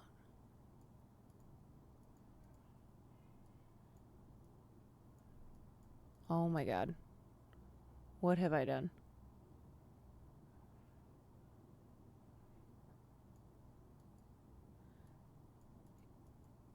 What the F?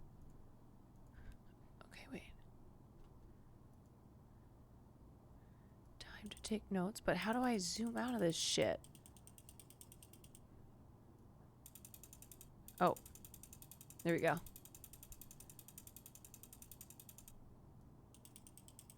Ah! Oh my god, is anyone else blind? There we go. Okay. Okay, where's my notes? Where's my notes? Hold on.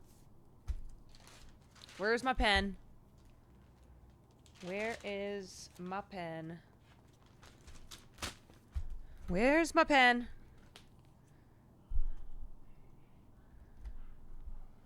I like to write things. Where's my pen?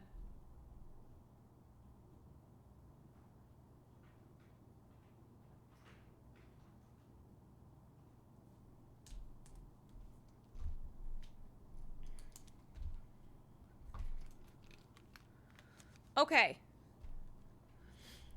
Plus, I can't ever trust my phone. Okay, what in the dick? So, I'm gonna make the dick 1 plus 2 equals MD, MD. M slash D, M slash D. And then there's this book. Oh my god, this is extensive. With an I. And then a key. Okay. Oh my god.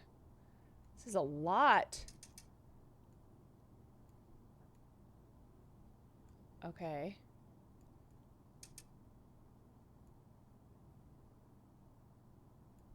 And then here. Okay. Ah! 1 LM. Dragon.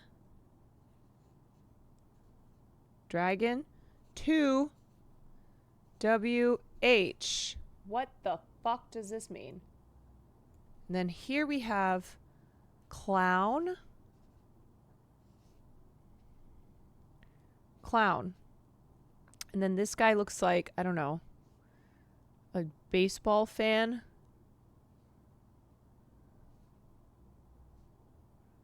Baseball fan with cow pants.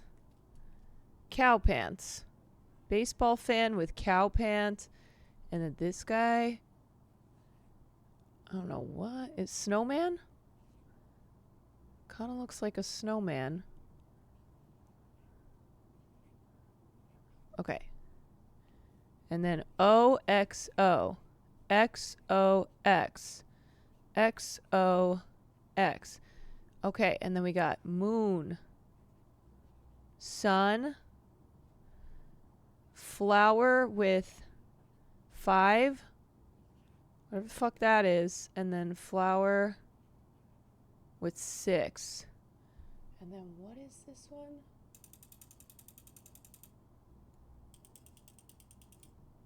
Okay, these are the farm animals. So we got pig. Is that a pig? Pig. Apple. My God, I cannot see anything. The hell is that? This is egg. Is that a cow? I don't know. Pig, apple, cow, orange, bread, egg. What the fuck is that? Mushroom?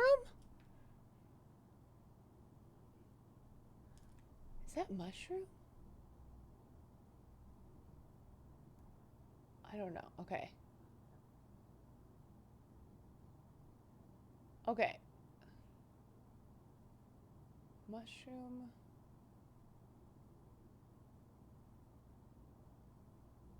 Okay.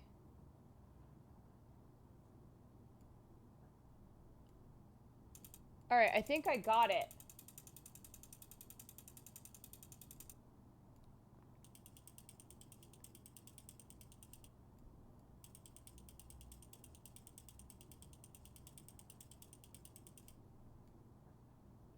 All right. I think I've got it. I think I've got it. What does the layout mean here, though? I don't know. 1, 2, buckle my shoe. 3, 4. MD/MD. Weird. Okay. All right. I'm going to take a... Wait. Oh, I'm actually accidentally just called sandwich. I'm going to take a picture of this, but if my phone dies, then I want to have the... Oops, my bad. I just accidentally called Sam. Oops. Oops. Okay. All right, you guys, let's do this. You need a long charging cable. You know what the thing is, though? I order charging cables all the time, and I don't know what happens to them. Okay, 1 + 2, MD. I don't really know what that means.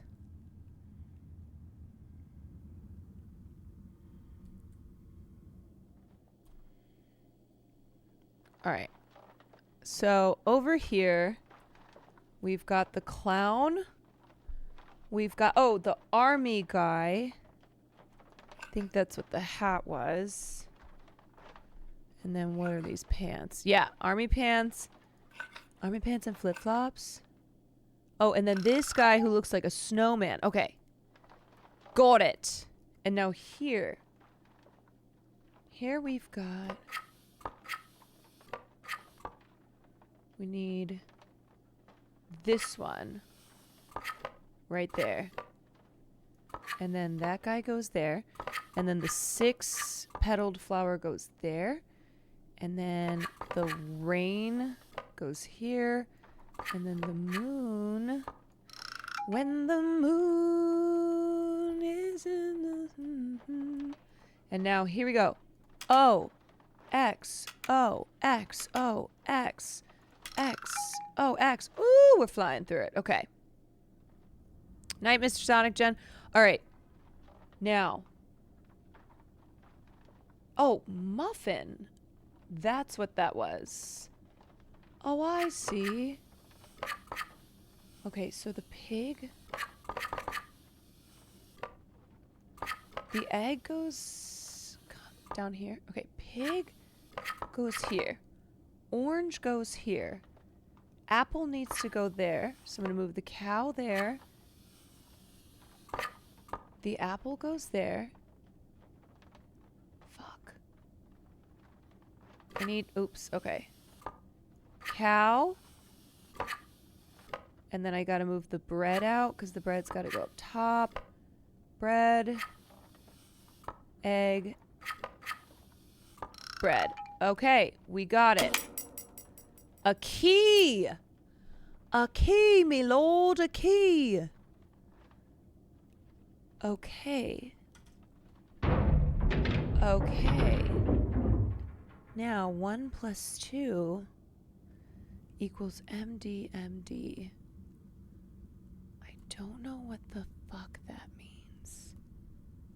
I do not know. My dick. Wait, there's an eye. There's an eyeball. Where does the key go into the eyeball? Can it go in here? Oh. No, okay. 1 plus 2 equals MD. Is that the code here? 3 equals MD. 1 plus 2. 1 LM. 2 WH. LM plus WH equals MD. I think that's something, right? Okay, now where is the key here? I'm looking for an eyeball. Something that is an eyeball.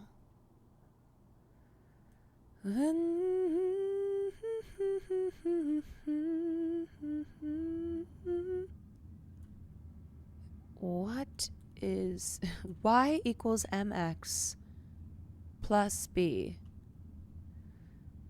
Yes, I'm looking for an eye. An eye for an eye. But where is the eye? If I were an eye, where would I be? Is it a book? And Jupiter aligns with Mars. Is it a book?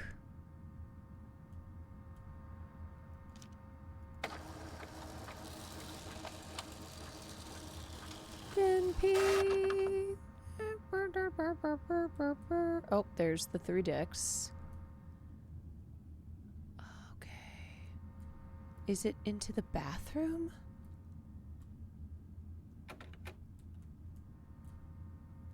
No.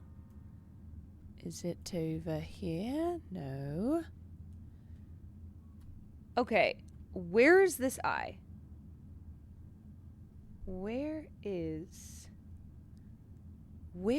this eye? Here's the main room with the dick.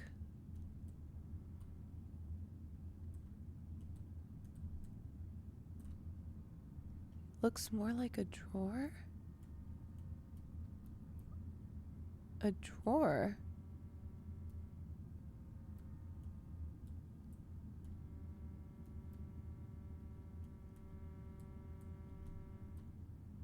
Where's the... Ah! Is it in here?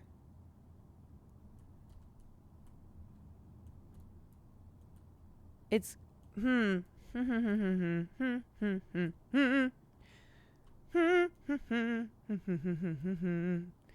Is it one of these file cabinets? Is it one of these drawers? Oh my god! Wait a second.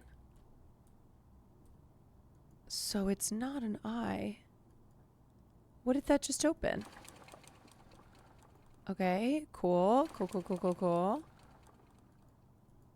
Like, what does that do? Okay. Oh! Secret drawer! Shit. I need another key. Secret drawer opened up, and I need another key. This is like the Resolute desk over here. Yeah, national treasure. Okay, so I've done key. I've done XOXO. Now, what the fudge is 1 + 2 = MD? Oh, Sam's calling me back. Hello, my apologies. That was an accident. Okay, I'm live. Did you mean to call me? I'm live as well. Did you mean to call me? No, I was trying to take a picture on my phone. How do you... I don't know. The camera and the call button are like completely different See, apps. this is why I explained to my community. I'm playing Amanda right now. I'm playing Amanda too. And did you finish it? Yes. Okay, so it's the part where you put the dick-looking map on the, you burn it a couple times, and then it gives you a map. They're putting things in games that are shaped like dicks? Yeah, it looks like a dick. A giant dick.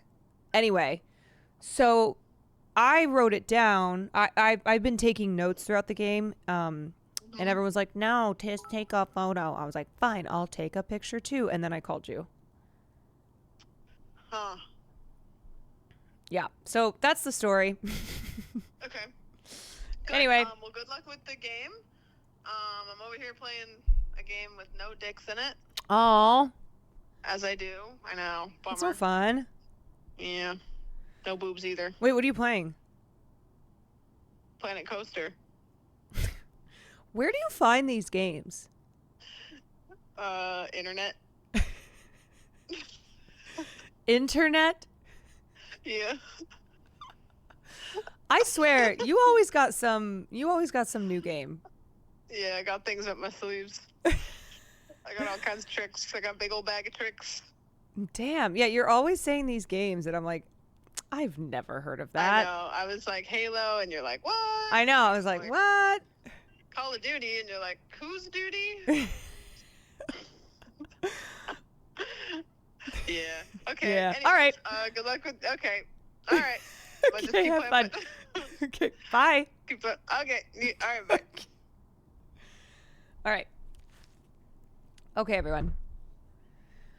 Okay, back to 1LM Dragon 2WH 1 + 2 = MD M/D M/D WTF. Everyone. Bro, see, this is why I can't use my phone, because I've just been accidentally doing things on it. Okay. 1LM to... What does this mean? Let's figure it out. So here's a dragon. Is this a math equation? Where have I seen the dragon before? Okay, here's the dragon. And then...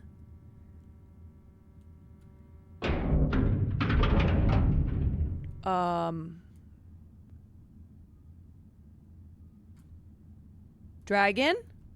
No, that's witch. That's a witch. Okay, where the fuck is the other dragon? What did I do with the dragon? Wait, there's a dragon that I did something with it? Deanie, thank you for the bits. What?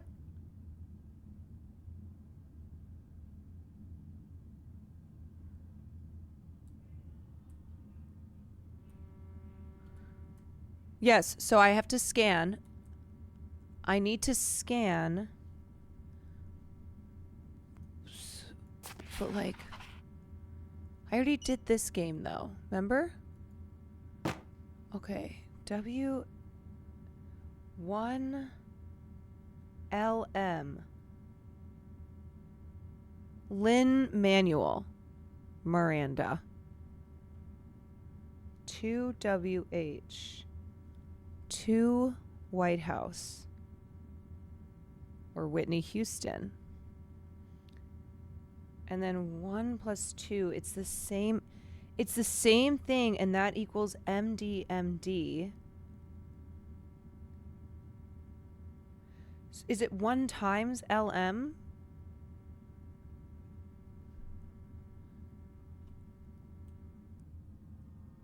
I think that book is gone though, you know? You feel me?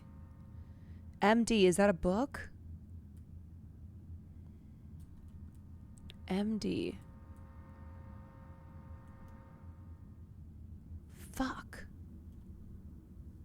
On the road again.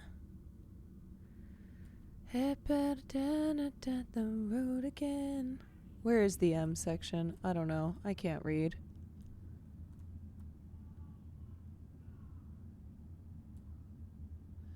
And on the road again. Okay, here's M. What am I looking for? Oh. 1.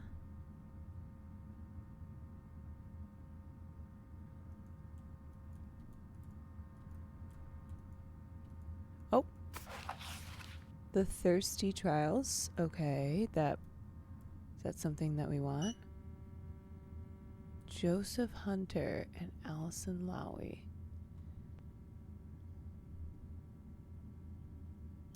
MD, it's a date. It's a date. Okay. So the passcode has to be a date. The passcode is a date, but what's number 1 and what's number 2? LM. So I need initials. Is it this? LMWH. Who has those initials? Who's got... Oh, wait. Whitman Wine. No, that's not it. But what's the 1? What is the 1? Am I just using the books again? Walt Whitman. LM. Okay, I don't see any. I don't see LM or WH.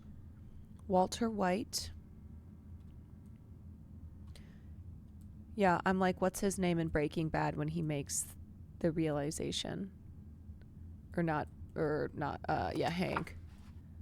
Okay, here's the next one. M. There's so far no LM or no WH. Okay, this is not right. This is not correct. Okay, so here's the dragon. What if I went like... What's the first book that was ever checked out?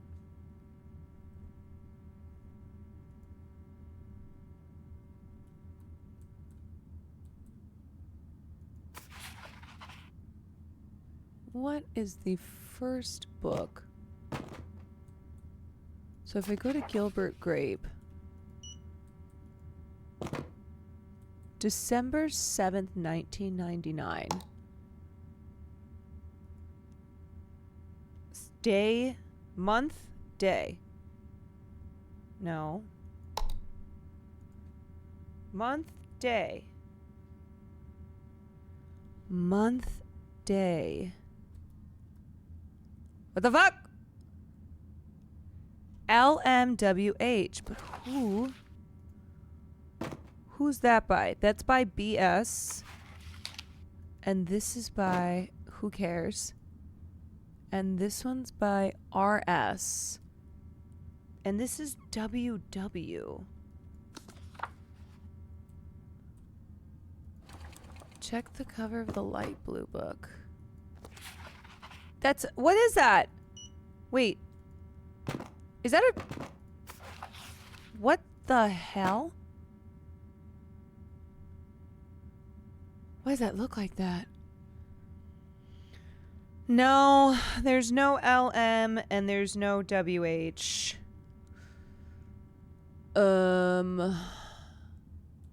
Ashley! Is that a giant leash? Ashley! Oh, wait, but Sky, you've played this, right? Are there other books? I don't know, maybe? What's this one? You're just guessing? Damn.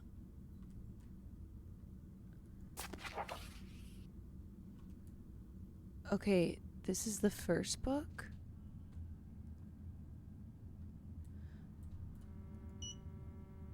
LM. Bro, I'm so confused. Oh my god. What the hell? There's no LM and there's no WH.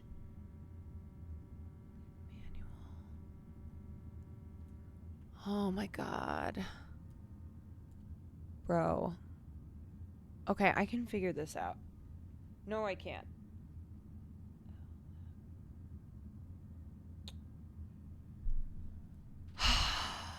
Clue, it's not in the bookcase. Ah.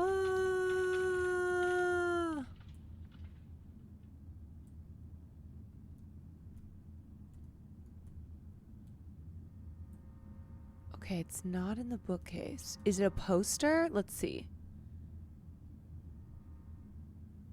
Is it one of these posters? Does that have shit on it? Read. Read. Damn, she been working on this, whatever she's doing.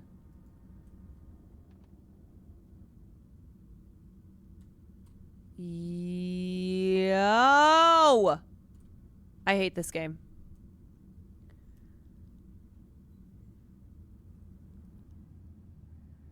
I fucking hate this game. So you want a new identity? Yeah. Oh, Will Hill. WH. We got him. Okay, Will Hill. August 3rd. We got you, motherfucker. We got you. Okay. So that's 8-3. Month, 8, day, 3. And those are the last two digits. Blank, blank, 8-3. Oh, wait. Yeah. And then, did I skip LM?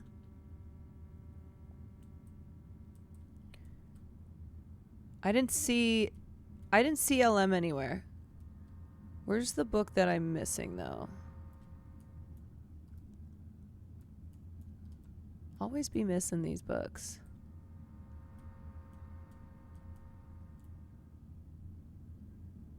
Yellow. Oh, here we go. Here we go. Let's see.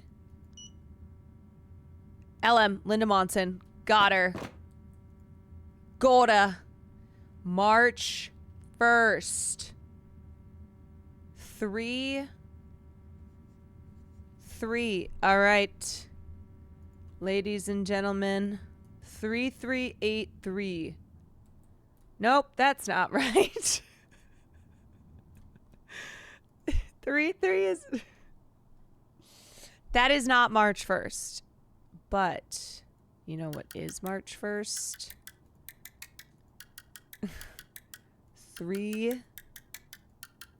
Nope. 3. 8.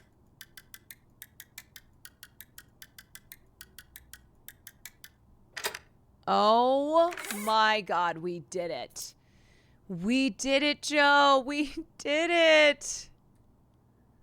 We did it, Joe.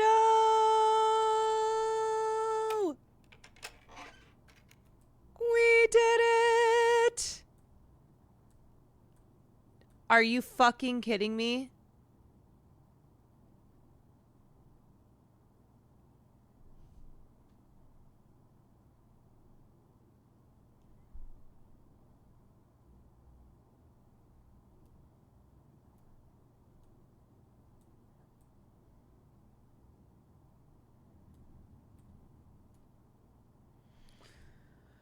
Bro, there's not even... Yo, there's not even anything more in this puzzle. There's not even anything more in this puzzle.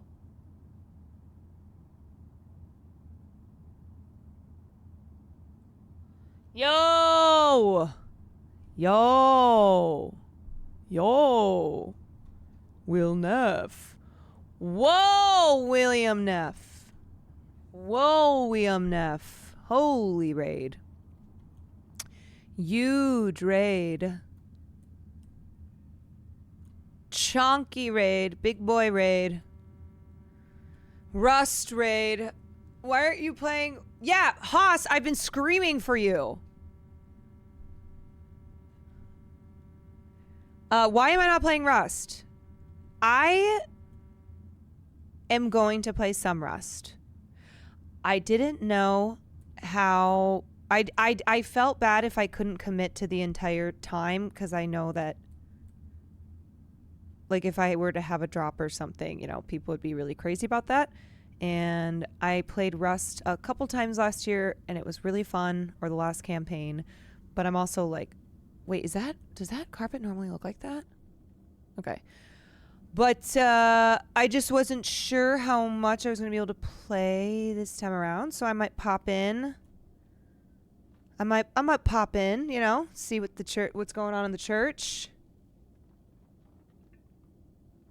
Yeah, I don't know if Cutie's playing. I don't know if Sam's playing. That was fun, though. When we hunted her ass down. Anyway, hi, everyone. Hi, everyone. I'm playing what is probably the game that will gray the hairs on your head faster than you want them to. This is Amanda the Adventurer, and it's puzzle shit. I don't think you haven't solved the eye clue. Wait, wasn't that the key though? Wasn't it the key goes in the eye? Or is it that the eye produces a key? You have a guide open now? Oh my god. Yeah, the most frustrating puzzle game ever. It really is. But I'm just trying to, like, fucking finish it because I'm also doing Silent Hill 2.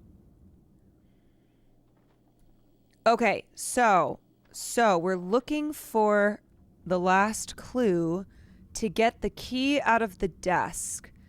And then I don't know what happens next. I don't know. This is a game that I would love to see Will try just to see how long he can make it. I just need to know how long Will Neff will do this before he rage quits so that we can place bets.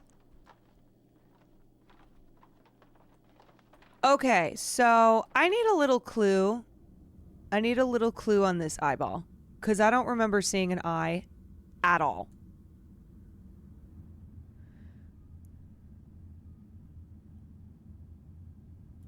You're very warm. Okay. Wait, was that always open? Was this always open? Wait, not anymore. I'm not warm. Warm. Yeah, he would hate Amanda. Okay, is the eye on the globe? Show me eye. Show me eye. Please. We haven't looked at posters. I'm always looking at these posters. There's read. There's this one. I'm reading. There's another read. We get it, okay? Not all of us can read. Jeez. Like, what is this? I don't know. Show me. Show me. Show me the eye. The eye should leap out at you? Okay. Read. Shh. I'm reading. Reading more. Is it her eye? Wait, is it like her big ass eye? There's one poster you're not looking at? Okay, there's that one. That one.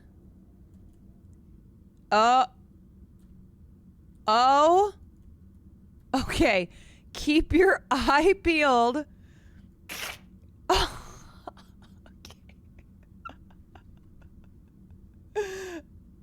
All right, so my eyes were definitely not peeled, but here's the key. We've got it. We've got the key. Oh my God. Please let this be the final. Please. Yes. Okay. What do we have here? Okay, shit's happening. For those of you who just got here. Let's do what we came to do and get out of here. Shit is happening.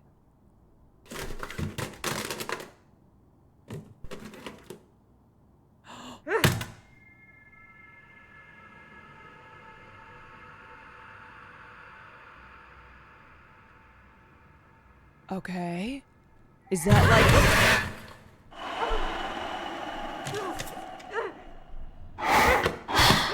Oh!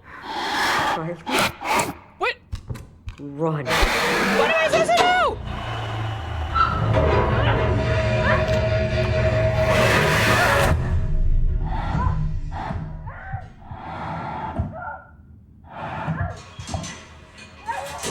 Oh no!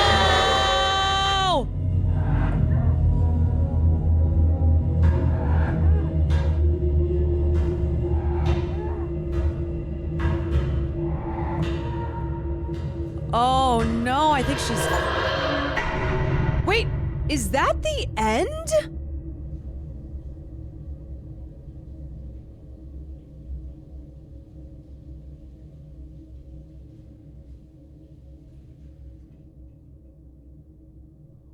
What?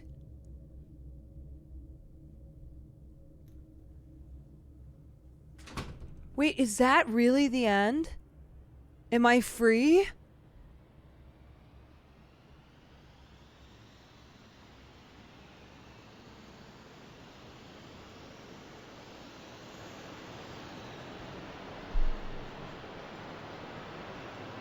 Okay, I did miss a lore tape. I did miss the train, but I'm free.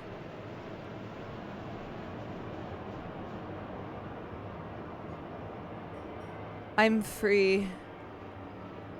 Is there another Amanda the Adventurer coming out?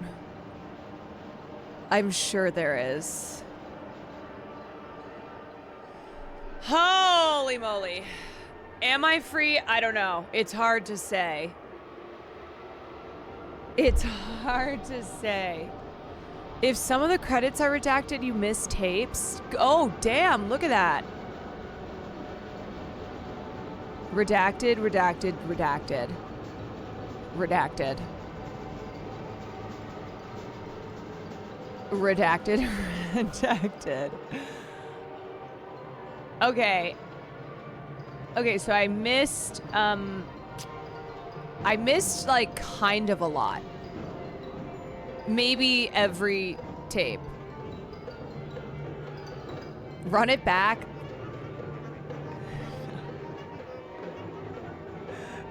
No. Oh my God.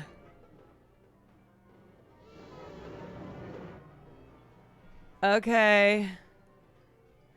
You know what? I might run it back on my own. I don't know. I can't do it right now. I think you can continue the same save.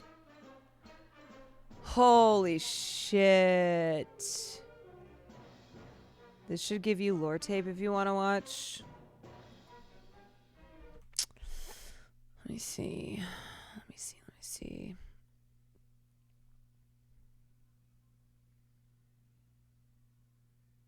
All the VHS tapes. I feel like I might save watching the lore because I also I did not figure that game out. I did not figure that game out. I needed you guys to help me figure that game out. And I went real crazy. I know a lot of you are like, wait, was that the game? But you just got in here, okay? You just got in here because you were watching Rust, and I'm sure some crazy shit was happening in Rust. Then you came over here, you're like, that's it? That's it? The puzzles are so... The design of them is insane. Okay? We just gotta say that. All right. Well, maybe I do.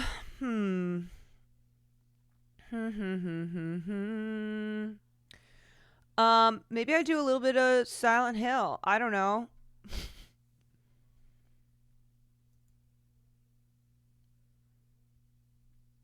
We got people in here.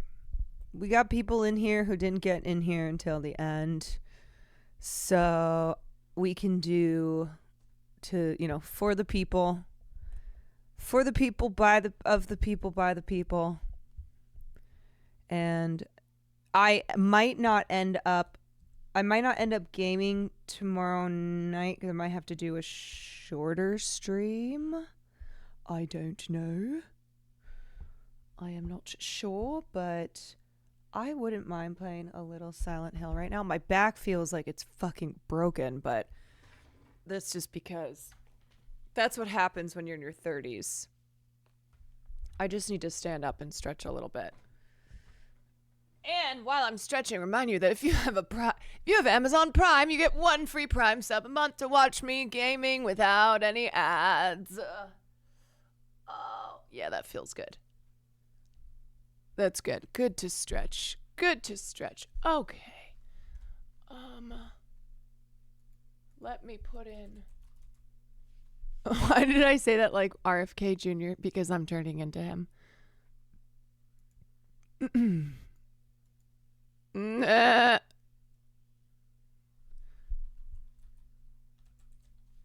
my god.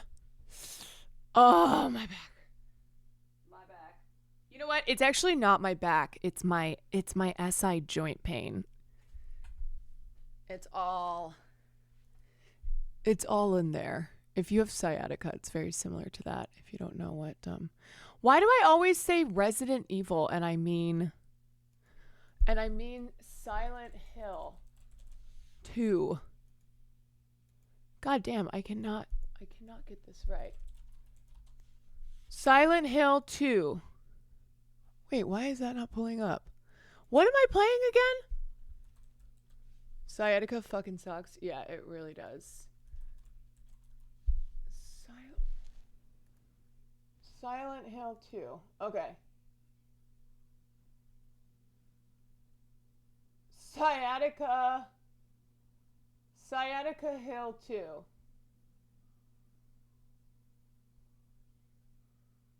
Sciatica Hill 2. Okay, everybody. Oh my god. I think I need a better chair. Yeah, I also need a better chair.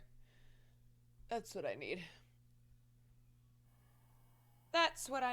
Hold on, let me just see what Will's doing. Darling? Hey? Can I do like 30 minutes of Silent Hill 2? Yeah. That's right. That's why I was like, I should probably. Thank you for the raid.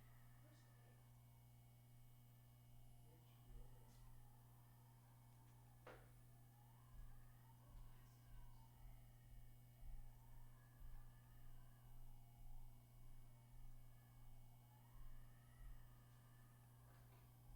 Alright, I'll close this. Okay, gang. Okay, I do not know where my controller is. Here it is. Now, we just finished Standing desk. I know. I got this desk when I started streaming. It's a nice desk. It's only like 2 years old. But I do think a standing desk would help me. I can't remember why I couldn't do a standing desk. All right, let's see what we're up to. What's going on? What's going on? So we just saved. Now do we go this way? Yeah. Okay, I always forget the moves. Gun. Look at the floor. In here? Or in here? Is this the way that I came from? I don't remember.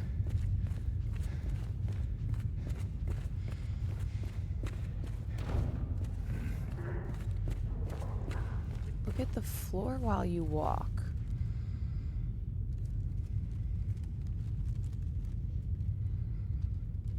Look at the floor while you walk. Daddy, please. No. Uh-oh.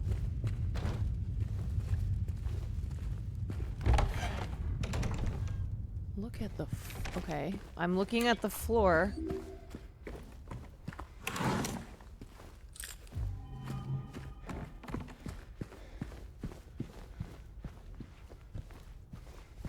The newspaper. Okay.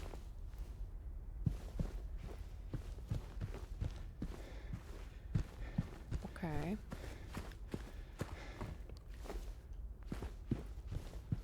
What am I missing?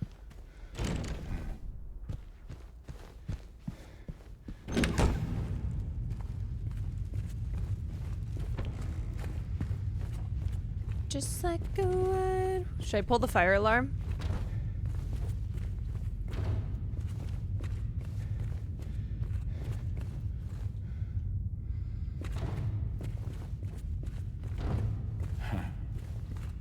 Yeah, dude. What are we doing here? What are we doing?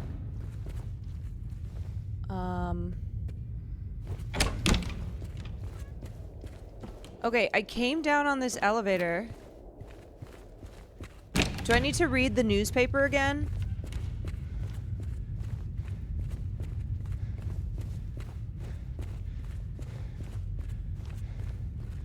Let's read it. The boy was the boof. A man later identified as Thomas Oral Lumberjack, age 39, was discovered in the lying fa. The probable cause of death is multiple stab wounds to the front of the neck and the left side of the torso by a sharp-edged weapon. The estimated E of death was somewhere between 11 p. and 12:30 midnight. Due to signs of struggle in the room and the lack of a murder weapon, police are considering this a homicide and have opened a murder investigation. Furthermore, given the fact that the cash in the room was untouched and Mr. Oro had a history of drunkenness and violence, the police sect that Tubshiv was not robbery of crime Oyan.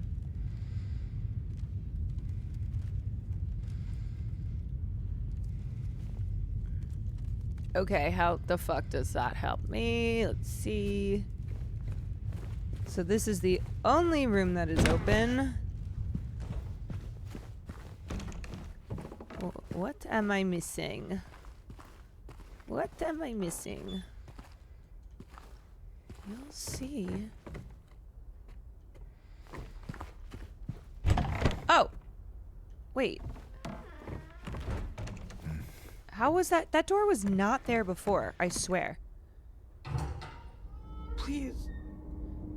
I'll be good, I promise. Tell him I'll be good, please. Oh. Angela? Angela, it's me. No. Please.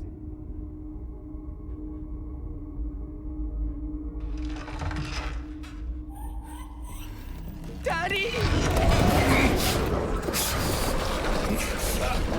Daddy?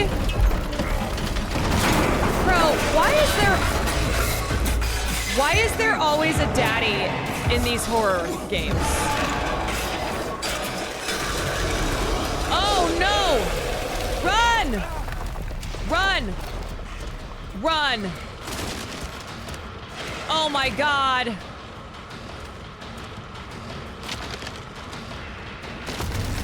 Oh my god! Where am I going? Ah! Oh no!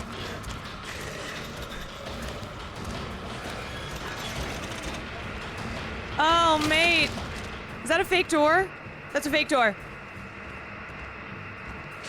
Should I try to kill it? Ah!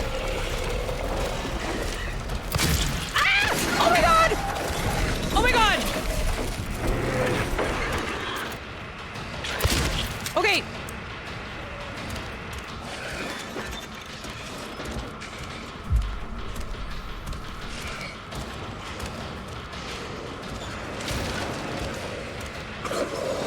Oh shit.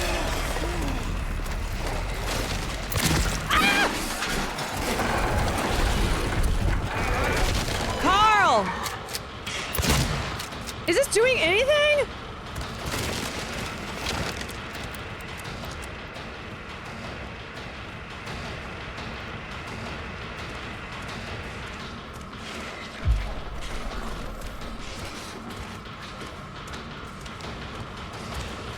I don't know! Oh my god. Okay, wait, I've got an idea. Come here. Where is it? I'm gonna switch to my... Ah! Oh shit!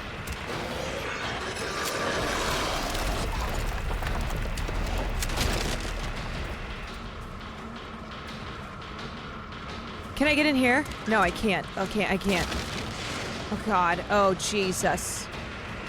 Mary and Joseph. Okay.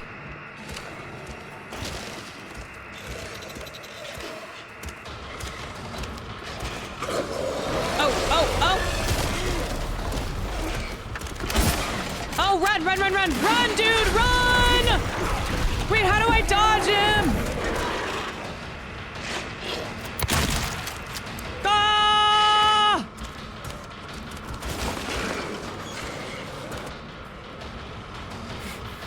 Oh, like that.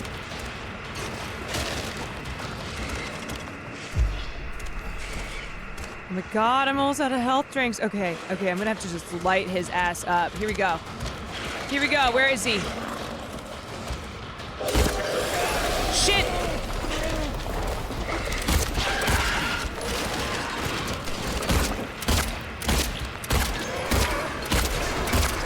Oh my god, it's dark!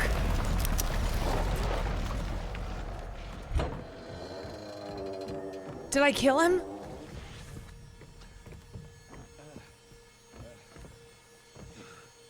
Did I get him?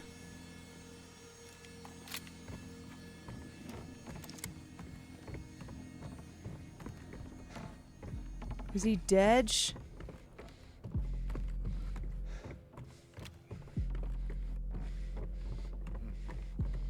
Okay, bro. You need some health.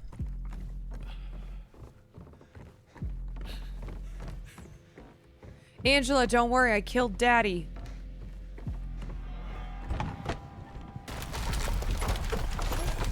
Oh, God.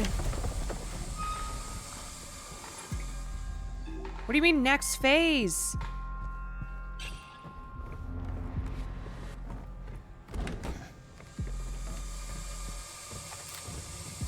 Next phase? Oh, Jesus. Angela. Oh. Where is she disappearing to?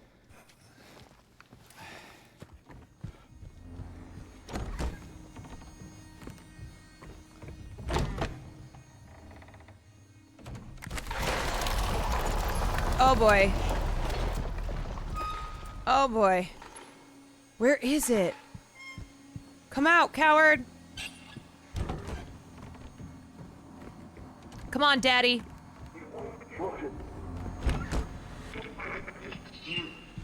Ain't you sick? Care of you all these years. What the fuck is this guy? Oh no. Look at me!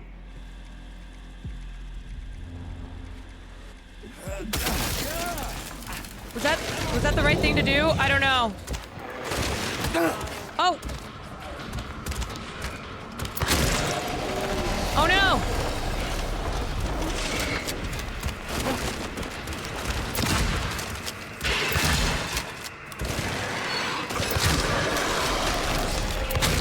Die!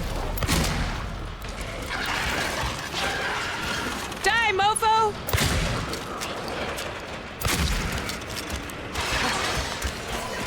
Die!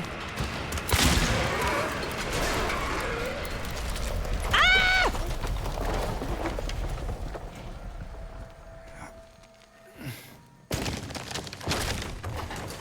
Okay, wow, this place is falling apart. Oh God. Oh Jesus.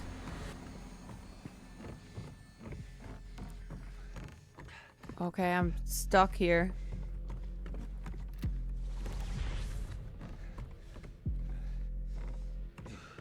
Next phase again? How many phases are there? Alright, come on. Yeah, phase 3 of 8.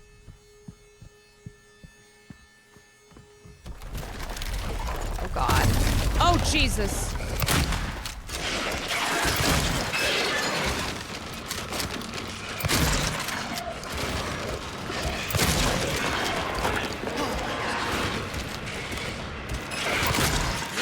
Oh no! Oh no! Oh no! Run! Run, dude! Run! Run! Why are you so slow? Run!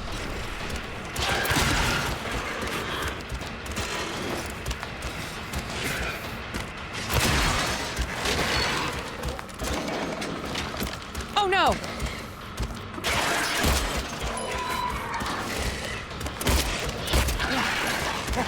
Ah!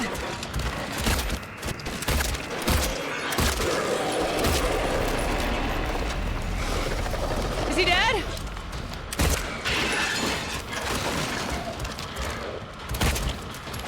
Ah! Ah! Oh no! Oh no! Please tell me he's dead. Please die. Please die. Please. Please, no more phases, because I am out of bullets. Dodge, duck, dip, dive, and dodge, baby. That's gotta be it, right? Also, hello? It would be so nice if I could get some supplies.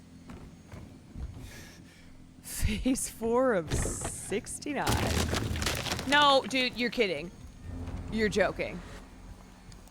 This can't be. No, it can't be.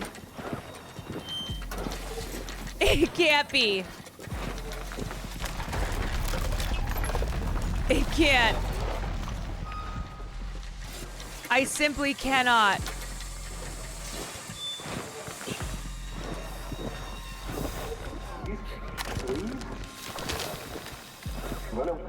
Angela!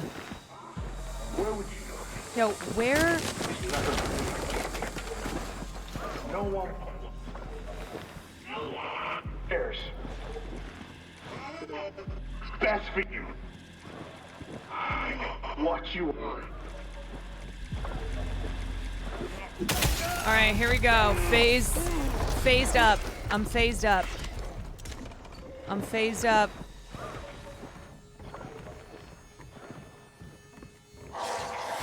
Oh my God.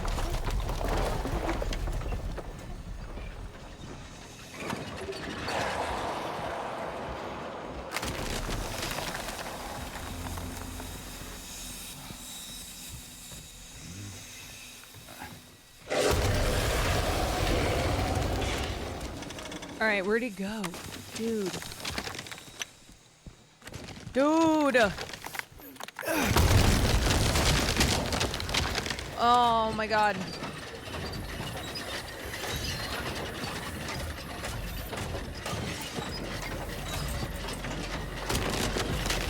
Come on, coward, just get out here. Let's finish this. Let's finish this.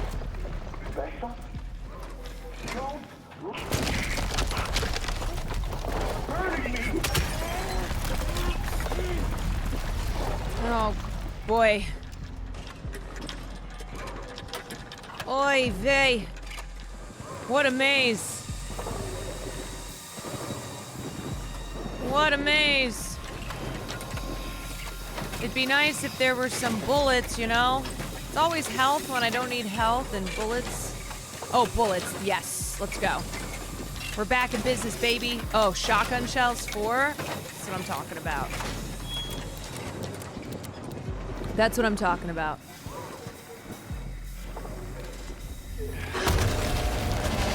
Jesus. All right, come here, asshole. Oh, no. Oh, he got me.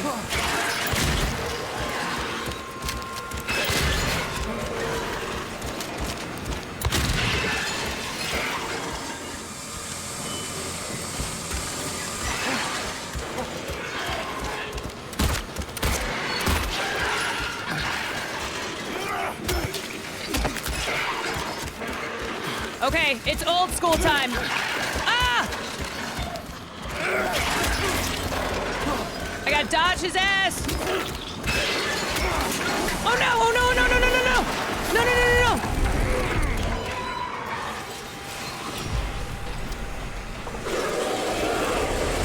Oh, fuck. Okay, wait, I got a couple left.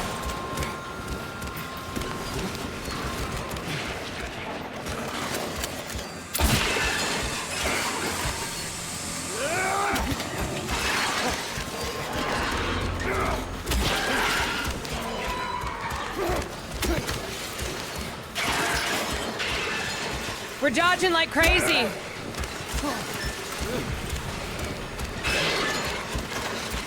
We're the LA Dodgers out here.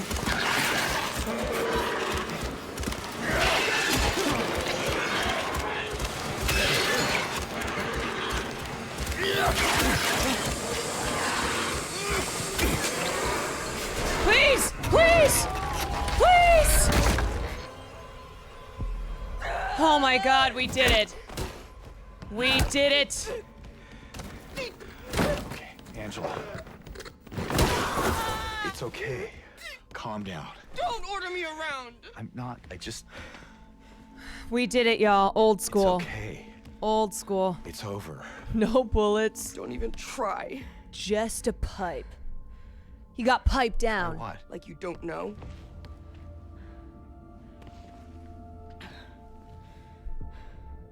I see what you're doing.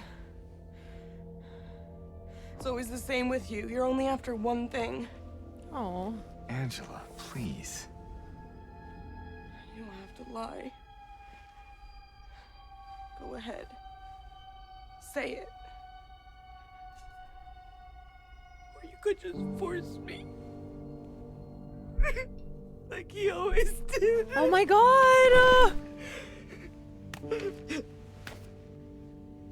You disgusting pig. I hate you. I hate you. Angela, girl, I will get you justice. Don't you even worry. Angela. James, don't talk. I don't know who you think I am, but I don't want to hurt you. I just want to get my Mary back.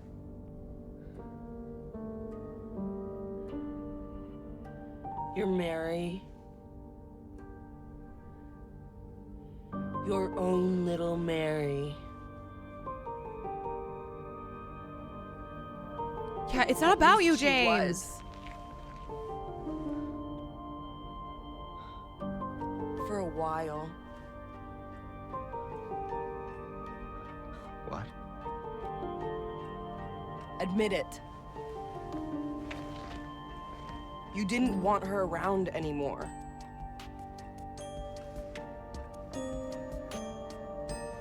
No. You probably found someone else. No.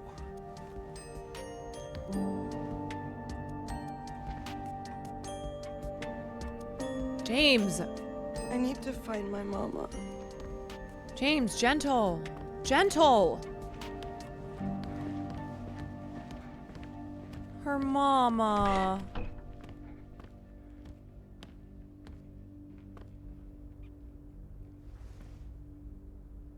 I never.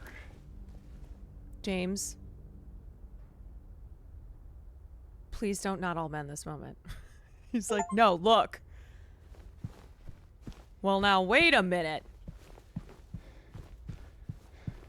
James, just shh.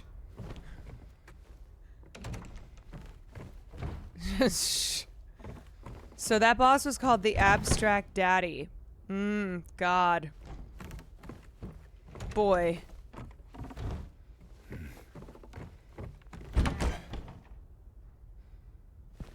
Bro, why is it so dark? And I need some bullets. Big time. The Abstract Daddy. Yo, I cannot see shit. I think that's supposed to be the point, but... Okay, I was already in here. So we gotta go this way. The Abstract Daddy is horrifying. It's designed to look like two people in bed. That is fucking awful. Oh, new map.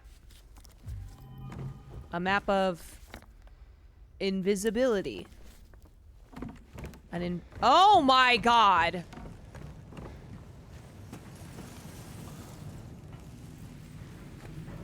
Am I getting in that? No way.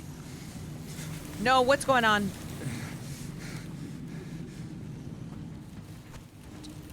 Do I want to get in that?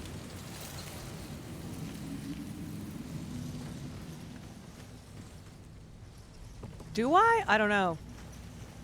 I don't know if I do.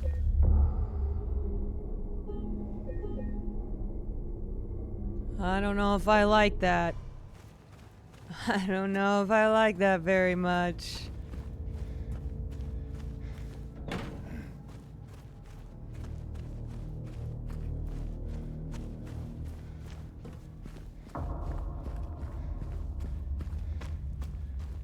Give it a new taste.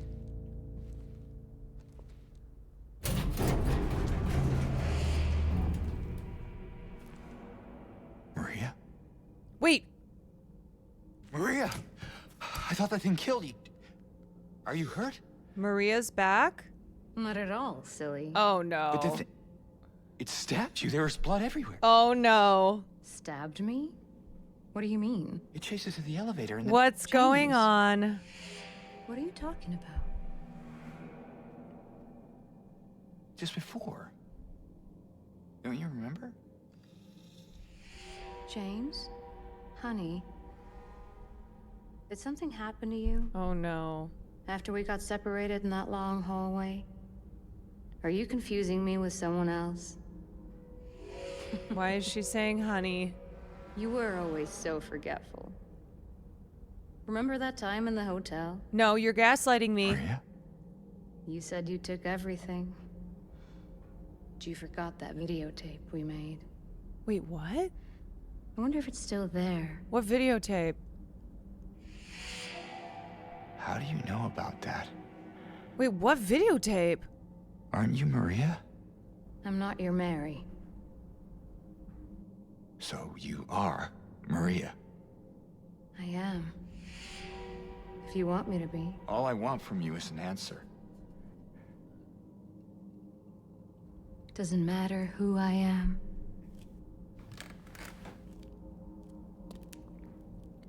Yes, it does. I'm here for you, James.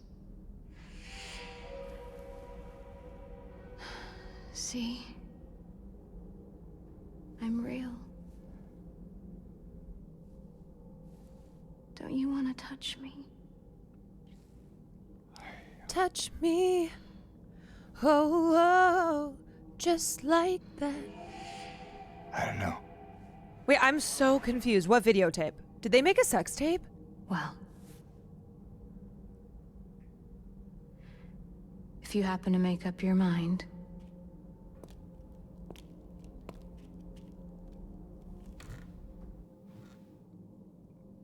Oh? I'll be waiting. Yeah, videotape? Wait, did he cheat on Mary and make a sex tape with Maria? I'll find some way to... What the hell is going on? I'll come back, I promise. James, you've got some explaining to do. James? Seems like you've done some sketchy things, James. James? If you're a wife guy like we know, as we know wife guys love to do, you definitely had an affair.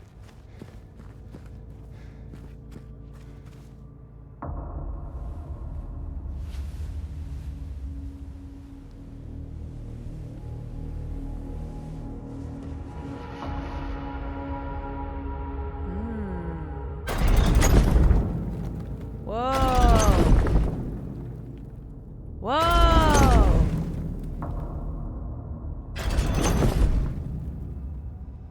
Okay.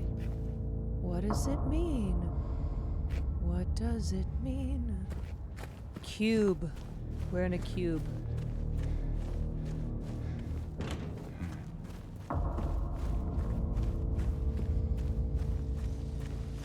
I'm confused. I don't understand. Okay, I don't think I can leave here. Yo, I really do not like that. Okay, so this is the puzzle, right? This is the puzzle, and I have to figure out...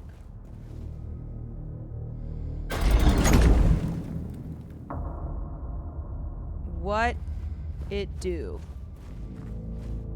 I've got to use the cube. Yeah, I'm kind of lost. Hold on.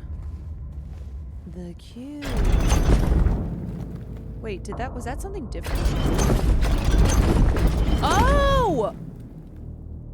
Oh, it flips. Oh! I don't know how I did that, but somehow I did that.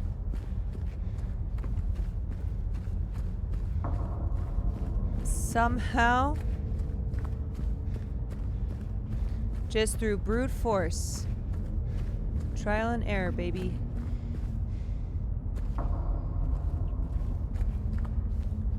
Dead?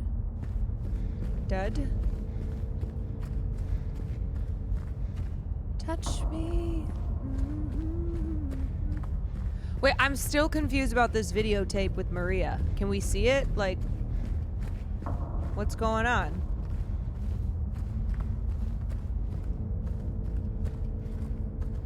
Okay, what the fuck is down here? I don't know. Exclamation point drops. Unfortunately, I am not playing Rust. And I do not have late drops. Okay, this isn't... How do I get up? I gotta go... What the hell? Wait, whoa. Whoa. Do I have to do the cube again? Yes, Silent Hill 2 drops. Silent Hill 2 drops are here. And it includes the maybe sex tape. The maybe sex tape. Okay, wait. There's that.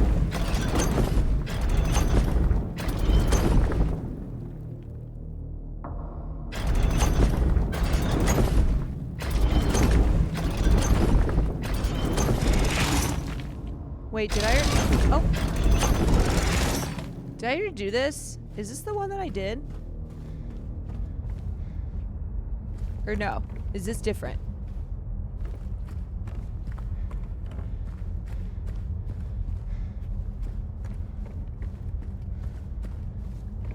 Okay, this is it.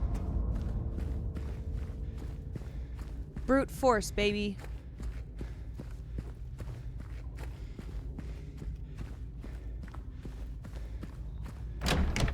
Oh, okay. Green room. Red room.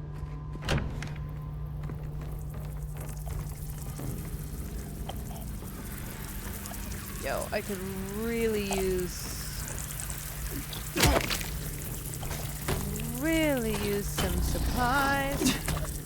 Oh, I hear somebody.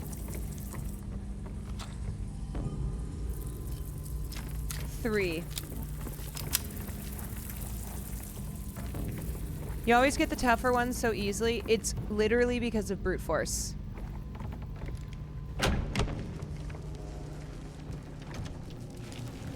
Nothing more, nothing less.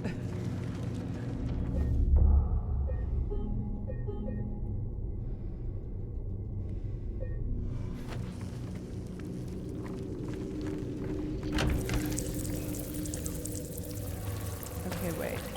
Wait. Where did I come from? This way? I came from this way. And then here's a rope that I need to cut. Okay. Okay, suspended cage. Good night, Noxy Poo.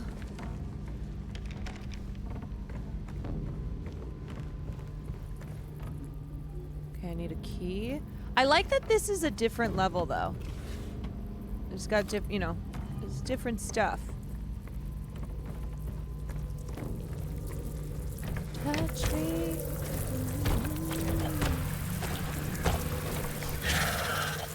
Oh. Oh, no.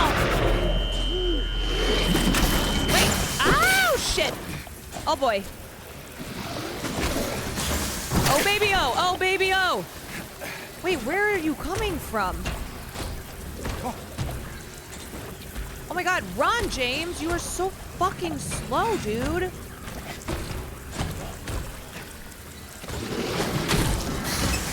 Oh my god, James! James!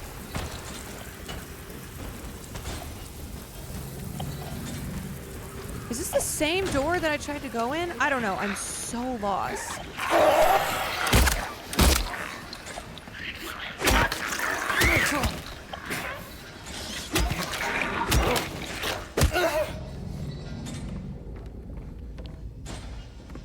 Bro. Where am... This is... Okay, this is actually a maze. Oh my god, the legs! No, you don't run... No, don't you run away from me. No! Don't you run away from me.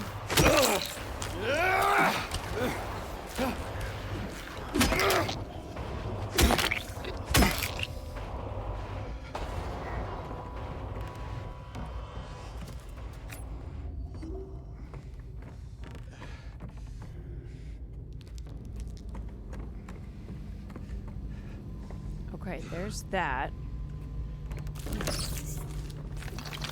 Who? Where are you? Oh, gosh! You bitch!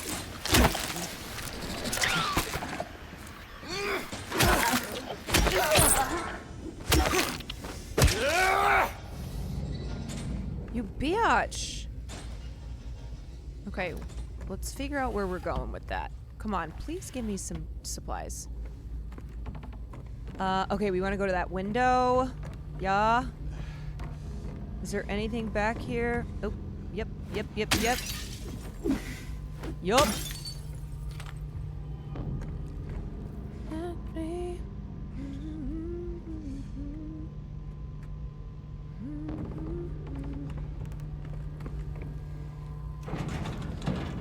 To the window.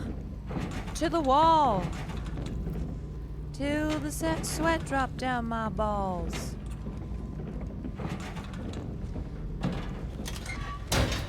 Post going out and watching our metagamers. Real good vibes. Let's go. I hope you had a fun night.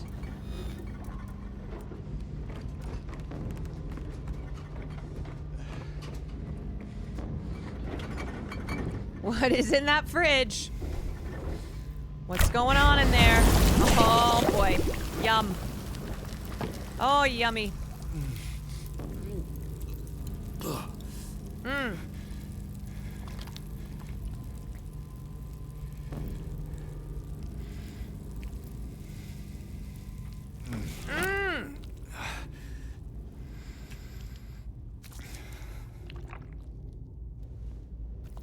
Okay, that's kerosene. Map is your best lighter guess. Map is your best friend. So I'm guessing I need a lighter. So there's the suspended cage. Yeah, this is really hard.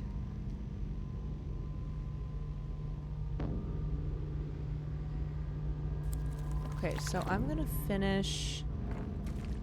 Everything reminds me of her. God. Dude. Okay, I know you cannot brute force this map. You cannot. Okay, so I think I'm done in this area. I gotta get out of here.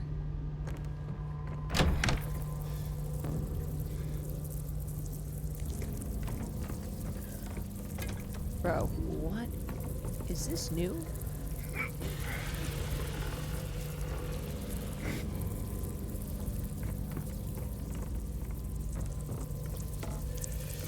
Oh, Jesus. Oh, Christ. All right.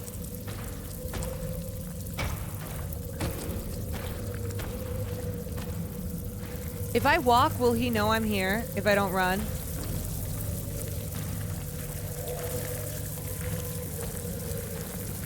Is he attracted to the sound of my feet?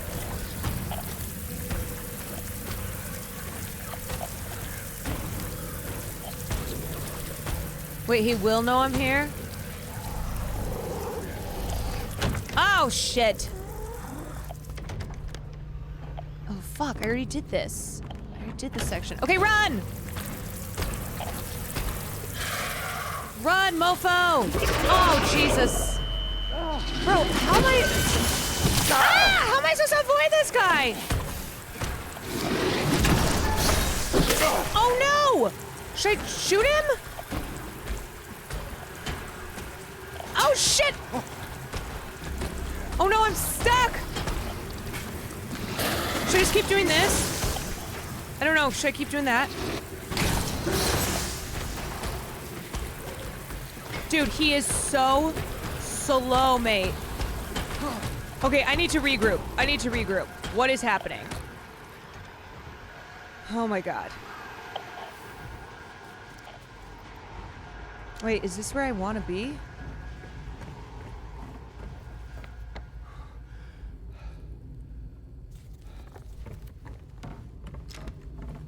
Okay.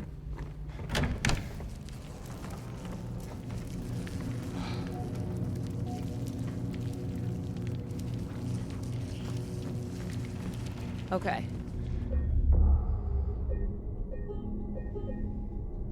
Okay, so we need to go look at the other side. What is on the other side? What is on the other side? So we've got the save over here.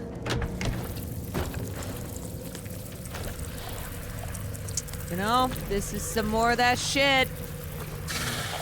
Okay, so if I don't run... Oh, no, he found me. He found me! He found me! I don't know how to avoid this guy. I don't know.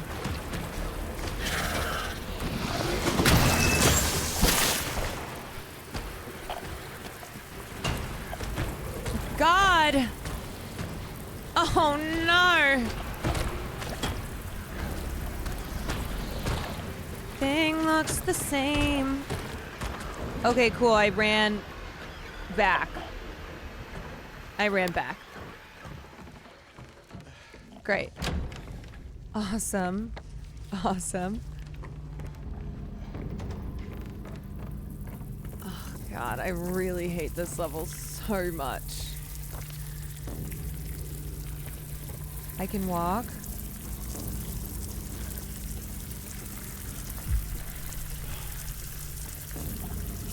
I hate it so much.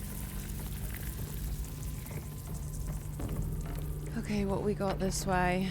No, that's locked. Can't get in there. Can't get in there. So we gotta go this way.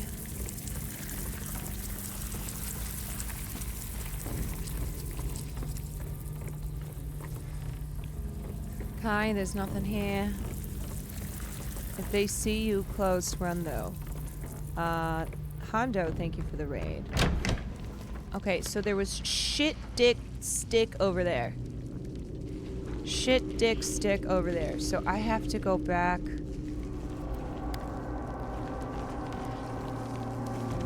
I have to go this way. I'm missing.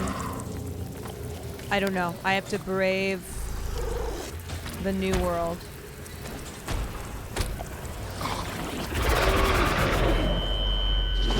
Okay, run, idiot! Run, dummy! Run, you stupid fucking piece of shit! Wife fucker!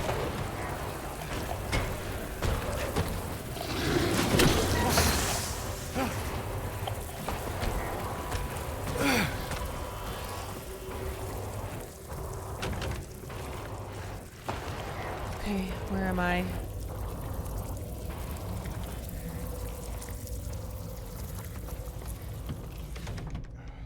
I guess wife fucker doesn't really make sense.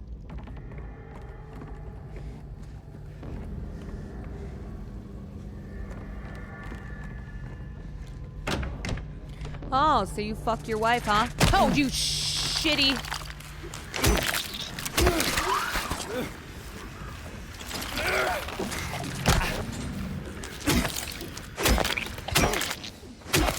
God damn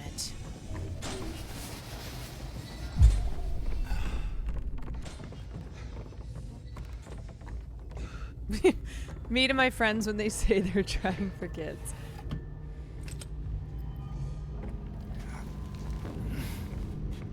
Oh, so you fuck your wife, huh? Freak.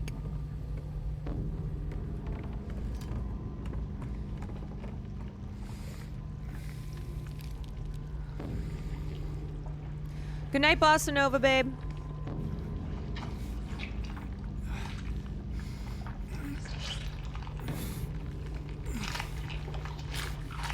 Yes, matches. Okay. Wait, lighter wick?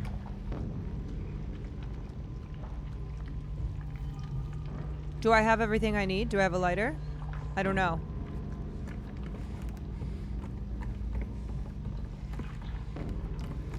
Am I still missing one ting? Oh. Shite stuff. Okay, you know what? Okay.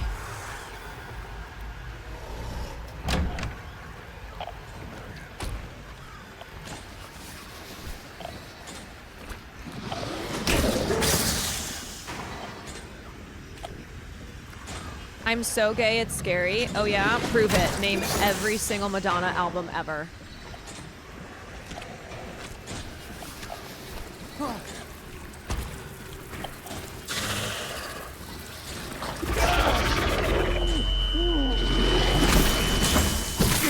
Shit, you piece of shit. Damn you. Fuck. Fuck. Oh, God. Oh, Jesus.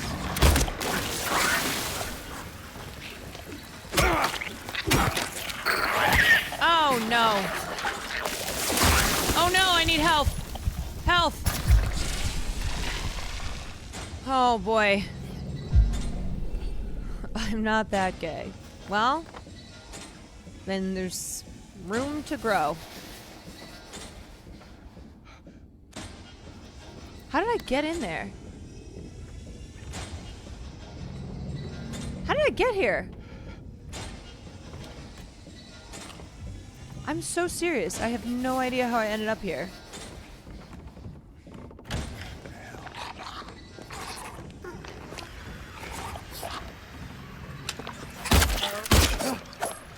I hate how scary she is. Oh, are you broken?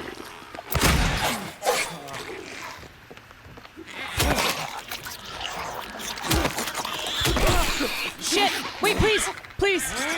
Please don't kill me. Ah, please! Please, why won't you die? Why won't you die? Why won't you die? God damn it. Oh, motherfucker. No health, no bullets, no bitches. Okay, the iron key.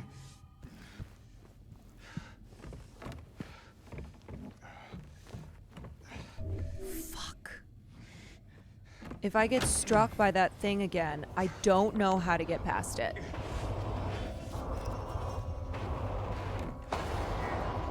Oh, I got a syringe. Okay. I gotta get out of here.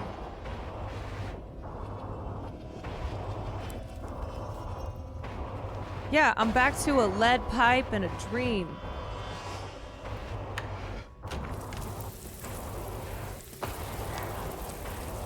Okay, so we gotta turn. We're gonna go straight. Like this. Okay, go! Ah! Oh, every time I just cannot. Run, idiot! Dumbass! Okay, now I gotta go this way. Fucking piece of shit. Mafia Jinx, thank you so much for the raid. Hope you had a great stream. Okay, I clearly don't have the items that I need, but I do have the save, so if I die, then that's okay, because I've got all this. There's a delay when they stick out their tongue, but I can't see their tongue. What's up, everybody? Welcome in. Welcome in. I'm doing some late night Silent Hill. Little late night Silent Hill. Do I want to go this way? Yes, I do. Hope you're having a fabulous evening. God, I just hate this Cage guy. I hate this Nicolas Cage guy, you know?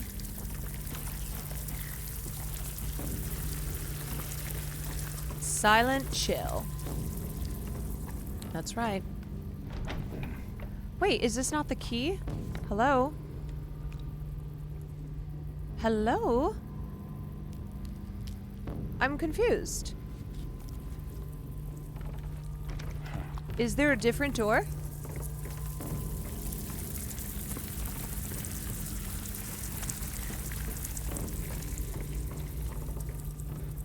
Red door with circle. Well, wait a second. Red door. Oh! The door that I didn't open yet. That's not it. Willkommen, bienvenue. Welcome. Wait, is this it? No, this one. Fremde, étranger, stranger. Public, lutéen, je suis enchanté. Happy to see you. Bleibe, reste, stay, ba-da-ba-da-ba. Were you playing A Man of the Adventure 2 earlier? Yes, you might need to refresh. Willkommen, bienvenue. Welcome. Come on, get your hand in there, boy. Come on, don't be a bitch. Get that lighter. What the fuck, James?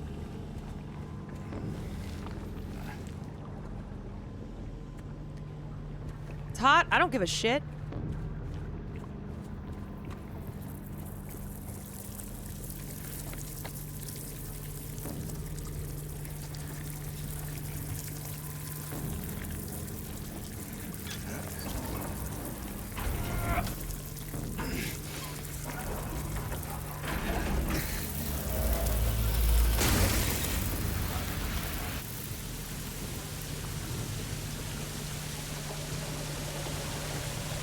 Saw Scarab shrink into the void. Alrighty, here we go. We got it. We've got it. Now we can go back. Oh, this fucker.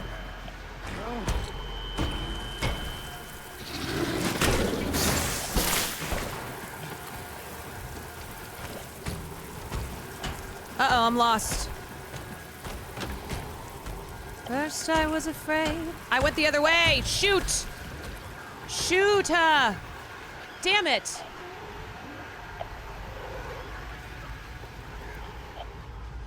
God damn it. Okay, I gotta go. What's the fastest way to get there now? Shit. Okay, I'm going back. I'm going back. I'm going back, so I gotta go. Oh! Never mind. Okay, I gotta go left, straight, left. Left, straight, left. Go! Oh, shit! Left, straight, okay.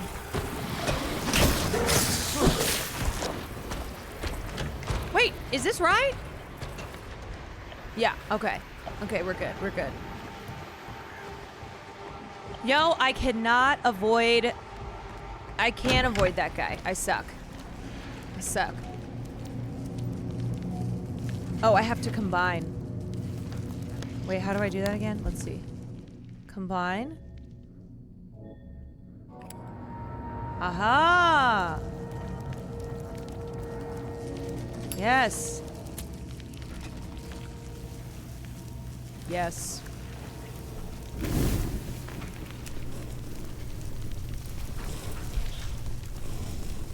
We've done it.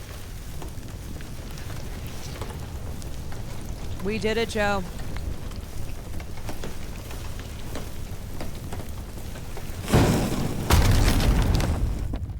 Great.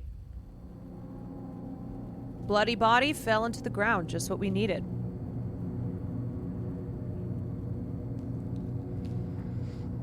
Cool. Okay, let's do a save here. Let's get a save in. And then James is probably going to jump down because he loves to do that. Okay, James, come on. Yep. He loves to jump into pitch black holes.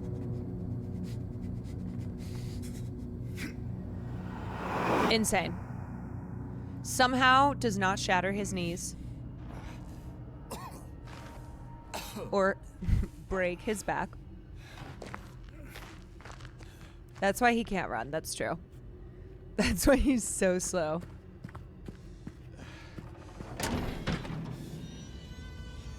I'm sorry. I'm here again? Okay, so... what was the point? Strange wall. Alright. What is the strange wall? Let's see. Oh, it's this thing again. I hate this thing. Wait, it's the legs. Oh, Jesus. Yeah, it's this thing. Oh, God, I do not like this at all. Look at what is happening there. Okay, am I supposed to rotate the cube again?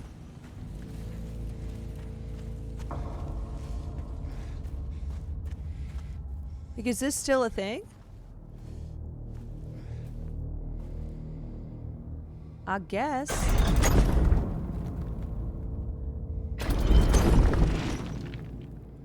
What that wall do? Okay.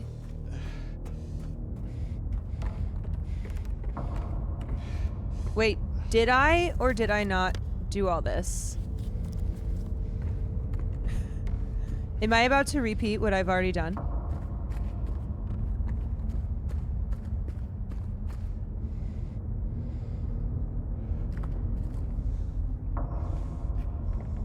What is this? This is going nowhere. This leads to nowhere. Oh my god, get me out of here. Get me out of here. It doesn't let you repeat? Okay. So I have to go somewhere new. Take me somewhere new, Cube!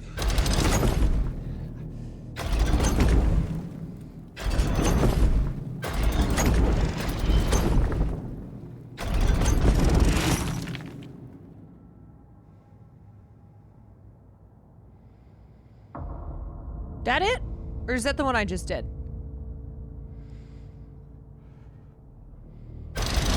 Oops. Dance, monkey, dance. Oh my god. Jesus Christ. Oh boy. Oh boy, what's happening? Okay. Oh, Jesus. Oh, criminy.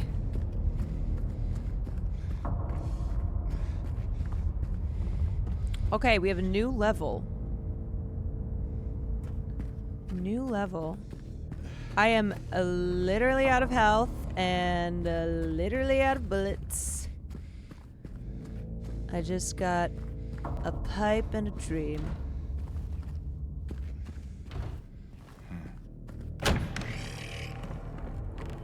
Actually, I might have some bullets. Yeah. No, I see you, mofo.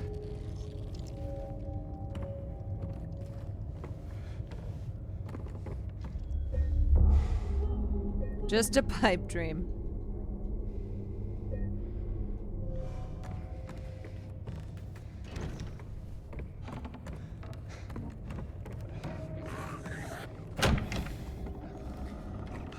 Come on, man. Come on, man. Give me some health.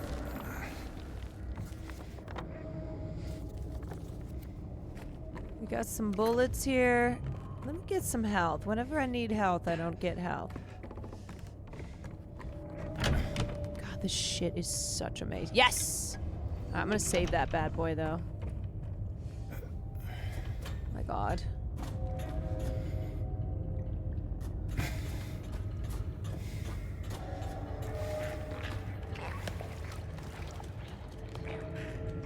What the hell?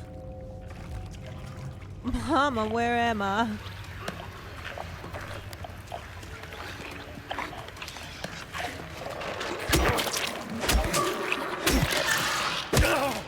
Take that.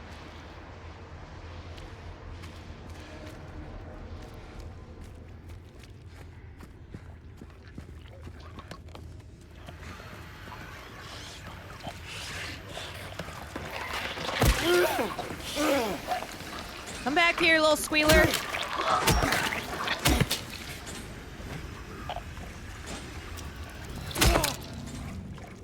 Little squealer.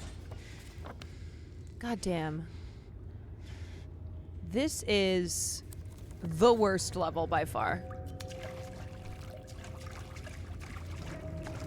I'm sorry, but this is just an endless maze.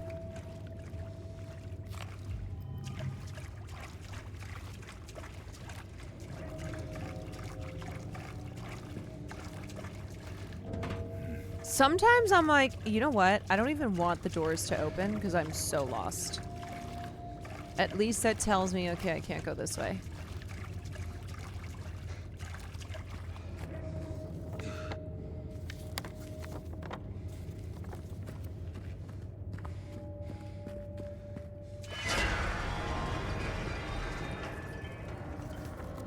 All right. That's new.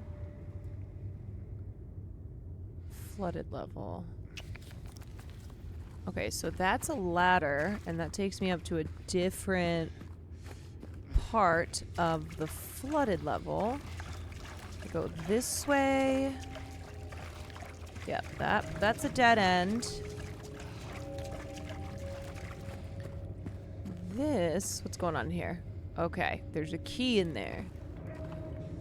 So there's probably a puzzle of some sorts to get that key. The ladders have numbers. Okay.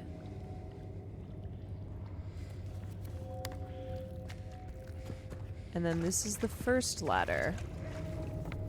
Ladder number 2. Okay, never mind. That's ladder number 2. And then this one that I'm going to go back to is ladder number 1. Interesting to note. That, there's nothing I can do about that right now.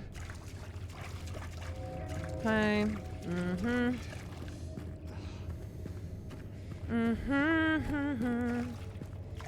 Let's go up this ladder. Let's see where this takes us.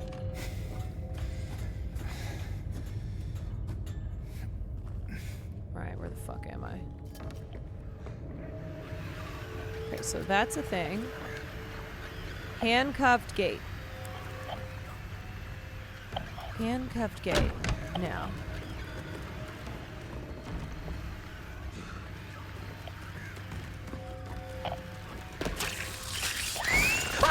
Oh my god! Oh my god!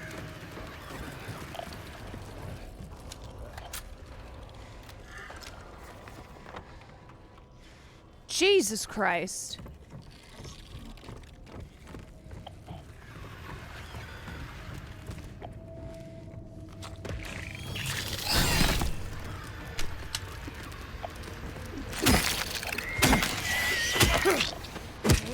Die.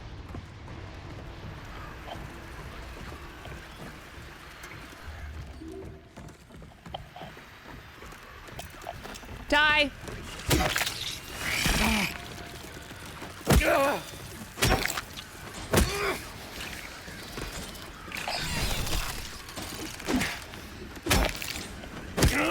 Wait, what's happening?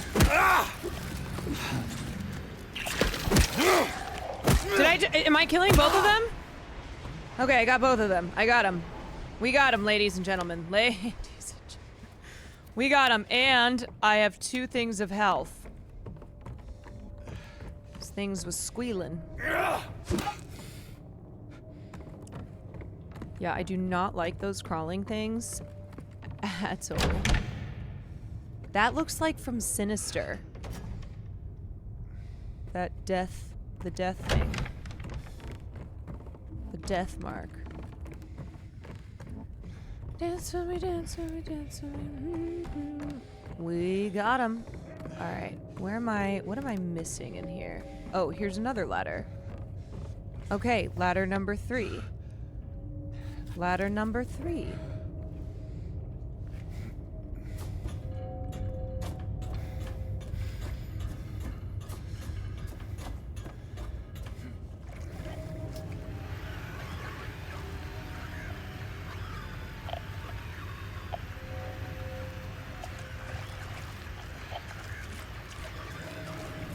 I see you.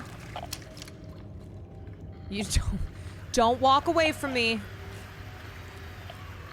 I see you.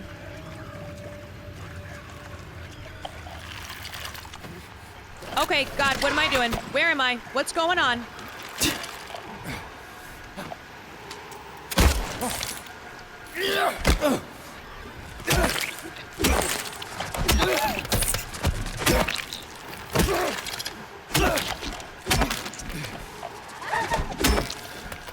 Okay, okay, you got moves. You got moves. So do I. So do I. Dude, I always hit the 180 thing. I always hit the 180 on accident, and it flips me around, and it throws me off. Okay, I took out the legs. Diva off. This diva's up. Those divas are down. This diva is currently winning. Okay, wait. Am I stuck? No, I'm not. This diva is the diva. Small key. Oh, wait, I'm on the other side. Oh, right. Of the hole that I peered through. Okay, I see what's up. Okay, can't get through that way.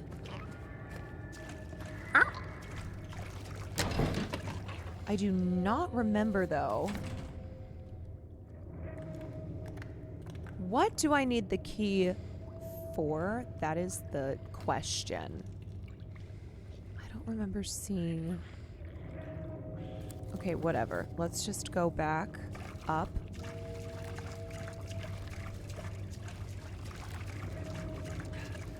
Is the key for the handcuffs? Wait, what handcuffs? I don't remember handcuffs.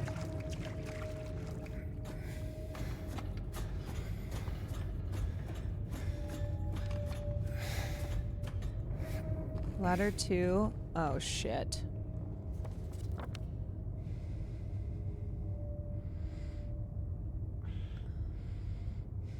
Went ladder 1.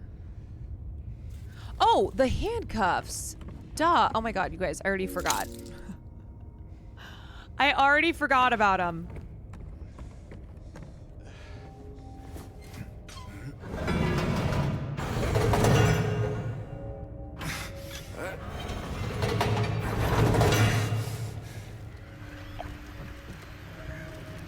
Come here.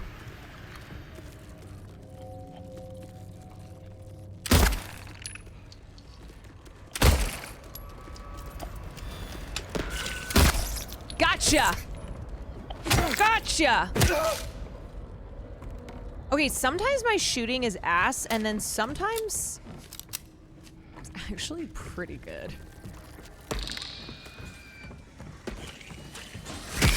Okay, fuck you. You know what? Actually, no, I'm getting out of here. Okay, let me go. Let me live! Let me live! Let me live!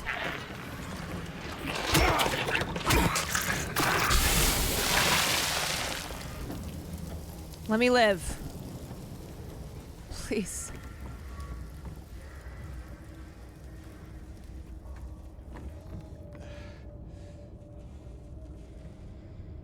Okay, let's see. Is it... Okay, do we want to do this? Oh. Okay, okay. Scoot your booch. Scoot your booch. Okay, we got another health. Let's go. Back to 2 health. Love it. We've got a save. Yes. Yes, we can. Yes, we can. Give me 1 second. I gotta turn my air down.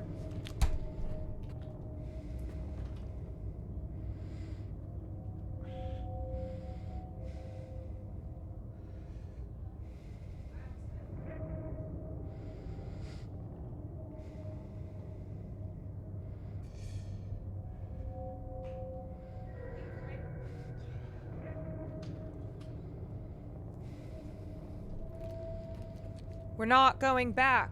No, go back. Okay, so there's the save. Now.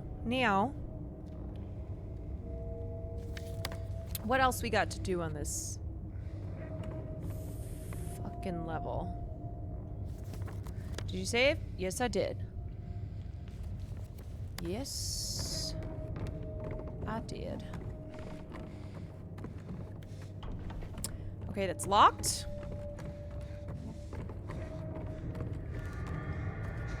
That's the handcuff gate. Don't like that sound, whatever it is. Not loving it. Wait, haven't I been here? I'm so confused. Wait. I've been here.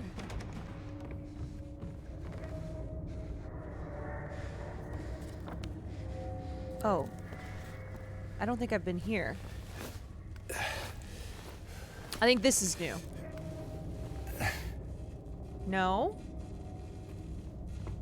Wait a second. I'm having deja vu. Yeah.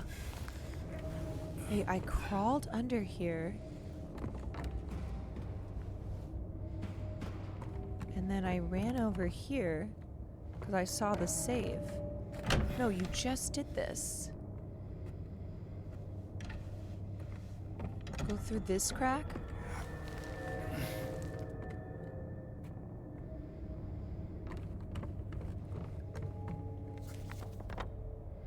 Okay, this is new? No. Wait. I don't know. I'm so lost. Oh, shit! Fuck! Fuck!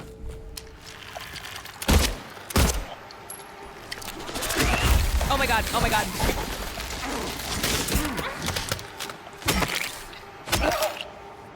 God damn you. God damn those legs.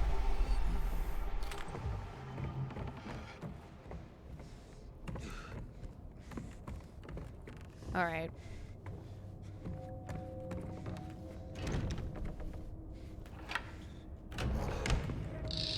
Wait, what the F? You guys. What am I looking for? You didn't see her? No, who am I looking for? Who was I supposed to see? Yeah, somebody, we're going in circles. Somebody pull up the map. Okay, we did the handcuffed gate. So what else is there? Go back to where you crawled? Go back to where I crawled. I don't remember what that was.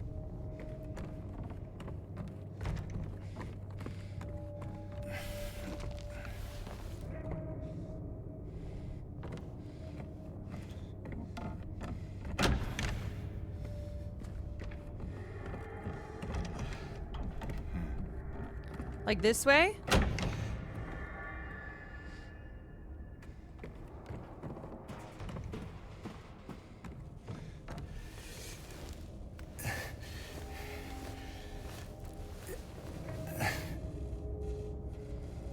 Who am I looking for?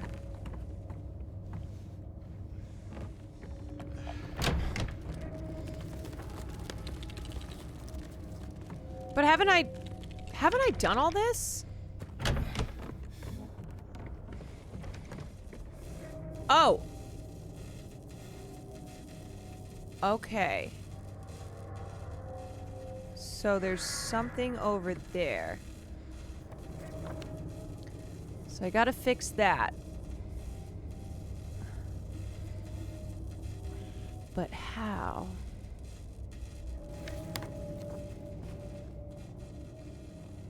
Should I climb into that? Can I climb?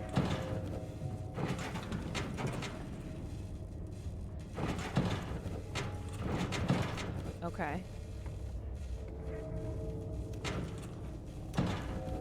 Can I fit through there? Yeah, I think we should touch it too.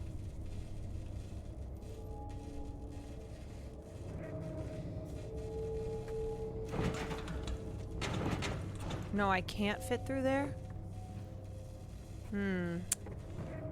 Yeah, he's so selfish. Okay, well, I don't want to go that way because I already did that handcuffed gate. So, I need to find...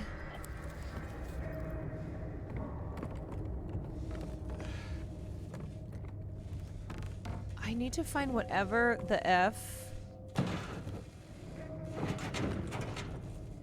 that is. Dude, he's so awkward moving that. Okay, what do I do there? Crawl back under? Oh!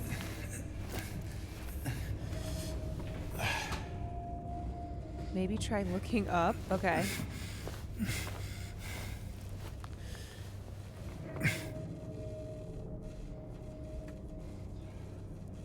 Oh, that lamp.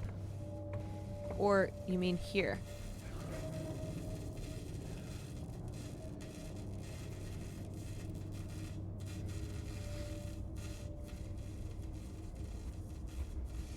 Up? There? There? Oh! Oh! Oh! Oh! Window. I see it. I see. Oh, shit. God, he's so awkward moving this thing. Come on, dude. Remember white drapes? Very clearly, I never remember white drapes. I am maybe the worst at remembering white drapes.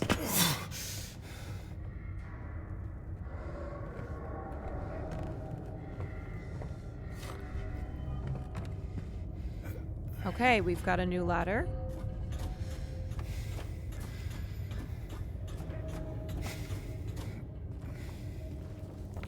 We've got ladder number 4. Ladder number 4.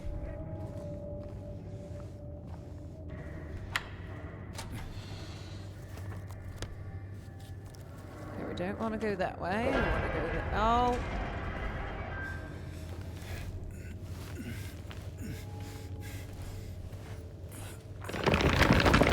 Oh no. No, thank you.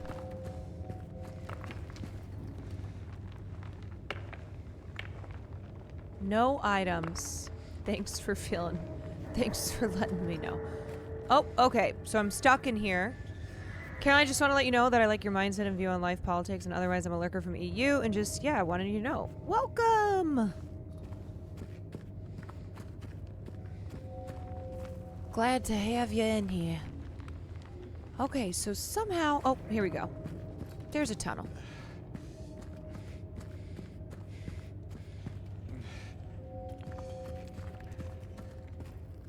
There's a tunnel. Ah, gee. Ah, gee whiz. Oh, boy. Oh, no! Oh, no! Him. Bro, what am I supposed to do? What do I do? Please. Please help. Can I hide in here? Will you leave me alone?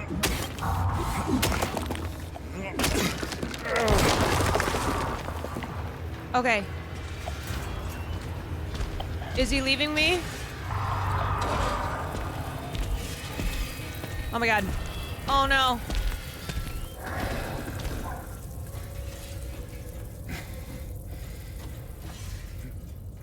Oh no.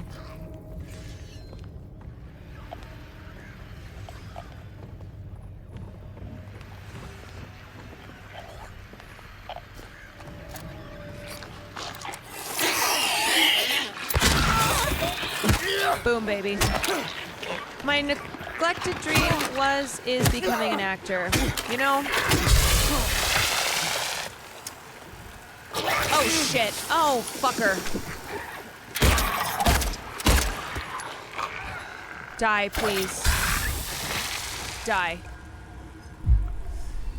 You know, the thing with acting is most people, doesn't matter how talented you are, will not have a career in acting in the way that they've dreamed. But it doesn't mean that you still can't act. I know that it is not always, it doesn't make that better, but there's always things you can do if you want to act, you know? Make a short film with your friends, do some community theater. Whatever it is, just because your dream was to, have a certain level of success in that career field doesn't mean that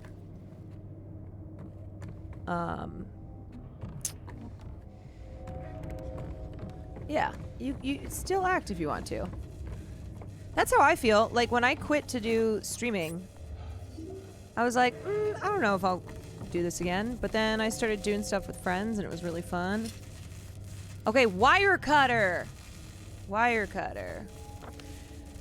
You said on Hot Ones or whatever. Yeah. Yeah, sorry, I didn't know if you were, like, looking for someone to commiserate with, because I'm like, yeah, dude, I get it. I get it. It's a tough business. Fucking sucks. Okay, where do I want these wire cutters?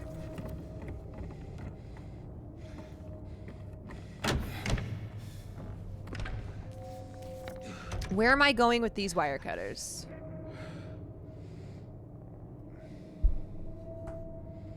My mother always said I should be a poet. My parents really wanted me to be a lawyer. Or a doctor. Get goofy with it. Okay. I don't remember there being wire. Here's some wire. Should I cut that? My parents wanted me to be normal. Well,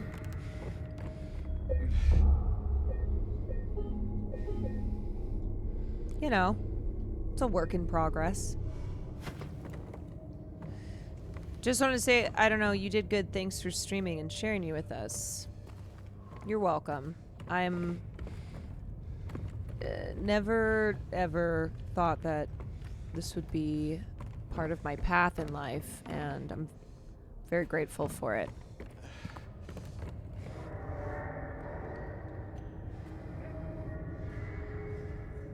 Okay, where should I go?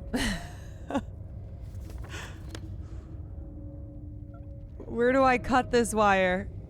Does anybody remember where the wire was? The gate with the red light before we got chased. The gate with the red light. Yo, I know I'm tired because my brain is not computing.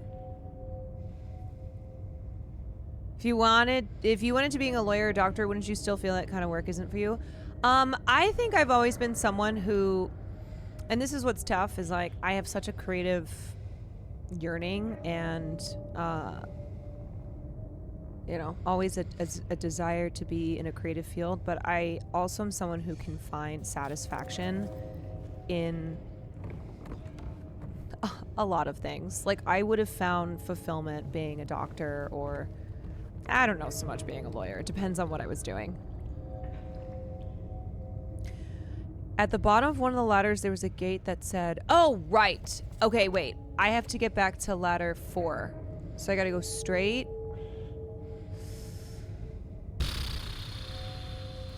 Ladder 4. We gotta go straight. Thank you, guys. My brain is starting to not brain. Like I had a lot of fulfillment from being a teacher. Sometimes I've thought to myself if I ever, if I ever leave streaming and I don't want to do, I don't know, I don't want to try to pursue entertainment or anything, I might go back and teach. I don't know.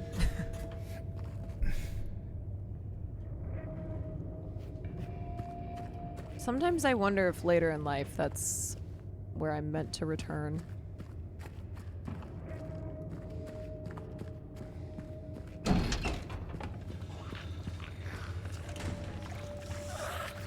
Okay, there's a thing. Ah, cutie Fortune. Thank you so much. Thank you for the 10. Appreciate ya and welcome into the community. Where the fuck am I? I don't know. Where the fuck am I? I'm trying to find that gate. Oh, wait. It says it right there. Wires. Hello. Wires. Okay. I just gotta get there. Okay.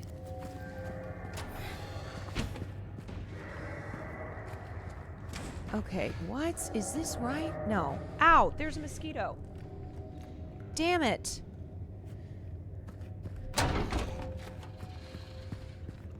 Okay. Here we go. Figure out how to get to those wires. Am I insane? It says wires on the map, but I cannot see. What is wrong with me? Gotta go back to where you're chased. I do not remember where I was chased. Was it this way? Ah! I don't know. Ladder 5? Wait, there's a ladder 5?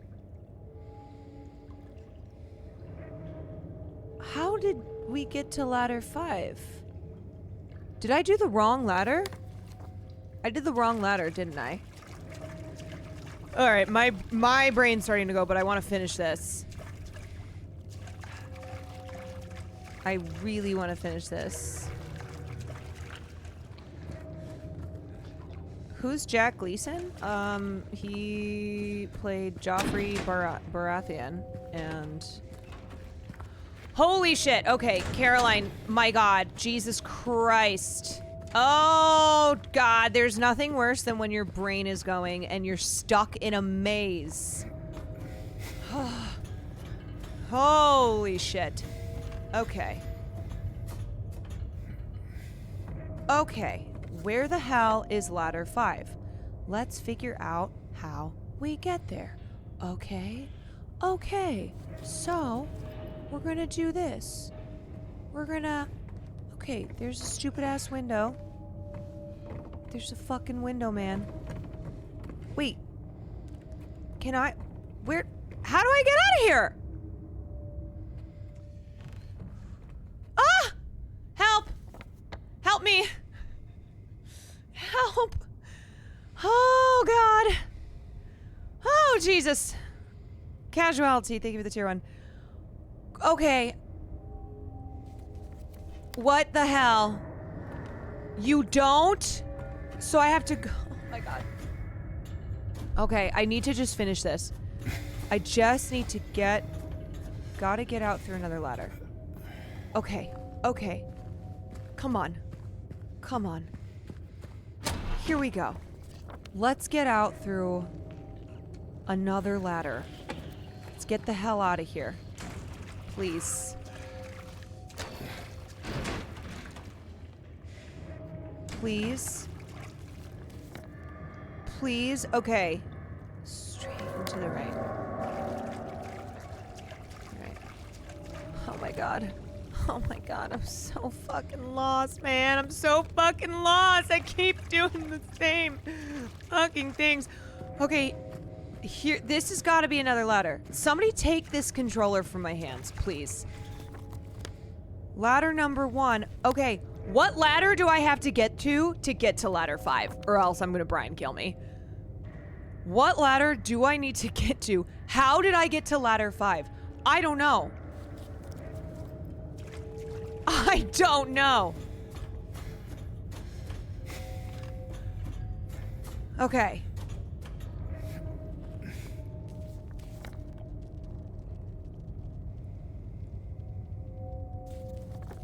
Are we there yet?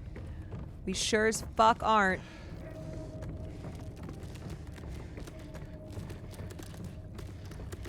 We sure as fuck are not. Okay, what is that noise? Okay, here we go. Here we go. You can still make it, okay? Okay, we can do this. We can do this. Now, get to ladder 5. Cutie Fortune, thank you for the tier 1. Get to ladder 5. How do we get to ladder 5? Okay, we gotta go straight, straight, straight. Okay, straight. And then... Okay. We gotta turn. When everyone... Okay, and then we go through, and then we go through. You know what? I don't even care about a wife. I don't want a wife. I don't need a wife. I don't care. Okay. Is this it? Yeah, oh my god. Thank god. Thank god. Jesus. Criminy. Are we going the right way? Yes. Oh my god. Oh. Get ready to run. Oh, shit. That's because I forgot he's still down here. Okay. Oh my god. Okay. But how do I get to it? I don't remember. Okay, so, oh yeah, I gotta get through here. Oh no. Oh no! Oh my god! Oh my god, everybody's here! Everyone's here! Everyone's here, I'm dying. James, I'm gonna fucking kill you if you don't move. Move, man! Move, you motherfucker!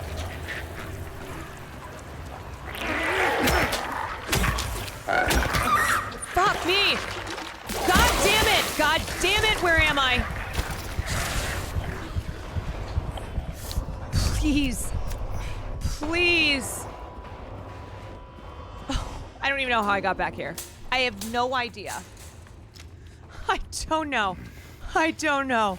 But I am officially... No, I'm not, because I need to save. There's another ladder. No, please. Please. Please.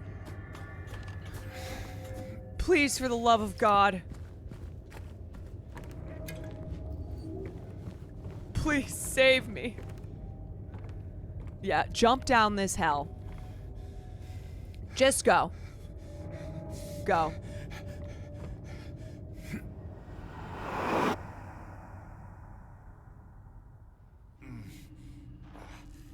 He just keeps descending. Is descending lower and lower and lower. I do believe this is a metaphor for Dante's Inferno. Oh my god, okay. We're back. We're back. I've got to save. Is that all the levels, or is there one more?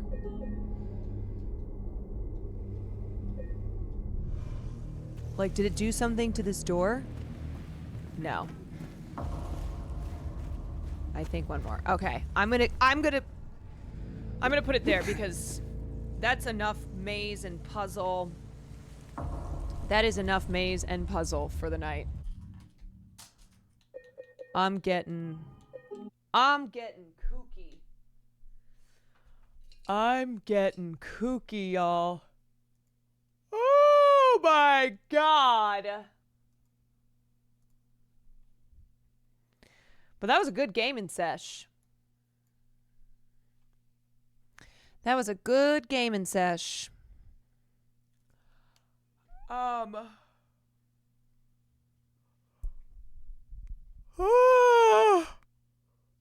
Y'all, it is 2 a.m.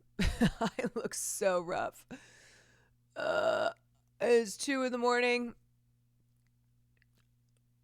I need to go stretch my ass and my back. But that was fun. Oh, it was really fun. Super duper fun. I did defeat Abstract Daddy, that's true. How much of Silent Hill do you think I have? Yawning like she isn't going to bed in 3 hours? No, I'm trying to get better. Last night I went to bed at 5.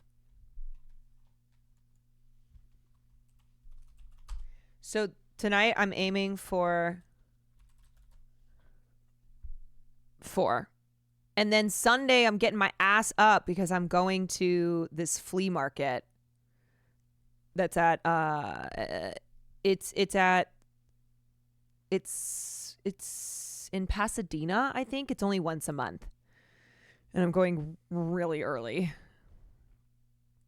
Getting to the last quarter? Hell yes. Let's go. Let's go, dude. Okay. Oh, I'm gonna send you guys to Stan's. What the fuck is he doing awake? I didn't think he was a late night bird.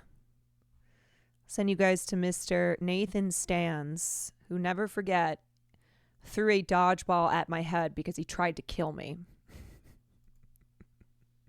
Nathan Stans, the nicest guy in the world, tried to murder me. The Lannisters. Oh, wait. Who is it that never... No, the Lannisters always pay their debt. I don't know. Whatever. Okay, I'll see you guys tomorrow. Might not be as long of a stream. I'm going to see if Nandre wants to run back another session of I Learned the Internet. We haven't done that in a minute. The North remembers. That's what I was thinking of. Oh my God. Okay. Anyway, Saturday, today, yes. I will see y'all later. Good night. Good night, everybody.